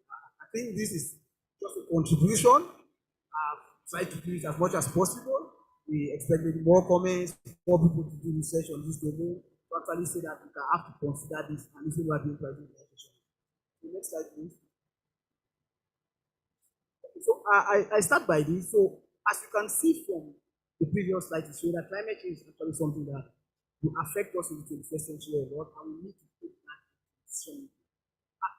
Especially in Africa, where we have a lot of weak health infrastructure. So actually, the impact of climate change will tell us how risks will be underwritten, they will be priced, managed, reported, whether we are doing general insurance, life insurance, or pension funds. So actually, as you have seen, it will actually affect a lot of things. Now, generally, clients want their premiums to be stable. Governments and citizens want a social security system which is actually very stable and reliable. Pension plan contributors that are doing contribution plans want stable contribution on that. So everyone wants stability. And actually, for stability to be, then the pricing must be done right. The assumptions must be done well. And if climate change is having that impact, we actually have to make sure that we do the pricing right. So the Institute and Faculty of Actuary of the UK, they have this letter that was done in 2017. It's actually non-mandatory guidance that they actually publish that professionals are supposed to follow to help to protect public interest. So it's not mandatory, but it's actually advised for all actuaries to actually follow this. So there are so many of them, but the one that is related to climate-related risks is this one, and I state on quote, actuaries should actually ensure that they understand and are clear in communicating the extent to which they have taken account of climate-related risks in any relevant decision, calculations, and advice. So every decision that you make that have climate-related is actually very, very good to communicate what you have taken into consideration, the advice, and the rest that you have given. And so, as I said, all actuaries actually have to provide this advice. So next slide, please. So examples of these will be, I'm just taking two. Some institutions that actually arrive either short-term businesses or long-term businesses. So for short-term businesses, who are actually general insurance or reinsurance companies, they should actually evaluate and manage the impact of extreme weather. And then for long-tail businesses, it's actually very important for life companies, reinsurance companies, and pension funds. They should actually evaluate and manage the impact of changing patterns of temperature and disease and mortality. So actually, this is why we have thought that it's important that we should know how we can actually manage it. So an important question generally will be, how can this be done? So having all the professionals in the house, the internal actuaries, medical doctors, risk professionals, climate professionals, and the rest, what are the scenarios you can actually use to get climate change drivers that are affected? Generally, as of now, this is still in the preliminary stages. There are no agreed standard scenarios for life insurance pricing under climate change. So everyone is trying to develop scenarios. So I've actually picked, there are a few of them, people that have actually done papers on this. I've actually tried to look at 3 papers, which are actually, I took 2 from the insurance space, so that actually will give that insurance actually doing something in that space. Then I've taken 1 from the academia, because actually what is done in the insurance space actually developed from that. So in the next slides, I'll actually be talking about 3 relevant papers, which are actually recent papers, which have talked about how climate change could actually affect mortality. And if they affect mortality, for sure, they will affect pricing of life insurance. So next slide.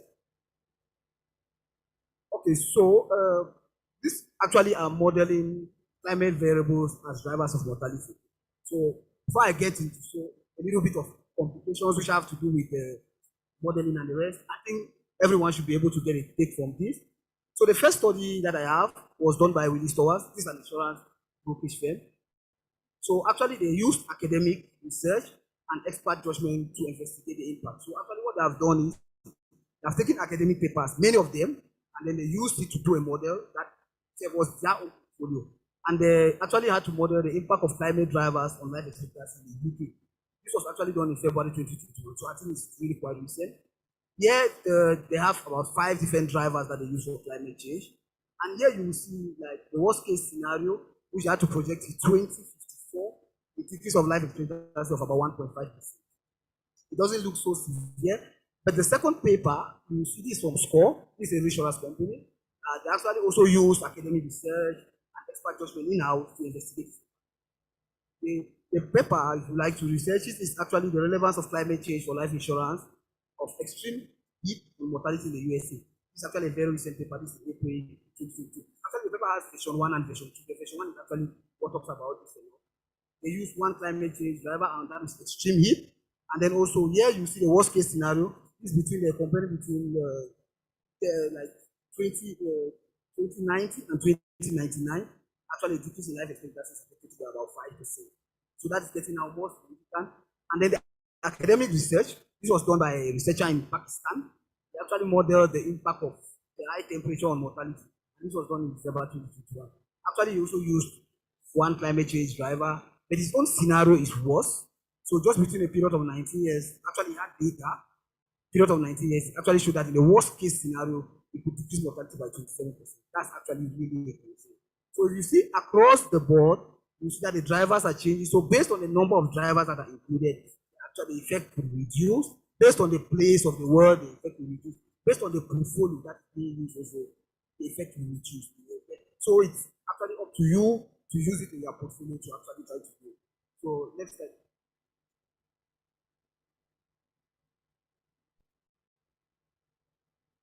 Okay, so this is the paper by Willis Towers. So the model they use, they call it the driver-based model of mortality to actually investigate the impact of climate change on the liabilities of life insurance and pension schemes in the UK. So actually, as I said before, they use so many academic papers, use the experts in the house to be able to come out with this model. So they actually have like 3 stages. The first, they look at the impact of shortlisted climate drivers because they couldn't use all. So they took like a list of 6 and try to investigate the impact of drivers on that. Then they now dived further to look at how these drivers will perform other different future climate change scenarios. So actually, I'm going to talk about that as well. Then after that, I'm not going to talk about the last one. They actually look at how this is going to affect their liabilities in the future, their current liabilities and future liabilities, if they were to operate in this environment. So next slide. Okay, so this is the first result from that paper. Actually, this is talking about the relative risk of death caused by driver. So just to be simple, what is this trying to say? If you look at extreme heat, they're saying that if the extreme heat is at a temperature of above 21 degrees, that's 21 degrees and above, there cancer will be about 1.04%. Also, there's about another 4% margin because of that. Cardiovascular disease around another 6% margin, respiratory another 1% margin, and so forth. So and 10%, sorry, for respiratory. And you see the highest here is actually non-medical. So that's the paper at the end, which they actually use to put up the model. So now, since they looked at all of this, another one could be maybe storms. They looked at a particular level of storm and said, okay, if it goes above this level, what is going to happen? And then snow, they talk about it as well, extreme cold, and then air pollution. So all of these will actually show you where it is 1, 1, 1, 1, 1, like rainfall, showing that majority there is no really impact. And when you see extreme heat, extreme cold, snow, the storms and the rest actually affecting and the rest, and then air pollution. So, but now the next thing will be, okay, if this is done, how would they be able to model it in the future? Because actually, climate change doesn't behave the same yesterday like today. So it's actually quite difficult to project climate change into the future. So because people are researching a lot on climate change, there have actually been research houses that have come out with like future scenarios of climate change, so that they'll be able to at least standardize the impact of all the papers that we've had. So let me talk about that in the next slide. Actually, you see this a lot if you are reading climate change papers. So they will try to tell you about representative concentration pathways. So let me just give you the scenario. Actually, for a year, the baseline, which is actually like the best estimate that they are using, is 4.5. In 4.5, you see the emission levels saying that medium energy generation will be renewable energy. There is a mix between trucks and maybe small cars and bikes. Then temperature effect is about 1.8%, slightly above the Paris Agreement. It is okay, but if you see adaptation required is either medium level and very medium cost. So let's look at the best case scenario. So that's the baseline. The best case scenario is actually 2.6. In 2.6, they are saying that to cut emission is very high. Totally use of renewable energies. Emission is totally captured, like also not just reducing the carbon dioxide, they also be able to absorb it. I think they talked a lot about it during the first paper. Then actually total use of public transport, bicycles, and maybe pool cars for transportation. And actually, as you see here, best case scenario is 1.0 degrees. Actually, really below the Paris Agreement, which is about 5 degrees. Then you see the worst case scenario is actually a top one. There's actually the efforts to keep emission are very, very low. Energy being used, coal and the rest. We are using a lot of trucks that are emitting a lot of carbon dioxide to the atmosphere. And actually, you can see the effect on temperature as 3.7 degrees. So actually, they expect that you should actually model future climate change based on this, so that everyone can be able to compare one paper to the next. So next slide. Okay, so based on that, this paper from Willie Stowers, they actually came out with this. So the expectations of life are actually on a 5-year interval and are from ages of 20 to 90. And this is done as at 1st January 2018. So if you look on the right, this actually shows proportional change in expectation of life relative to the best scenario for best case estimate. So this is the best case, and that one is the worst case. So actually, they are comparing to a base, which is 4.5. So for the best case, as you actually see, the most effect is temperature, which is actually the driver on the top. And for the worst case, the highest effect is coming from air pollution. So that's what they said. And actually, the worst case will refer to RCP 8.5. The best case will refer to RCP 2.5. Next slide. Okay. So this actually, so those are individual drivers, how they affect. Normally, when people do research, they want to combine, to see a combined effect, because sometimes it can be distorted when you use just one driver. So actually, this is actually the combination of all the drivers on the different scenarios. So you actually see that this is the worst case with the blue line and the best case. So actually it shows, because the worst case will actually be worse than this. Actually, these are magnitude figures, because as you know, they are compared relative to a base. So the negative signs don't matter. Actually, it's just the absolute signs that matter. So here is 0.8%, and on top there is 0.2%. So these are actually the combination of the variables as the figure is showing. And actually, as you will see, from this overall effect, it's showing that the worst case scenario is bad. Another thing you can conclude from here is showing that younger people will be affected more by climate change. It's actually showing that elderly people. Another thing that is actually showing here is that if you look at it, the estimation of a 30-year-old will reduce maybe about, the life expectancy will be about 54%, and then in the worst case, it may be about 20 days. And if you move to the 20 days, this will actually, the difference will actually be more. Okay, next slide, please. So this is just a tabular representation of that, and as expected, we will expect climate change as we go longer into the future, that the effects will be higher. And as I said, these are actually magnitudes, because I'm comparing to a base, so you actually have negative and positive signs. So in 2024, in the worst case scenario, we will have a 1.5%, 1.6% thereabout reduction in life expectancy, as compared to the best case, which is about 0.13%. I know, looking at this, it's like, why do we worry? Because it's just 1.6%, so I don't care. But actually, as you know, life expectancy is actually increasing. So because of the increase in life expectancy, this is just actually trying to reduce that effect. But there are so many other things that have influenced it. And actually, as you see from the models, we have not included a lot of things and the rest. So this model also has limitations. that have actually distorted that the results cannot really be as the impact. So next slide, please. So I've just given some limitations in the model. This was not stated there, but this is my observation. People can have different observations as well. So as you see, the climate variables that are being modeled are only a subset of all the variables that exist. Actually, things like flooding and the rest are not included, and these variables can actually have a really, really significant. Another thing is that if you have noticed, the modeling has actually excluded volatility. Yeah, volatility just means that they've actually modeled as if the RCPs will just follow that line. That's actually a mean assumption that actually those things can change and the rest will affect this. Another very, very important assumption is actually that the models they treat the UK as a homogeneous population. And we have seen before that the way climate change will affect the population will actually be very varied. It will actually affect gender differently, young people differently, those living in cities differently, and the rest. So actually that's the limitation of the model. And another significant one, it didn't take into consideration emerging diseases. And we have seen what COVID can do. COVID can actually distort all models that exist. So those are things that if they include in the model, it can actually change totally. So let's go to the next one. So this is the second research paper. The difference between the first and this is these people have driven down to one variable. Another difference is that they've actually tried to study the US population, the others were doing the UK population. And the time difference is different. This is actually doing a four decade, that's 2016. Yeah, actually what they wanted to do is to try to look into their own portfolio to see the impact of climate change variables on additional mortality that is caused by climate change. So they had two data sets available to them.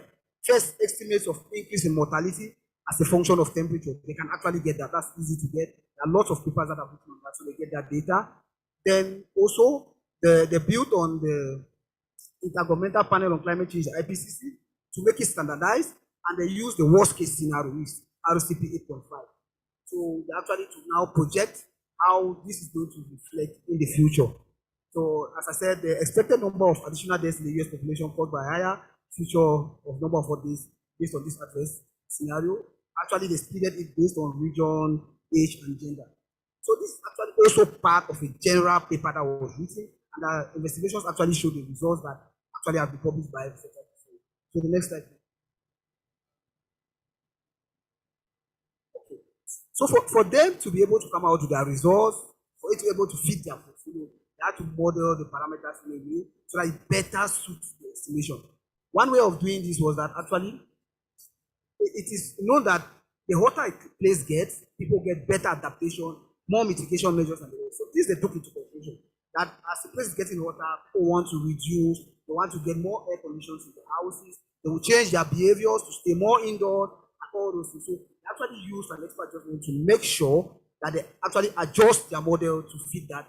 And this is actually something of debate because this will be based on a lot of judgment. So that's what they use to make sure that actually that suits their population. Another thing is that they really make sure that they use their population because actually, as you see with COVID, mortality differences in the general population and the insured population is actually really different. So using their population actually made a lot of sense. So the result, please. So this is actually part of their results and just concentrated on the US market. And as you see, all the yellow dots, so it's about 5% increase in mortality because of increased temperature.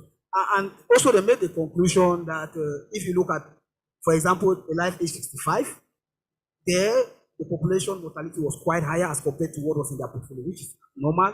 And then also when they looked at non-Hispanic blacks, which is a minority group in the US, they had twice more possibility to die than those that were in the normal population. So this is actually just talking about the vulnerability factors that they took into account that even their result did prove that old ages and those in minority groups can actually have a huge effect apart from this 0.5, 0 to 5% mean average. Okay, let's get up. Okay, so this one is an academic research paper. I actually just had this because most of those have stemmed from academic research. So this study was done in Pakistan, and they actually had to study the impact of high temperature on mortality in Pakistan. Data was gotten from meteorological department, that's climate change. Mortality statistics always available from the Bureau of Statistics. And they were actually using the period that has passed 2000 to 2019 to actually investigate the effect of death. The models used to model the number of deaths, they use actually the Poisson model, because the average and the mean are actually the mean and the variance are different. Otherwise, the normal model would have been a Poisson model. They use the Poisson and the generalized linear model in arrow. This one is a very famous model that actually pricing actually is always used. Researchers use it as an easy model to model things. This is actually what they try to use to model it. And the parameters were actually estimated using the maximum likelihood expedition, which is actually a well-renowned research method to estimate the parameters. Here, I won't bother you a lot about that. So this one now, they had to go back to the RCP, and the baseline temperature they used here was 25 to 30 degrees. Majority because the minimum number of deaths occur between this range. So low means 0 to 25, and then there's the high, which is 30 to 35, very high. Okay, next slide. So these are the results. So as I said, the optimum temperature is where the minimum deaths occur. That's between 25 to 30 degrees. So that's the minimum. So then we get it 1. So once there's a decrease, actually what happens to mortality? There's a drop in mortality. So life expectancy increases, and the effect is about 23%. So that's decrease in the number of deaths. So that's better for mortality. It gets worse when temperature increases. Actually, if it goes too high, it's about an 11% increase. Very high is 27%. So actually, yeah, to relate it back to our RCP, they consider that a 4% to 6% is high emission, that's 8.5. And if you add that to the base of 0 to 25 degrees, it actually shows that that will fall within the high range. So actually, we're saying that comparing it to the other models, at an RCP 8.5, we're sure that mortality can increase by about 11% to 2%. Okay, next slide. Okay, so that's the bad news, but at least there is always good news at the end. So at least as you have seen, climate change will pose serious threat to the planet and also to health and death.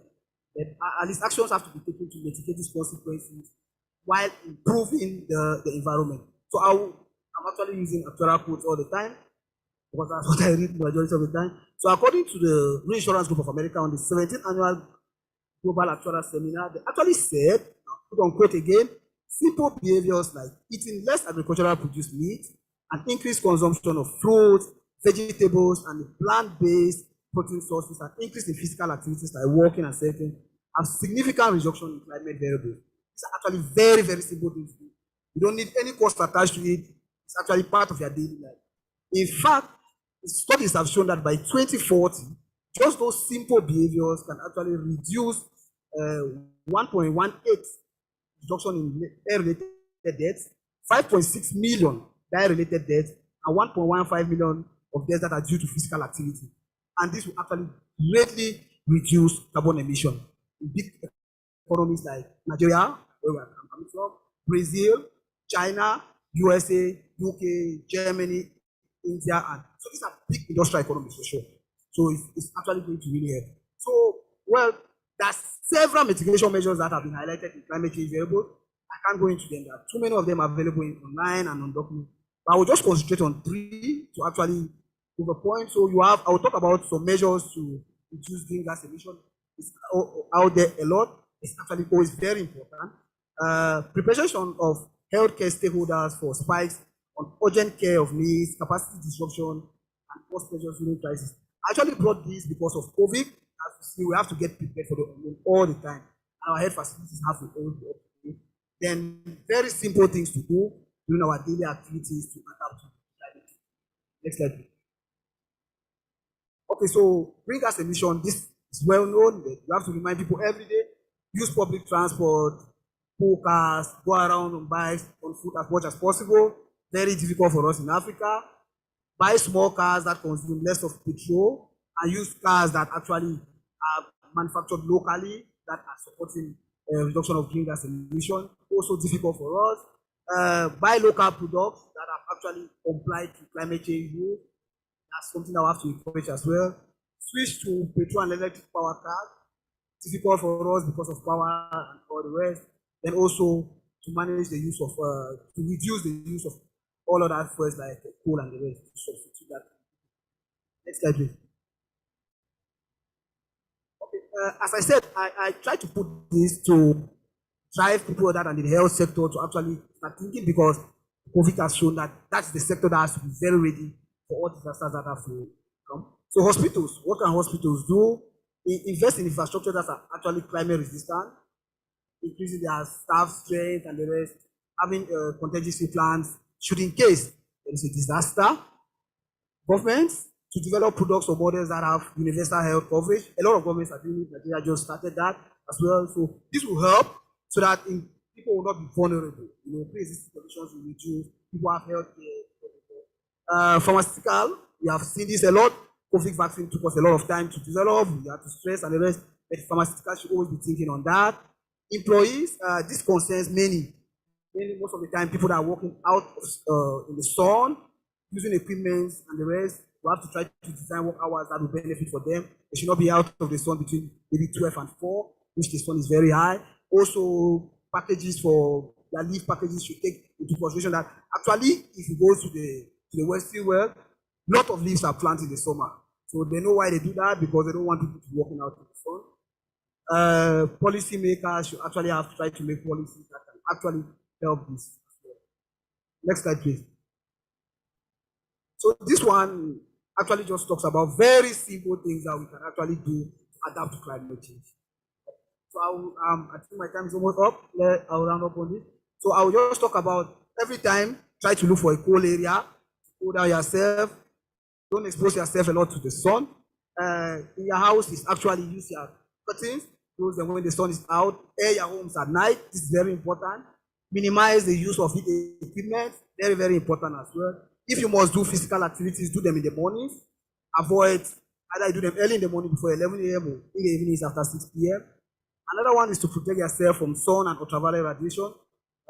Stay hydrated, drink less alcohol during sunny period, drink more of water, dress lightly, wear sunglasses that actually cover your face. I think we go to the last slide. So conclusion.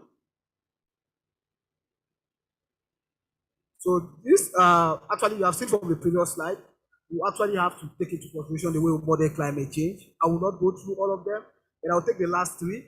So the models to be used and drivers to be included should depend on the country of operation, the individual profile of the insurance company, and the type of product that you want to send out to the market.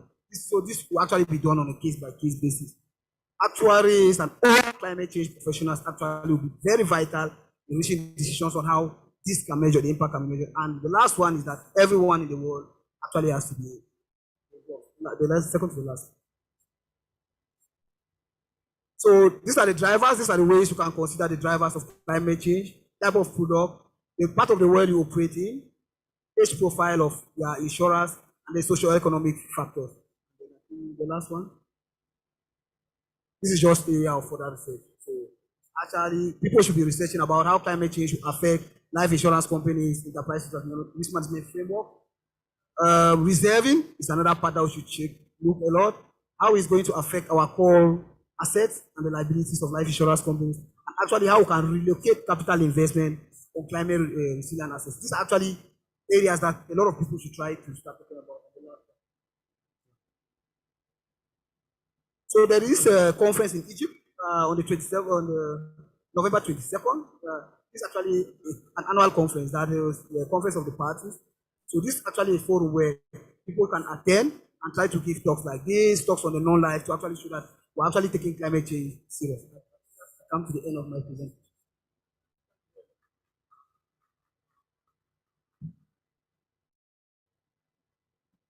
Thank you very much, Auntie. Thank you for your valuable presentation and valuable information. Now we can open the door to any questions.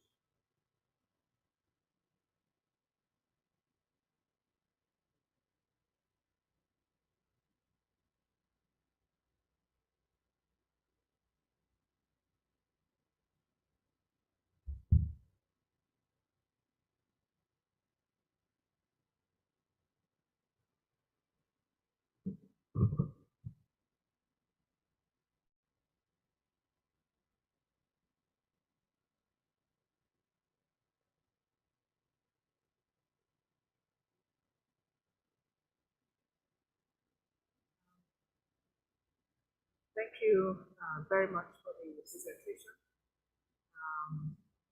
I was actually a bit concerned that the presentation did not zone more towards climate change relative to African countries, or particularly maybe take even one country as an example. A lot of reference to the US, the UK, and also to Pakistan. But there's no reference to an African country.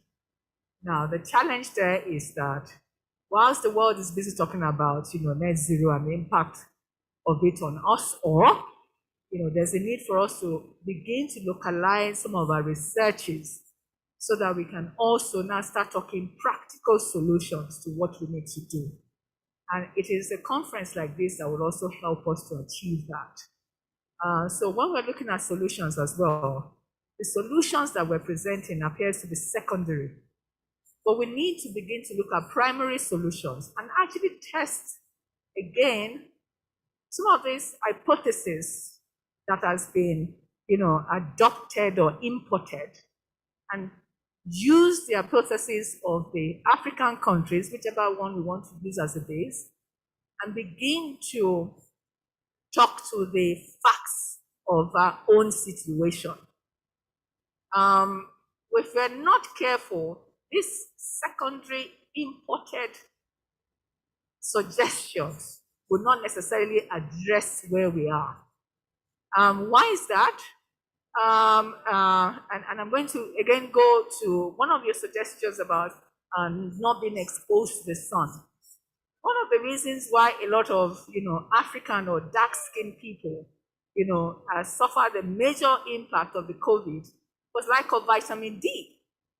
So if you don't expose yourself to the sun, you then inherit another morbidity, which is vitamin D deficiency.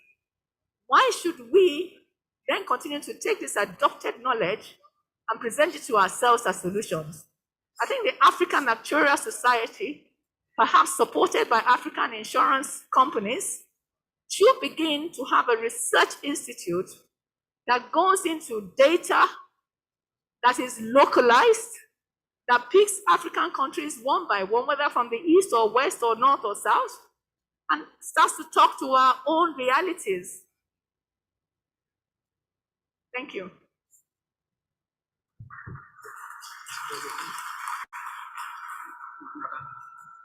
No, I can comment.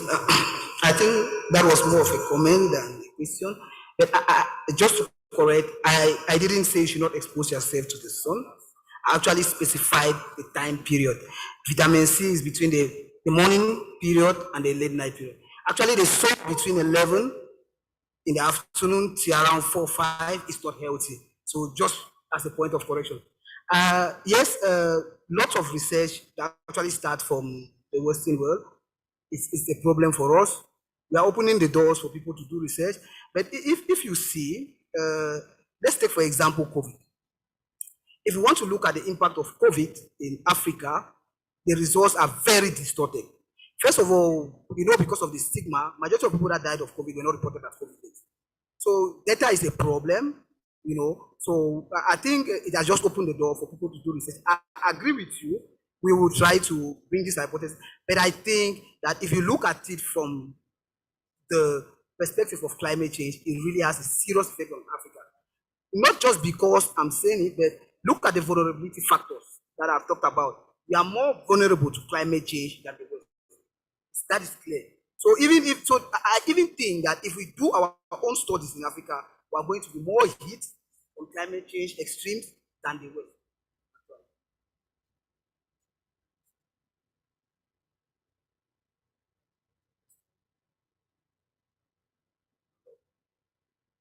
Good morning, Joachim Gangou from Moody's Analytics. So thanks a lot for the presentation. It was really interesting. We are working a lot on climate change in Europe typically. And one of the big risks you see basically is you look less at the impact on Earth itself, but more on the economic impact, right? So, and I was born in Gabon, basically I lived in Gabon for a while. So it seems to me that when you think about the impact on Africa, and I relate to the question before me, there could be a big economic impact on the health system in Africa, right? Because, for instance, one important impact will be that the CO2 price will increase. Hence, basically, the price of bringing equipment in Africa, in our hospitals, basically, will also increase, right? So basically, if you look at all studies in Europe, they basically forecast that all those prices of the climate change, electric vehicle will be passed on to the customers. So I would expect that, for instance, in Gabon, where I grew up, the price of being basically healed from anything will increase. That seems to me a very important risk, in fact, because that's a stress on basically the healthcare system in Africa. So I'm really keen to hear your thoughts. It seems to be quite key, to be frank with you, right? So I don't think I will be avoiding the sun anytime soon, in Africa at least, but perhaps, yeah, having a strong healthcare system in Africa, taking into account inflation, which is rising, I think could be important. So, yeah, glad to hear your thoughts.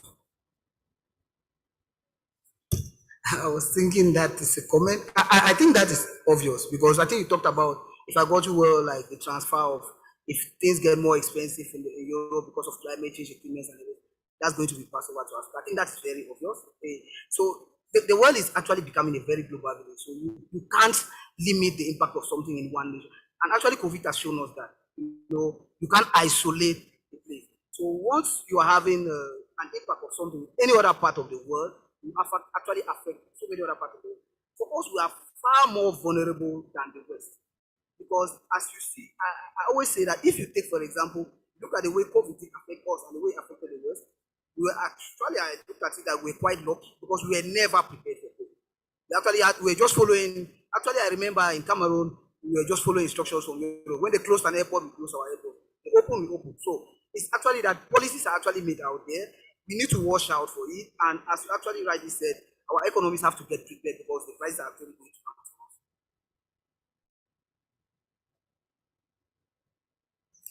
Thank you very much.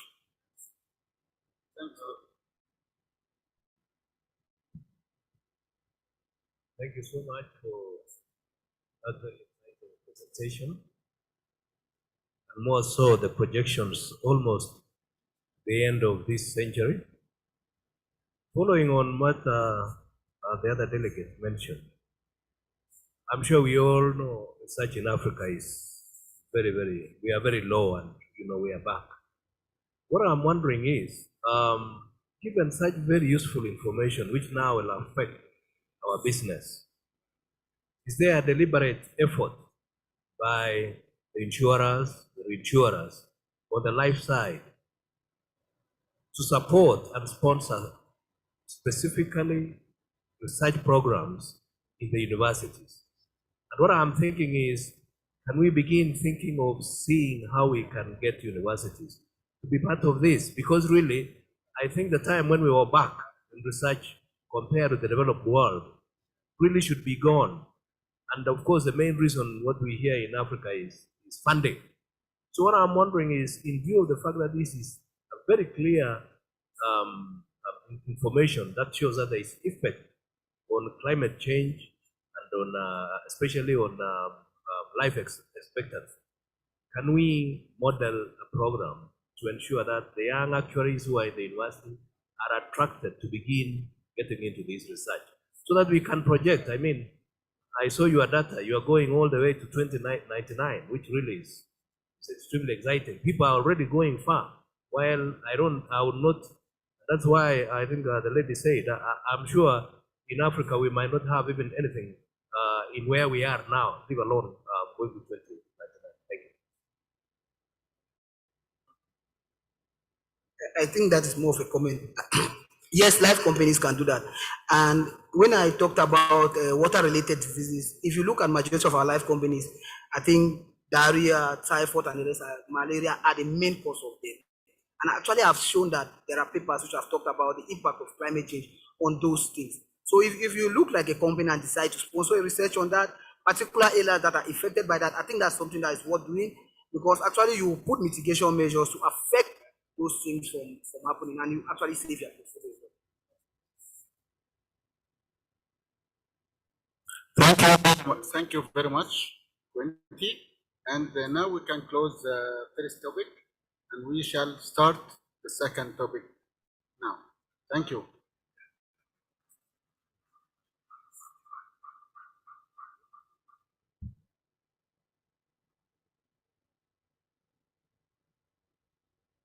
Thank you so much.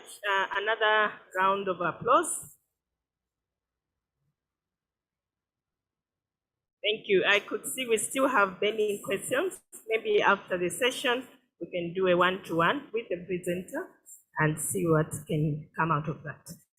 So we'll quickly move into the next presentation, which is a topic on how to attract the millennials to the life insurance industry and also to influence the growth of the African economies.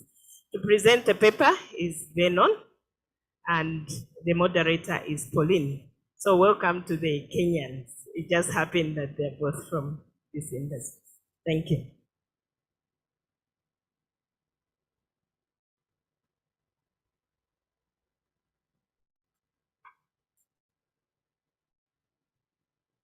Very well done for our previous facilitator. I think that was quite eye-opening. Now, before we go to our second paper, just two facts about Africa. The total population in Africa, 1.4 billion. Africa is the continent with the youngest population in the world. As of 2021, 40% of the population was aged 15 years and younger, compared to the global average of 26%. So globally, the average of the young people who are below the youth across the world is 15%. But in Africa, the average of our young population is 40%. So we have a very young population in Africa. And so this actually led to the selection of our second topic, which is how to attract millennials to the life insurance industry to influence the growth of African economies. And to present this paper to us, the committee chose one energetic millennial. So he'll be able to give us very practical look into the millennial world and how to attract them. And his name is Vernon Lidava. Vernon is a chartered insurer. He has wide experience in the life insurance industry, both the direct underwriting companies and the insurance world. Currently, he works at Kenya Re, which is an insurance company. He's also a trainer, and he's currently working on a publication dubbed Life Underwriting Made Simple. I'm sure he had the millennials in mind when he started working on that document. So kindly put your hands together. Let's welcome Vernon.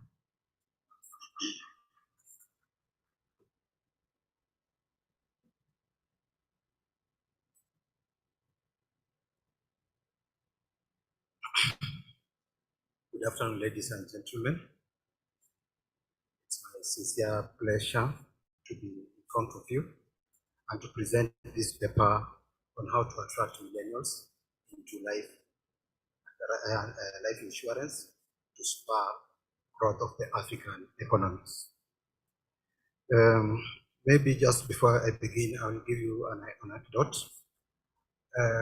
In 2010, there's a friend, it's a real life situation, a friend who opened a retail business, general merchandise in their locality, and I asked him, why did you think about this business idea? And we think merchandise retail business is saturated, and he told me, I thought about the children. I thought that these parents, they keep sending their children to the shops. There are so many shops around, but I realized that if they send their children, parents will have preference where they are going to buy the products. But if they send children, the children, they will come here, I will entice them with sweets, and they will divert all their income to my shop. So anytime a child is sent to the market, he prefers John's shop because he knows there I'll be enticed. So the man will go there. So that's like he researched the market, and even though he was going to sell the normal retail products, he knew he had the best approach in mind. So that means that what does it mean to us? It means that we have an option. We can be doing the same business, but we do it in a different way, either using different distribution models or even coming up with new products that speaks to the interest of the millennials. So to begin my presentation, maybe I have a slide that will be presented. So this is a presentation outline. We are going to look at the definition of millennials, characteristics of millennials and insurance market demand curve in the concept of millennials, and then how to attract millennials to the workplace and how to attract millennials to buying life assurance. As you can see, we split the discussion point, topic 5 and 6, because I thought that for you even to get it right on how to penetrate the market of millennials, you also need the right skills in terms of professionals. So in our insurance industry, we feel like, yes, we are having millennials as employees, but have we prepared those millennials as employees so that they can offer the best skills in the market, so that to attract, if they offer the best skills, then they will probably design good products that will attract other millennials who are customers. So move on. Maybe what comes to your mind when you discuss about the generation?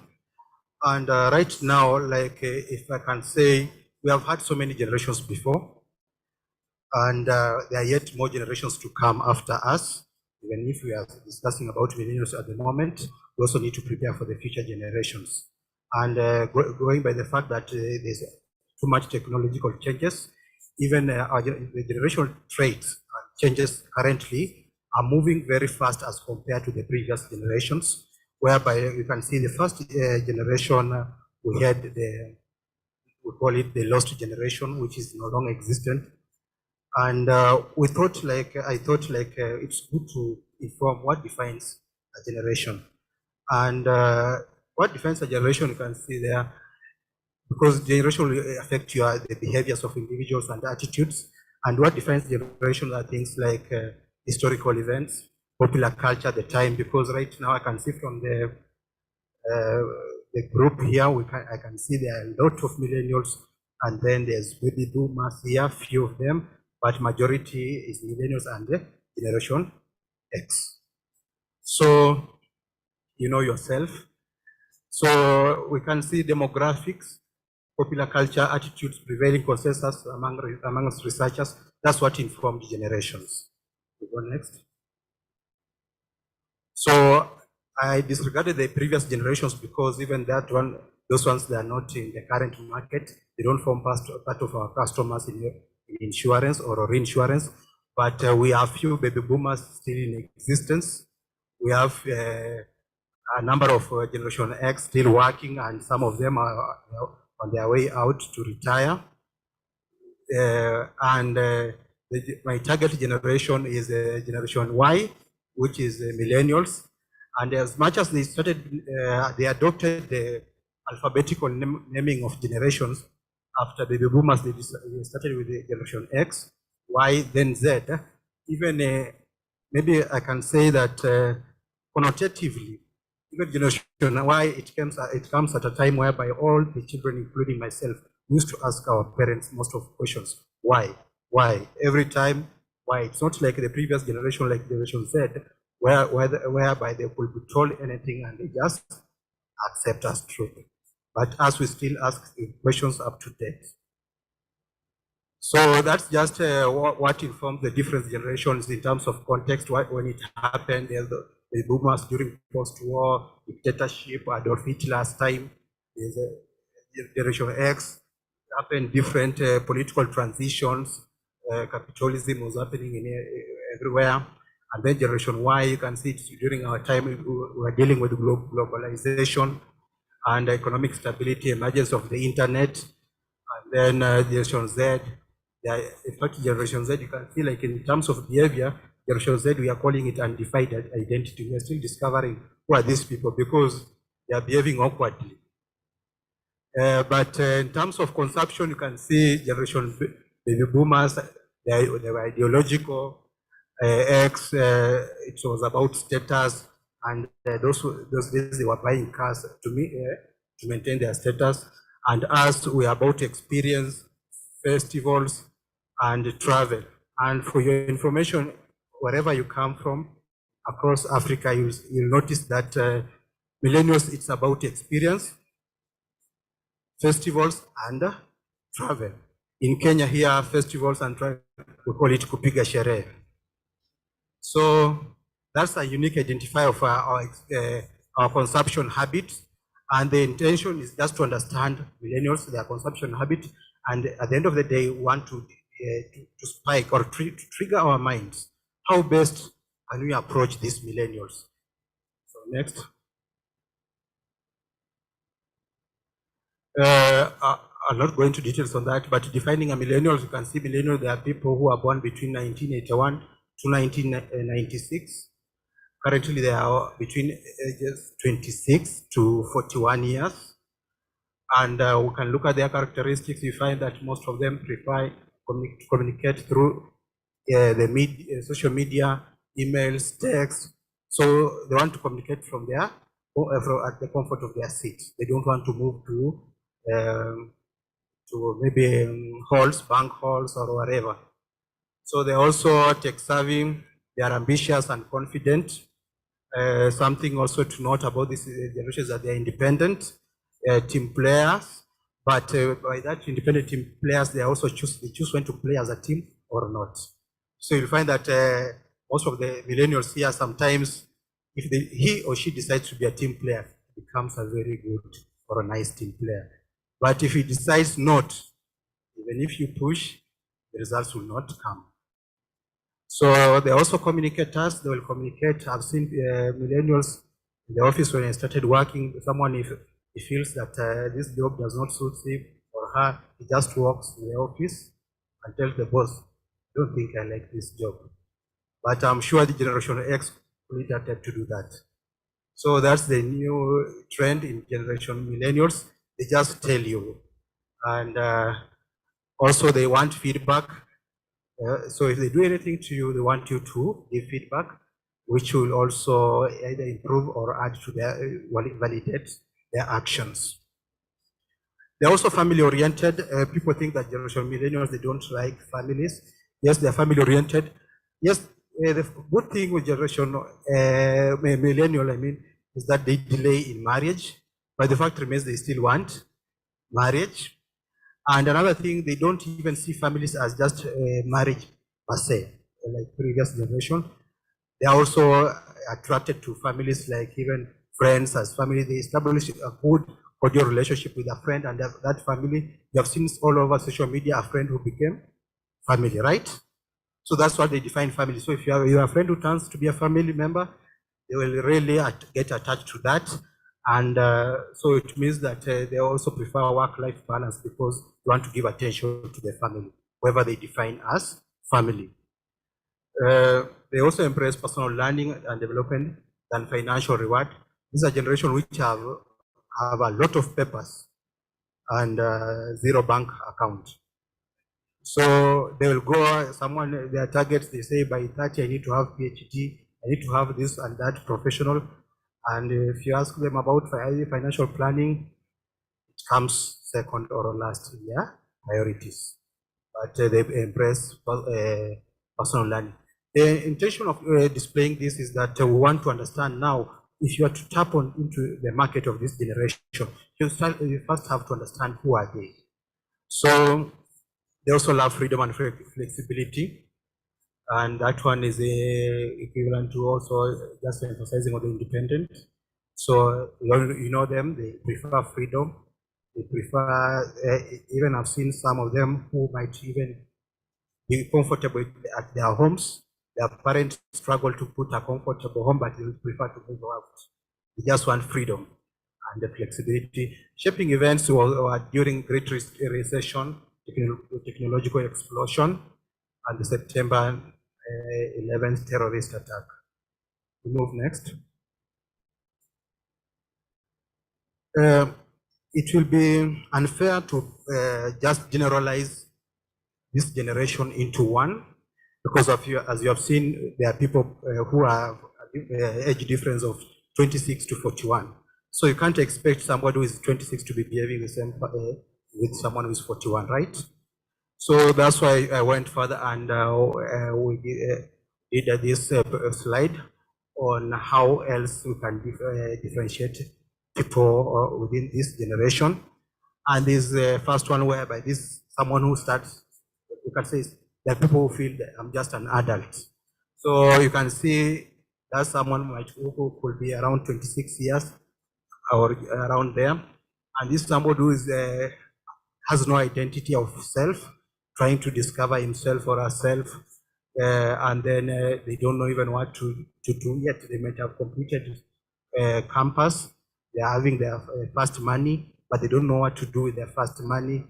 So others say that they want to enjoy first. So that's the first generation. So if you have to design a product in mind, don't generalize. You can say, that's why we want to have so much product variety as compared to what we have been having, the conventional life products. So we want to do, like here, if you look at this, it already shows to you that you can come up with a different 5 types of products for this generation. These additional 5 types of products, apart from the conventional life products that we have in the market. They are also great. There's another stage of millennials who lives with mom. These ones are living with the parents. Yes, they might be having even money. They employed good jobs, but they just say, I'm not moving out. So even parents will be pushing them, no, it's high time you need to move out, but they feel like, no, I need to save. And essentially you find that even they might be staying around, but they're not saving for, maybe they are saving to travel. Yeah, for you, if you are maybe generation X, they will save to buy something, property somewhere. But this one, they can decide, I want to stay here. I want to save. By the end of the year, I will save some dollars, and you ask at the end of the year, what have you done with your saving by staying here? The person traveled. So they enjoy experience. So that shows that if they are saving for such events, us as life assurance, we need to think outside the box and see how we can tap into that money they're saving by staying with their amounts. There's also another stage of millennials who are getting hitched. These are people now, they want, okay, it's time to get married. And they have either they were from the stage of I'm an adult, they have made several mistakes, and they are feeling like they're discovering themselves. So, and at that stage, these are people who get to crash programs. You understand the crash programs? So, crash programs, it's like in campus trimester, or you want to push everything at once. So they want to get children at the same time. Somebody is having a wedding, is also building, is doing this, is also pursuing masters, maybe doing masters. So there's so much into that crash program. And at that stage, you find that they also reduce saving, they save more, and they're spending, if they were spending on travel and whatever. So that means that if you designed a product to attract them because they have interest in travel, you need to move with their age. When they get to a place whereby now they feel like they want to settle down, you can't continue pursuing to sell them products that they were consuming earlier. Because at this stage, you see this someone who says, I want to save. So you talk about used to go out for outings. What happened? It tells you, no, things have changed. So there's also mom's life. These are a stage of individuals or people who have, by their own reasons, decided that yes, I have children, but I'm not going to get married. I'm okay with that. And that population has increased over the years during the millennials time. And for such population, and you can relate with these people within that category, they are most attracted to sporting activities, recreation activities. They have children over the Sunday. They say Sunday is for time with children, so they will want to spend. So if you design a product that will attract them and make some money so that they can go and spend on recreation, fine, they will be attracted to that product. And this is the last one, which is putting down roots. This is the eldest of them, and they are very serious. I can say these are the ones who are 41 years, around 41 years. They are very serious, and they are doing things so much, building, buying mortgages, saving for a course, etc.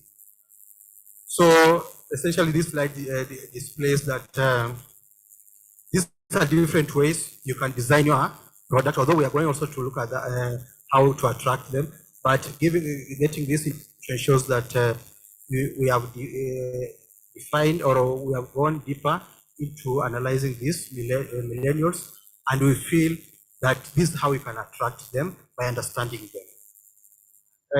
As before we move to the next slide, it's good imperative to mention that millennials, something funny with the millennials is that, or the current customers across the board, not know what, okay, we might be having a feeling of what we need, but we do not know. Even when you touch, you have your phone, there are some apps or whatever, you don't know if you need them, but if somebody explains to you that this is how it works, you say, oh, so this is how simple it is. I really needed this thing long time ago.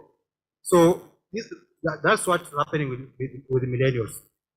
Essentially, they do not understand themselves, but they want, as a proprietor or an insurance person, to discover what they need and to sell to them. If you discover what they need without them telling you and you go and sell to them, they will buy.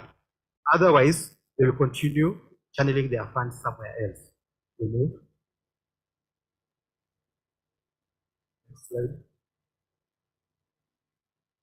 Okay, that's how to attract millions to insurance. So let's look at the demand. I thought it's good to have a look at the insurance market demand curve, and how it affects the insurance, because all this market or the industries, they have their own demand curve, and insurance, we have been reluctant to discover how ours work, and that also affects how we price our product, and like in life, we are doing cutthroat competition. So in insurance demand curve, we looked at our market is an oligopoly structure of a market, whereby we normally have few suppliers or sellers of insurance. Like in the Kenyan market, for example, there are only 22 life companies, and within those few companies, there are few who are leading companies. So the few leading companies determine the action of the followers. So, and that informs why you see insurance behaving the way it behaves. So we can see there's too much interdependence among these insurance companies. People, even underwriters, they left the underwriting pen long time ago, and nowadays they're just watching what is company A doing. So that's where we are going wrong, because we need to be conscious about our market. If our market is oligopoly kind of a market, yes, we should be conscious and not just follow that what's happening, because we are killing ourselves. So we left our underwriting pen for those ones who are underwriters, and we're just watching the interdependence. We are watching who is doing this, we follow. Who is launching this product, we follow. Even products I've seen in the market, people copying other people's product. You just go to the website, see, and you copy paste everything and just put in your branding. So we need to be unique, because it's our market.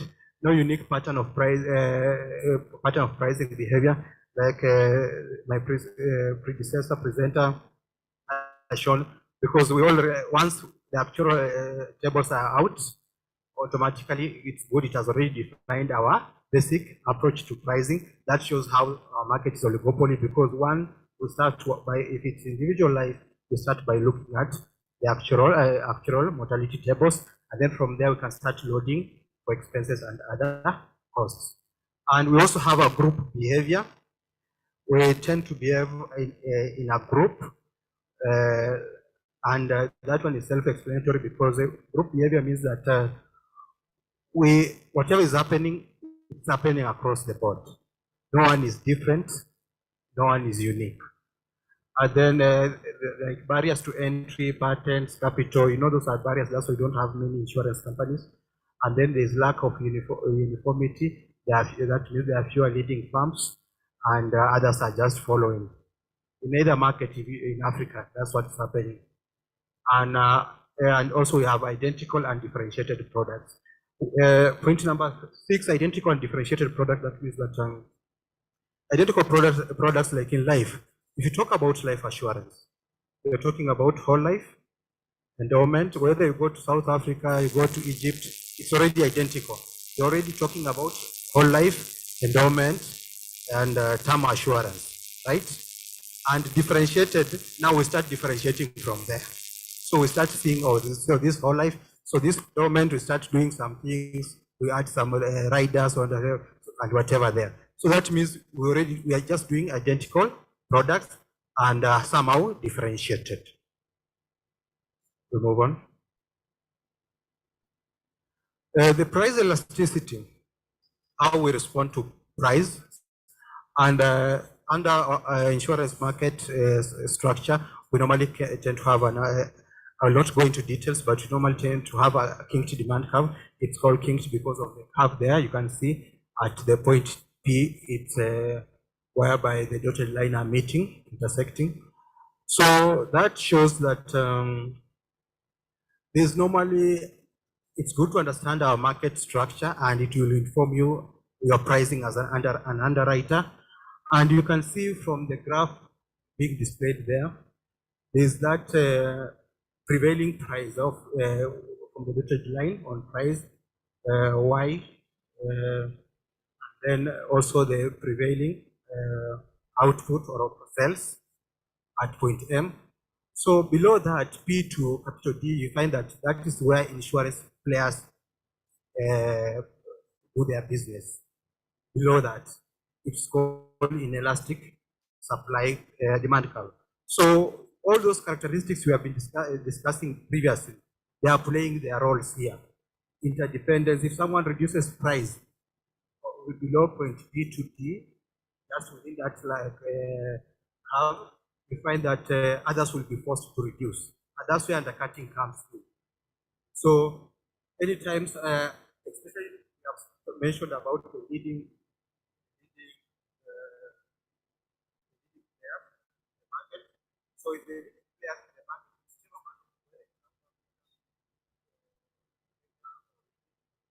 players reduce price,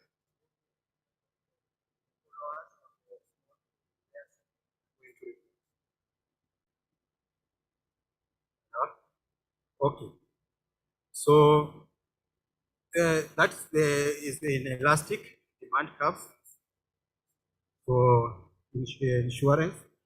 Above that, above point P, so we can injure ourselves below point the intersection of point P to capital D. That's where we play, and that's where we injure ourselves through undercutting. Someone cannot dare go above point P to small d and raise the price above there. The reason why being is that anytime you go up, you push your price up, the undercutters, they are there to watch you and inform the others. So this one, it's like they don't want to sell insurance, they have raised their price. So regardless of the reasons for raising your price, you're going to lose because the curve is slightly, it's slanted slightly because it means the elasticity response to price hike is that you lose business automatically.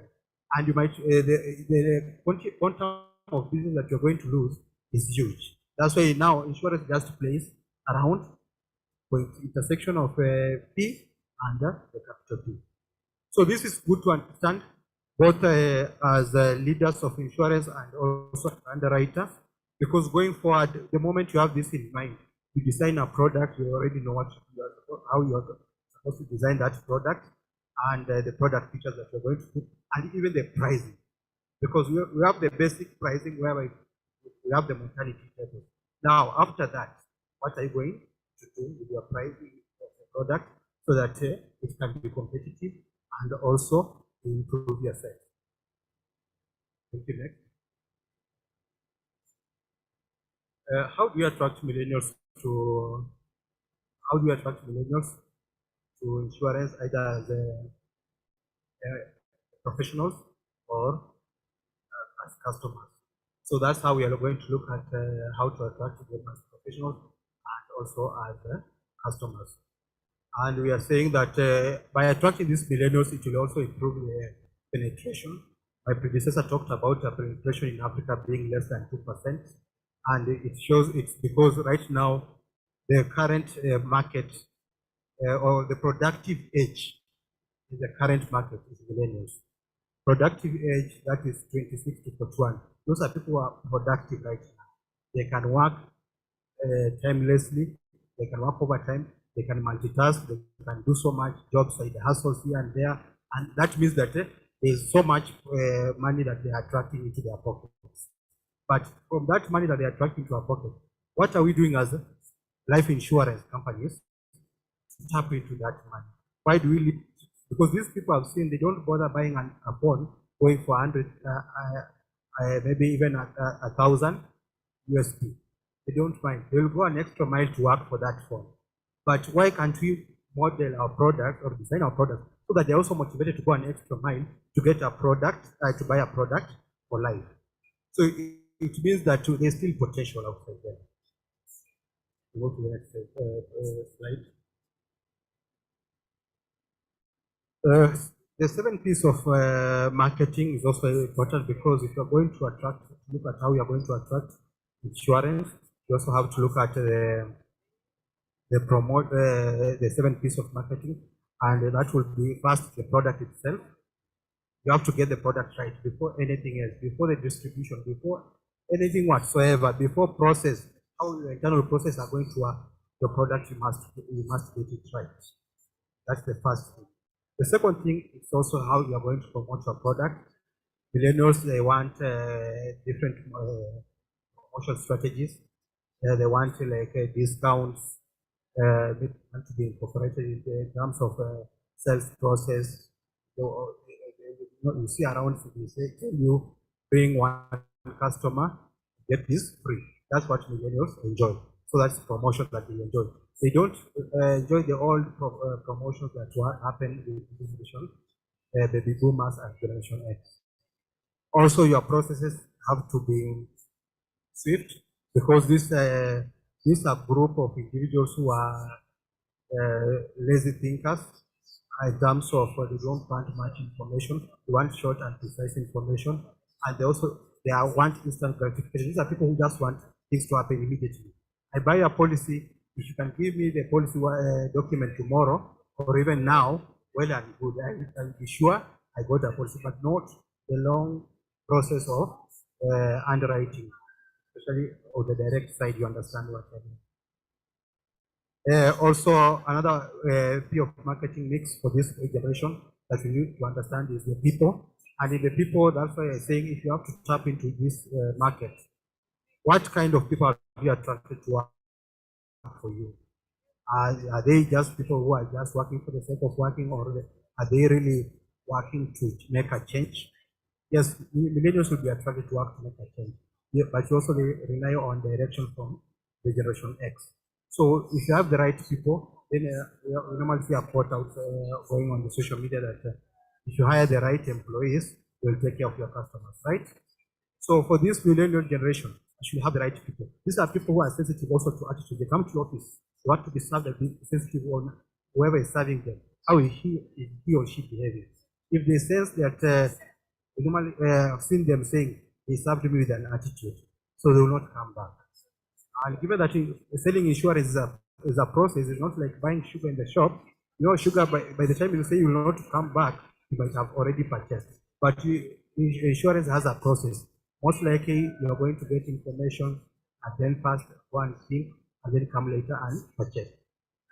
So another consideration in terms of the marketing mix And the seventh piece is also price.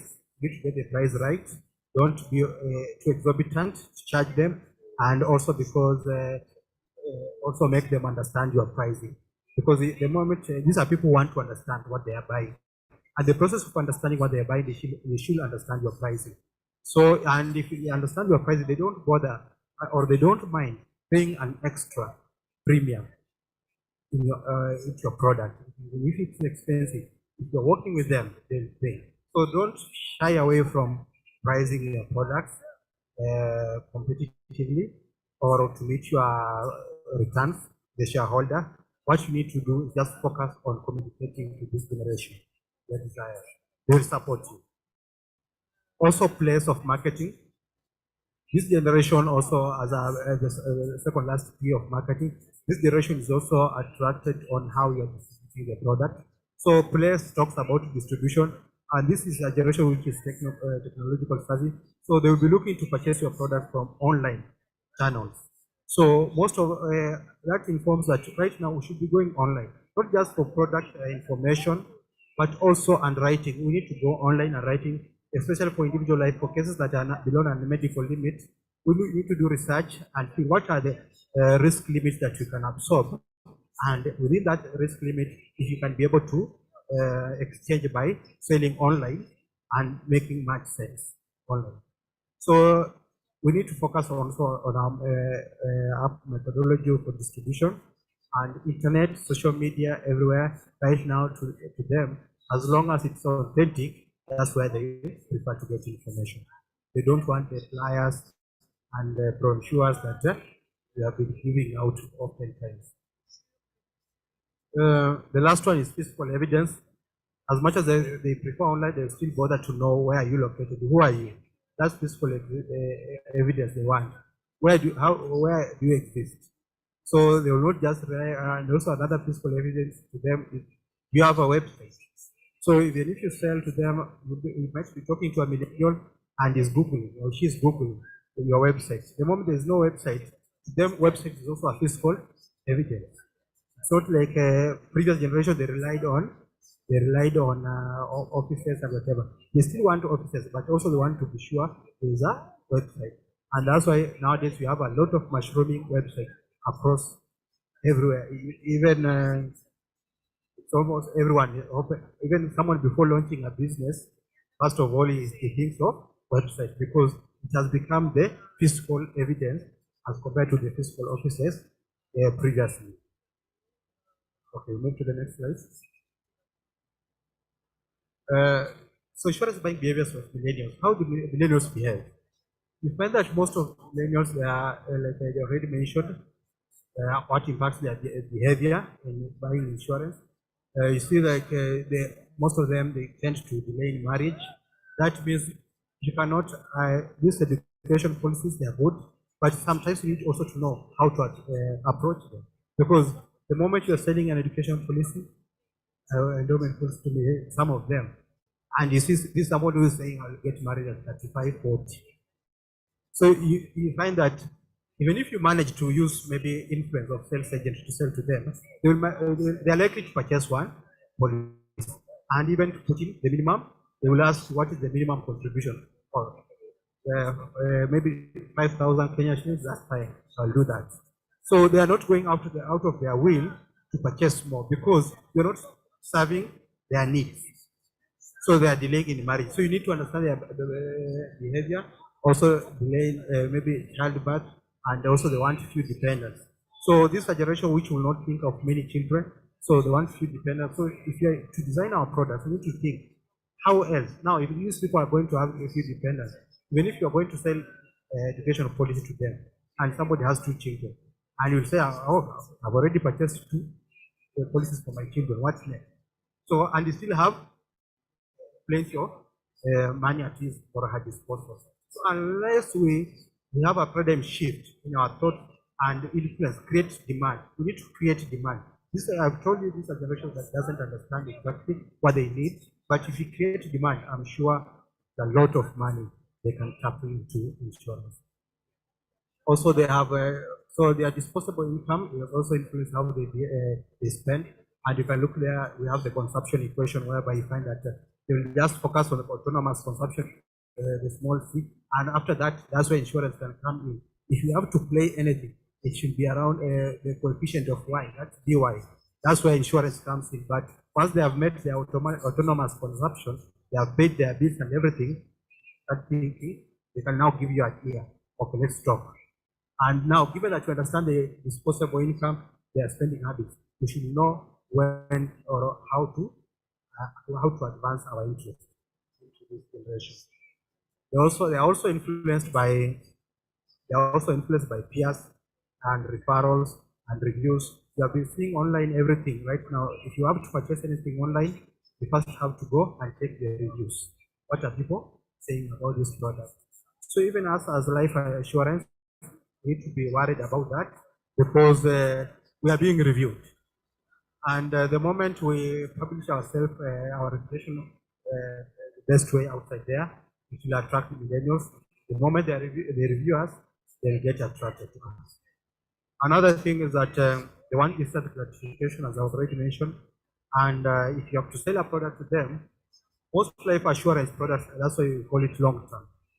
And it has really impacted on how to grow, to penetrate the market, into millennial market, because our products are still viewed as you go to and talk, you are talking to a millennial and you say that your first bonus will come in 10 years. And it's like 10 years. So they still have a problem with how our products work.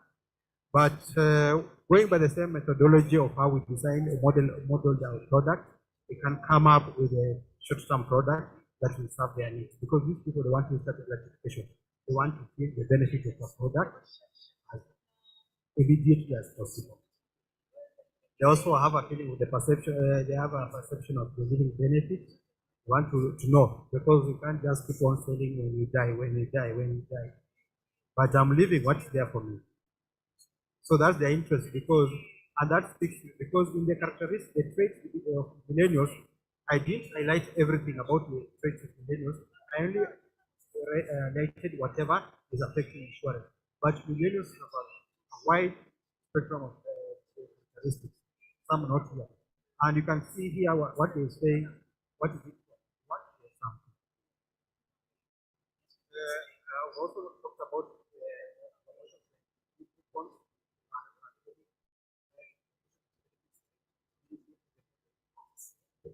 of purchasing. Next slide.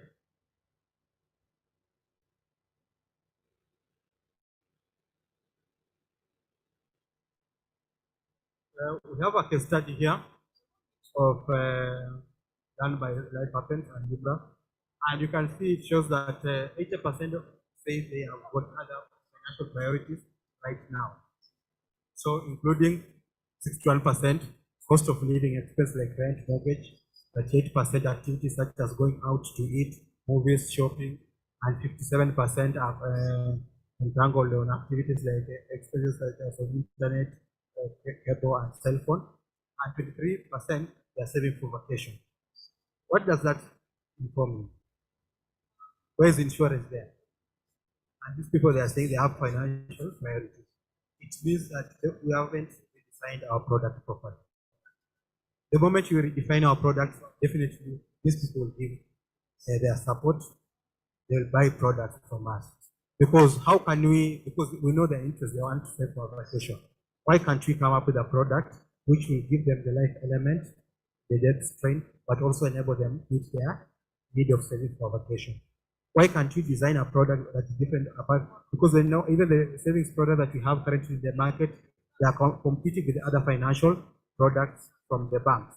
So if we are going to sell products that are competing with other financial products from the bank and circles, will not attract this generation, because they would rather see, why is it that I should go and buy this product from insurance and yet I can still get it from the bank or a circle? So we need to think outside the box, come with a product which will serve, will meet their needs.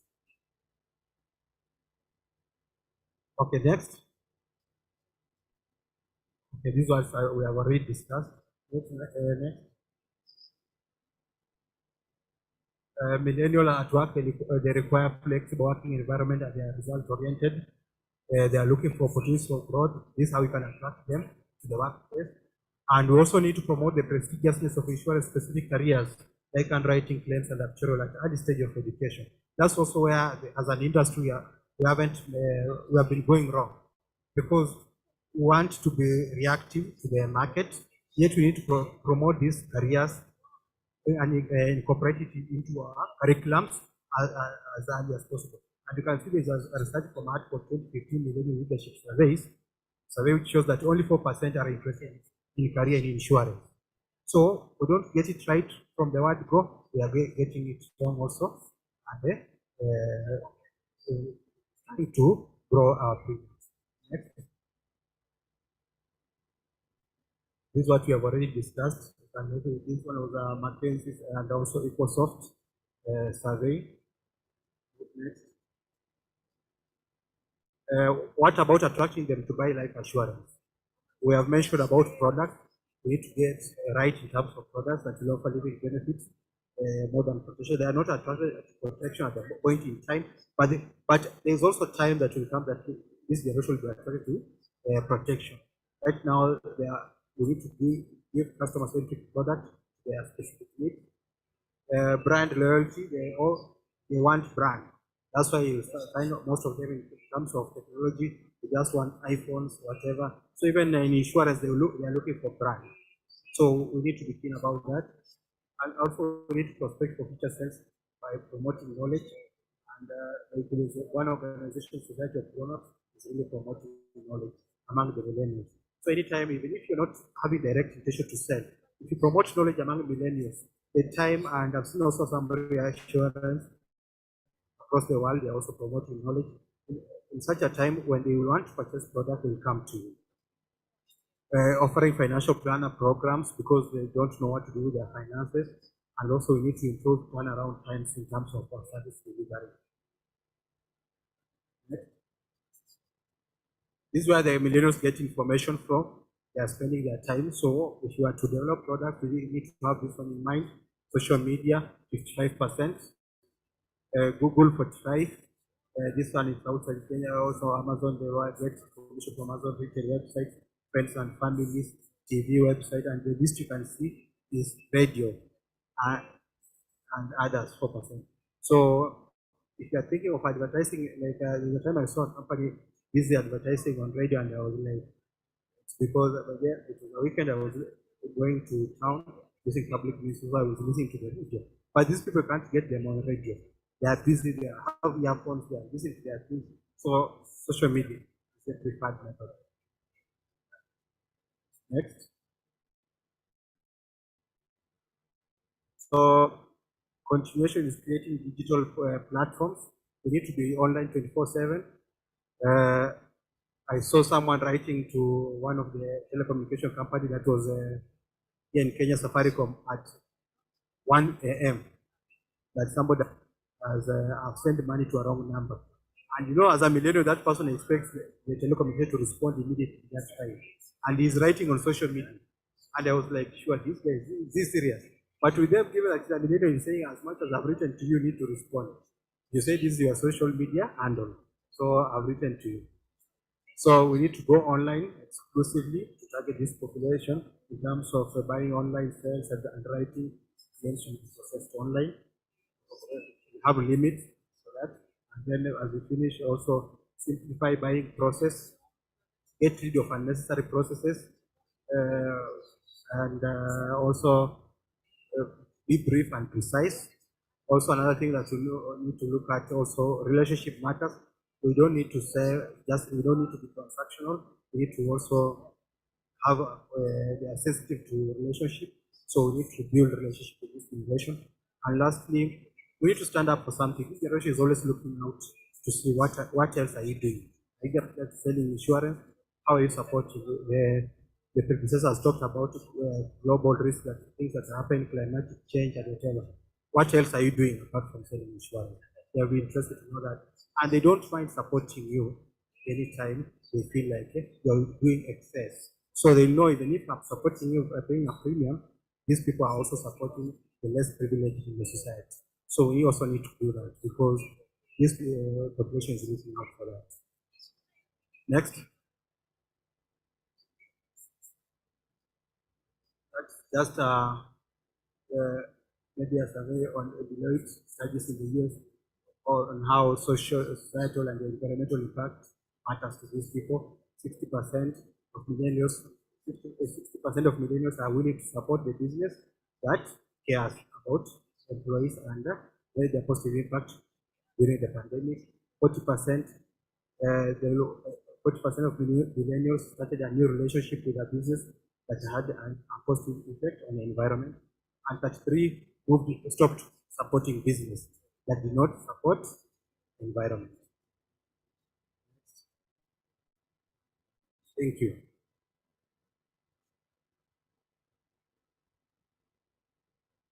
So, thank you. We can have. Thank you so much, Vernon. Let's give him a very warm clap. I think there now we have it from the millennials, the representative of the millennials in our industry. And I love the way he's covered all the areas that we have to actually change all the P's of, marketing, the products, the distribution, the promotion, everything has to change for the millennials. We can't copy and paste. And I'm sure as he was talking, I was getting the information that this is not just for us in the office and in our business, but even for many of us in our homes, because some of us have millennials in our houses. So thank you so much, Vernon. Now, any questions for Vernon? We can take a few questions, like 3 or 4 questions.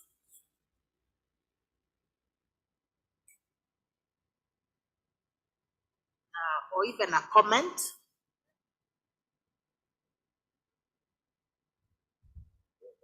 At the end.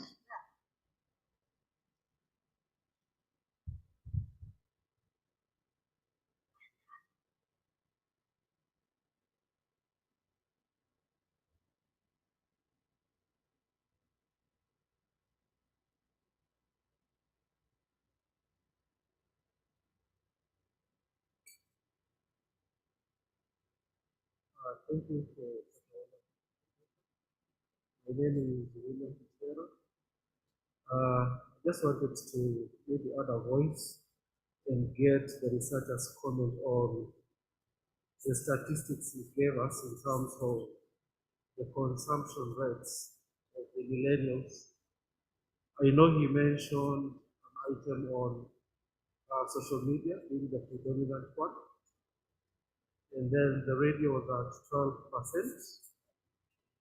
In terms of localizing the research that we did, all these statistics cut across the African continent, basing the argument that some countries are way behind in terms of technology. My colleague sitting here just mentioning when we go to Malawi, the radio will be maybe among the first two.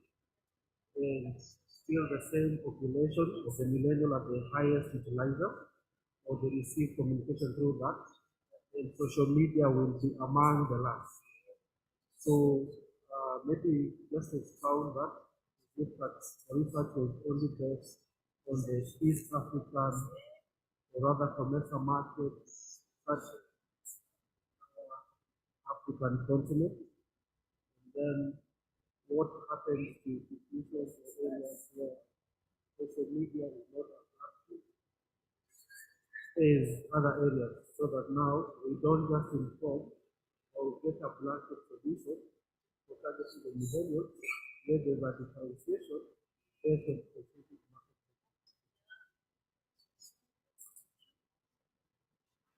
Thank you.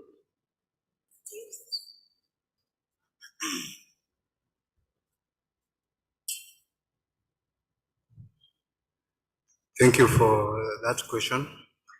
Yes, the statistics indicate that social media is prevalent in terms of consumption of the millennials, and that cuts across Africa. Yeah, although we might be having some variations, like you're putting some countries, they are still far behind in terms of technology. but that does not negate the fact that even millennials in those countries, they are looking forward to social media. Currently, you can use other channels and there is overlapping. And you even could see from the presentation that I did, the variations were not in terms of, apart from the radio, other medias, the variations were not off each other. They were just somehow 45, 40, and that something. So it's also an issue with technological advancement depends with it's also a government expenditure and actually private expenditure, because most of these things are it's huge investment which should be government driven in most countries. And nowadays, compared to the year 2010, internet cost has really gone down. So even though some countries they are still behind in terms of technological advancement, but they are on their journey to that side. So the studies were cutting across, it was cutting across Africa countries, but we have variations. Thank you, Manon. Another question here.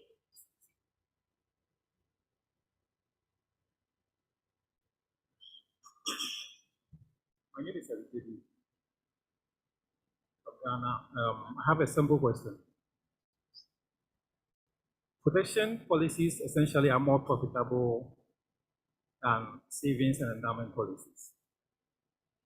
Insurance companies' primary objective. 10 years, sorry. So what I'm asking is, we all know that the pure risk policies are more profitable than savings policies for the insurance companies. Insurance companies essentially are set up to be profitable. Millennials prefer to have savings policies and endowment policies that will give them immediate benefits as against protection policies. How do we manage this situation so that insurance companies remain still very profitable and able to achieve their objectives? Is it clear? Thank you. Yes, millennials are attracted to savings policies, and as far as pure risk policies are more profitable, we need to. That's why we are saying we need to improve or widen our product spectrum so that we can target millennials. Because even if pure risk policies are attracting much profit, or it's easier to maybe work or calculate the profit, but the fact remains that if you cannot attract the millennials and they are the productive population currently, how else are you going to grow your portfolio or even your profits? You better work with those products that even attract less profit, because essentially also millennials, they want you to work with them in the journey. They want you to give they give you their money and they understand what you're doing with their money. So even if it's service and whatever and you're getting something small, they want you share the profit. It's like mutual assurance. You get something small and you also get something in return as I'm leaving. So that essentially means, and it will increase the penetration and you'll have volumes. It's good to have volumes sometimes which will improve your profit rather than having small book which with small profit. Just doing the product mix. Thank you.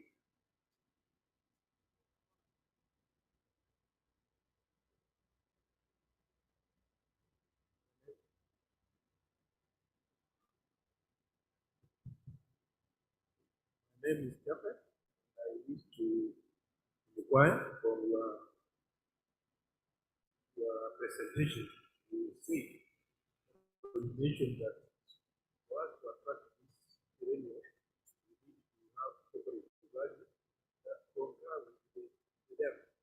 Does it mean now we needed to go back to the drawing board and look at the corporate values that will attract them apart from the one the companies already have? Okay. Thank you for that question. This company do have corporate values, and this is how you can define your corporate values to concur with them or with whatever their beliefs are. And essentially, you might be having corporate values, and these people, it doesn't mean that they are off.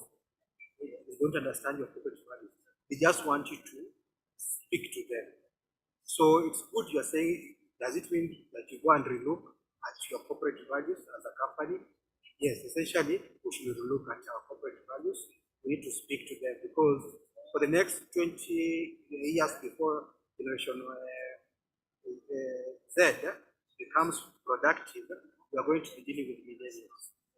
Because from 26 until the last person of 26 returns maybe will be leaving employment, we still need that population doing business. So we at this point we need to have time and look at our all holistically our approach to business. Hey, thank you so much, and thank you for those questions that you've asked. Oh, we can allow the last one.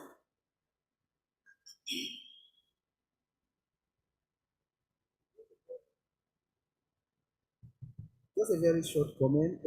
I think Zenon did not only mention savings product, he also talked about protection product. And so I think this generation is quite close to life than death. So that's the product they will prefer. Then I think just to also give a comment to changing corporate values, we're visiting a client in Ghana for private self information. Actually, they did change a lot their corporate value. It started with dressing to work. I was quite surprised to get into an office on Monday and everyone is wearing a corporate t-shirt. You know, that's what they want. You know, and if you look at the working group in that company, locally, that really people below the ages of 40. CEO is about 32 years old. Everybody in the company is a new, and you need to see their growth rate. And it's a life company.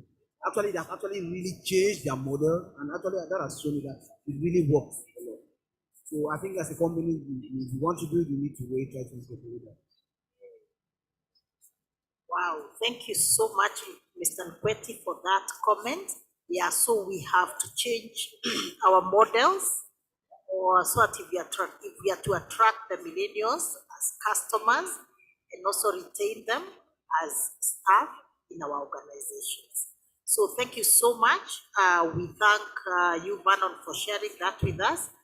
And if you have, I believe we have all done a lot of research on the millennials. So any company, just go to the website and maybe you can do a little, you can read more research papers done on that group of the population.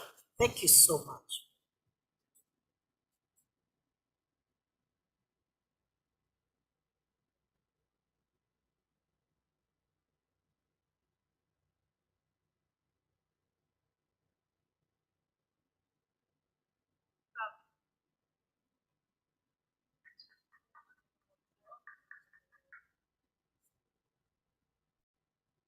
So thank you so much to the two teams that made the presentation.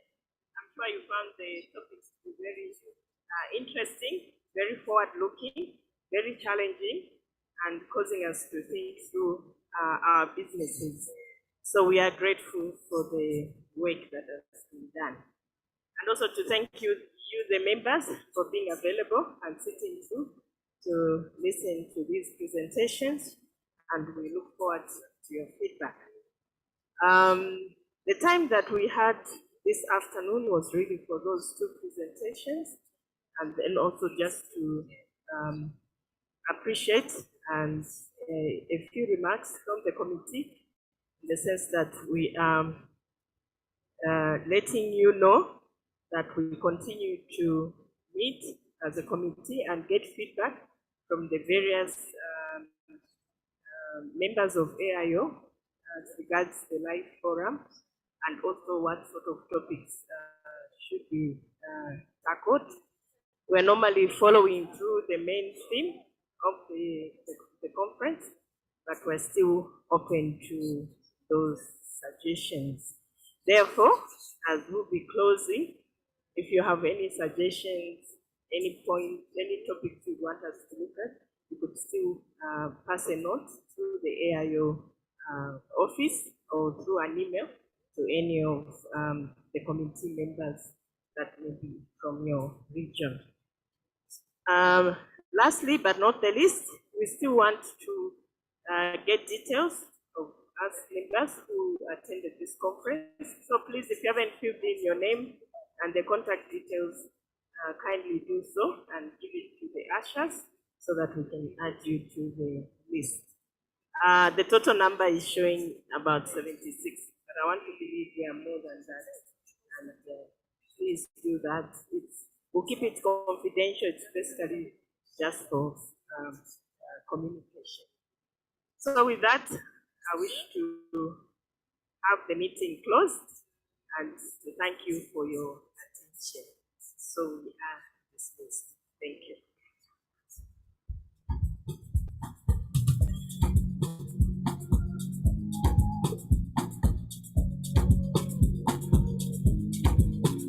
Baby, follow my command. Put that on me, you just go tap on. Follow my command, be like zombie.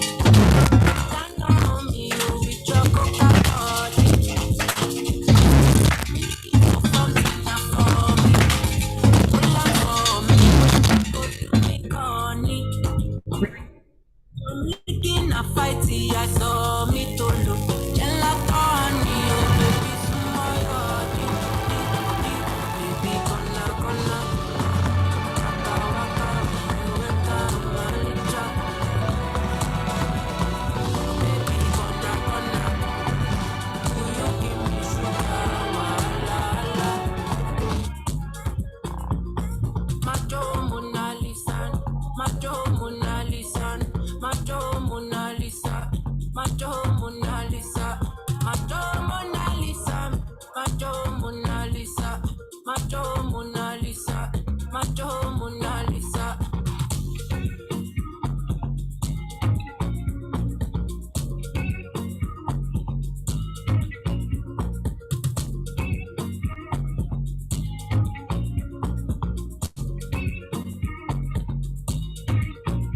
Girl, I'll be foolish if I don't let you indulge me. Your lips like poison. I take my chance with you. If I did, I look like you don't know it. You're in denial. I'm sure you are loyal. You want that bomb way down like tsunami or the killer. Wow, yeah. Would you hold me down in the corner? Waka waka when you enter my licha. Baby, gonna. Do you give me sugar? Wala. Macho Mona Lisa, Macho Mona Lisa, Macho Mona Lisa, Macho Mona Lisa, Macho Mona Lisa, Macho Mona Lisa, Macho Mona Lisa, Macho Mona Lisa.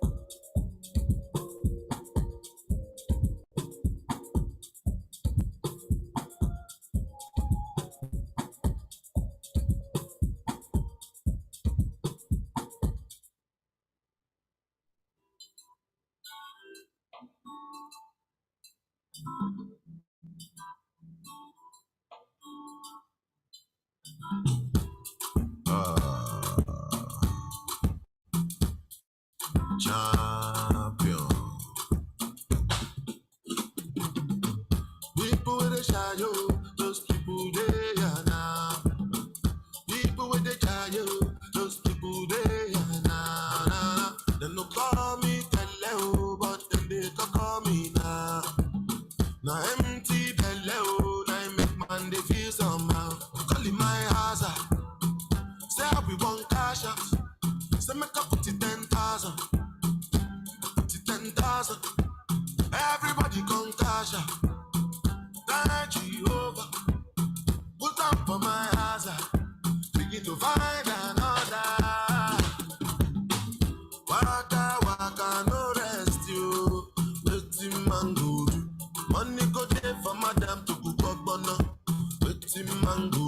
Your pikin self, he gas go school. Wetin man go do when money come, he go yeah. Wetin man go do? Wetin man go do?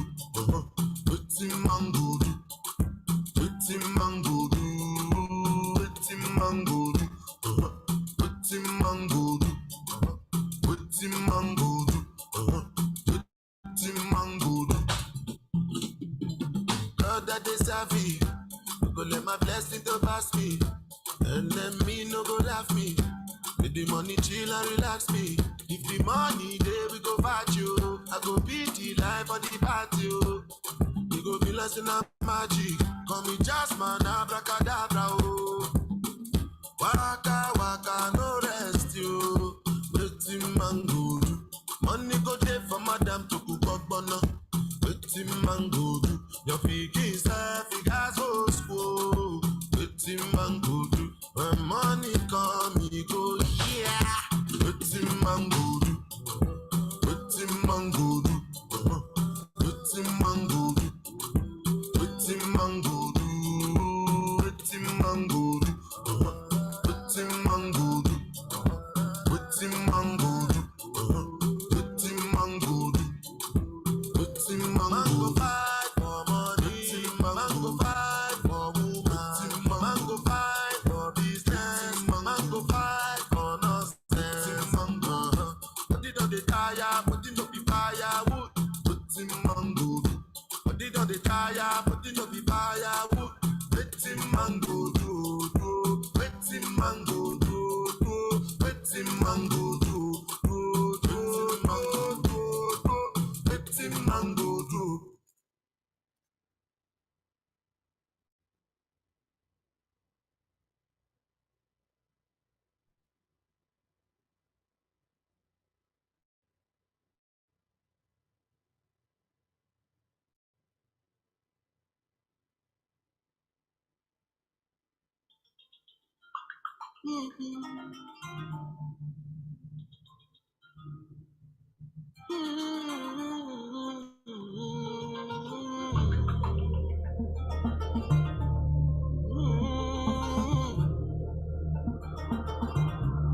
Hey, Mama lise my dunia sikifuani ubanga, ubanga. Tell your truth, Savaraji, pushe na uanga, uanga. If anybody doubt you, my son, waonyeshe kisoga, kisoga. It's all inside you, my son, and you don't know, you just don't know. I pour my drink on ice, kuna vitu mingi zinani nice. Zingine nimehave to think twice. Ni nini nataka in life, lakini lini mta realize. Nilikata to compromise, ona sasa tuna pay the price. What's it to divide? 'Cause after the rainy day, you can shine, we gonna light up all the way, all the way. Give thanks and we just don't forget to pray. Every day, don't delay.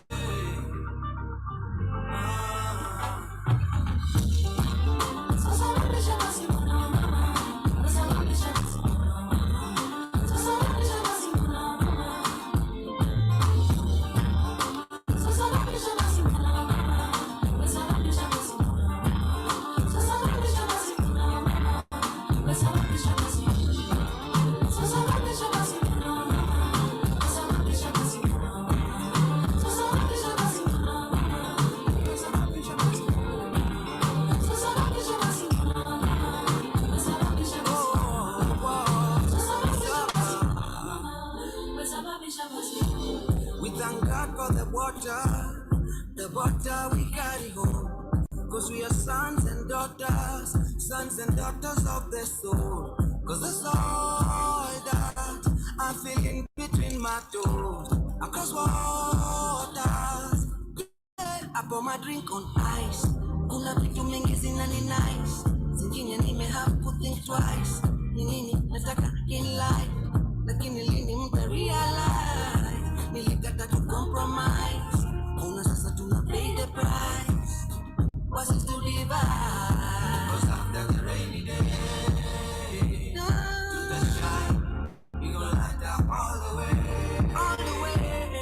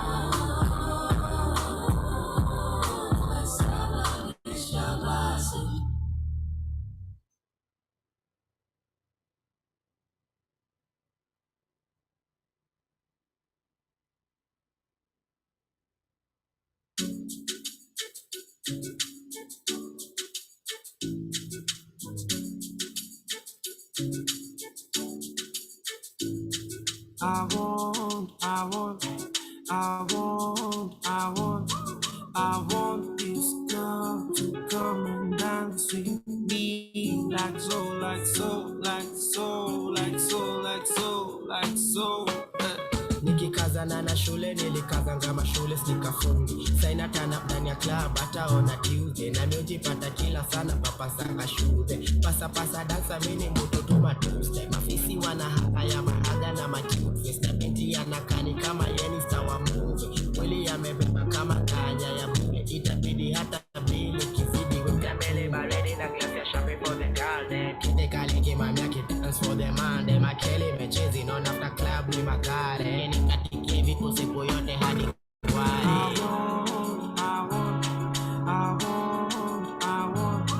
I want this girl to come and dance with me like so, like so, like so, like so, like so, like so. Magalde, watamaliza demande, sijali parent, washani malizia mshande, tumande, niweke klande, mtofauti kwa budget, plus na beste yake, itabaki mpange mpangu wa kando, tuha magalde mwako fine kama salamu, napiga Kiswahili kama mtaalamu, na sijatoka area za Malindi ya Malamu, akinorea na chorea kakalamu, alafu songea beste yake na Hawaii, na tupa lugha nikioda tu mangangu, baadaye na kafunga kakara.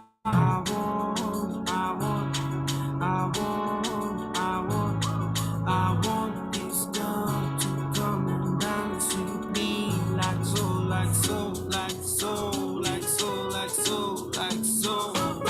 Ananimarita na kafika akikatika machalwa hata niambia amemarika marika juu amepakisha maninja wote wamemkaribia but najiamini ya kakita kenya shiski kwanza nikichangamsha bale na madonda viskiaji patanisha manage kumsongeshia keke nikichangamsha pale na mashots kamili fuke kule damage madeni zizidi mashida baadaye brother iko nene na assets on assets ka budget ya inchi na mkolesha the language ingie box with fit mpaka pige dance ni rombo semwele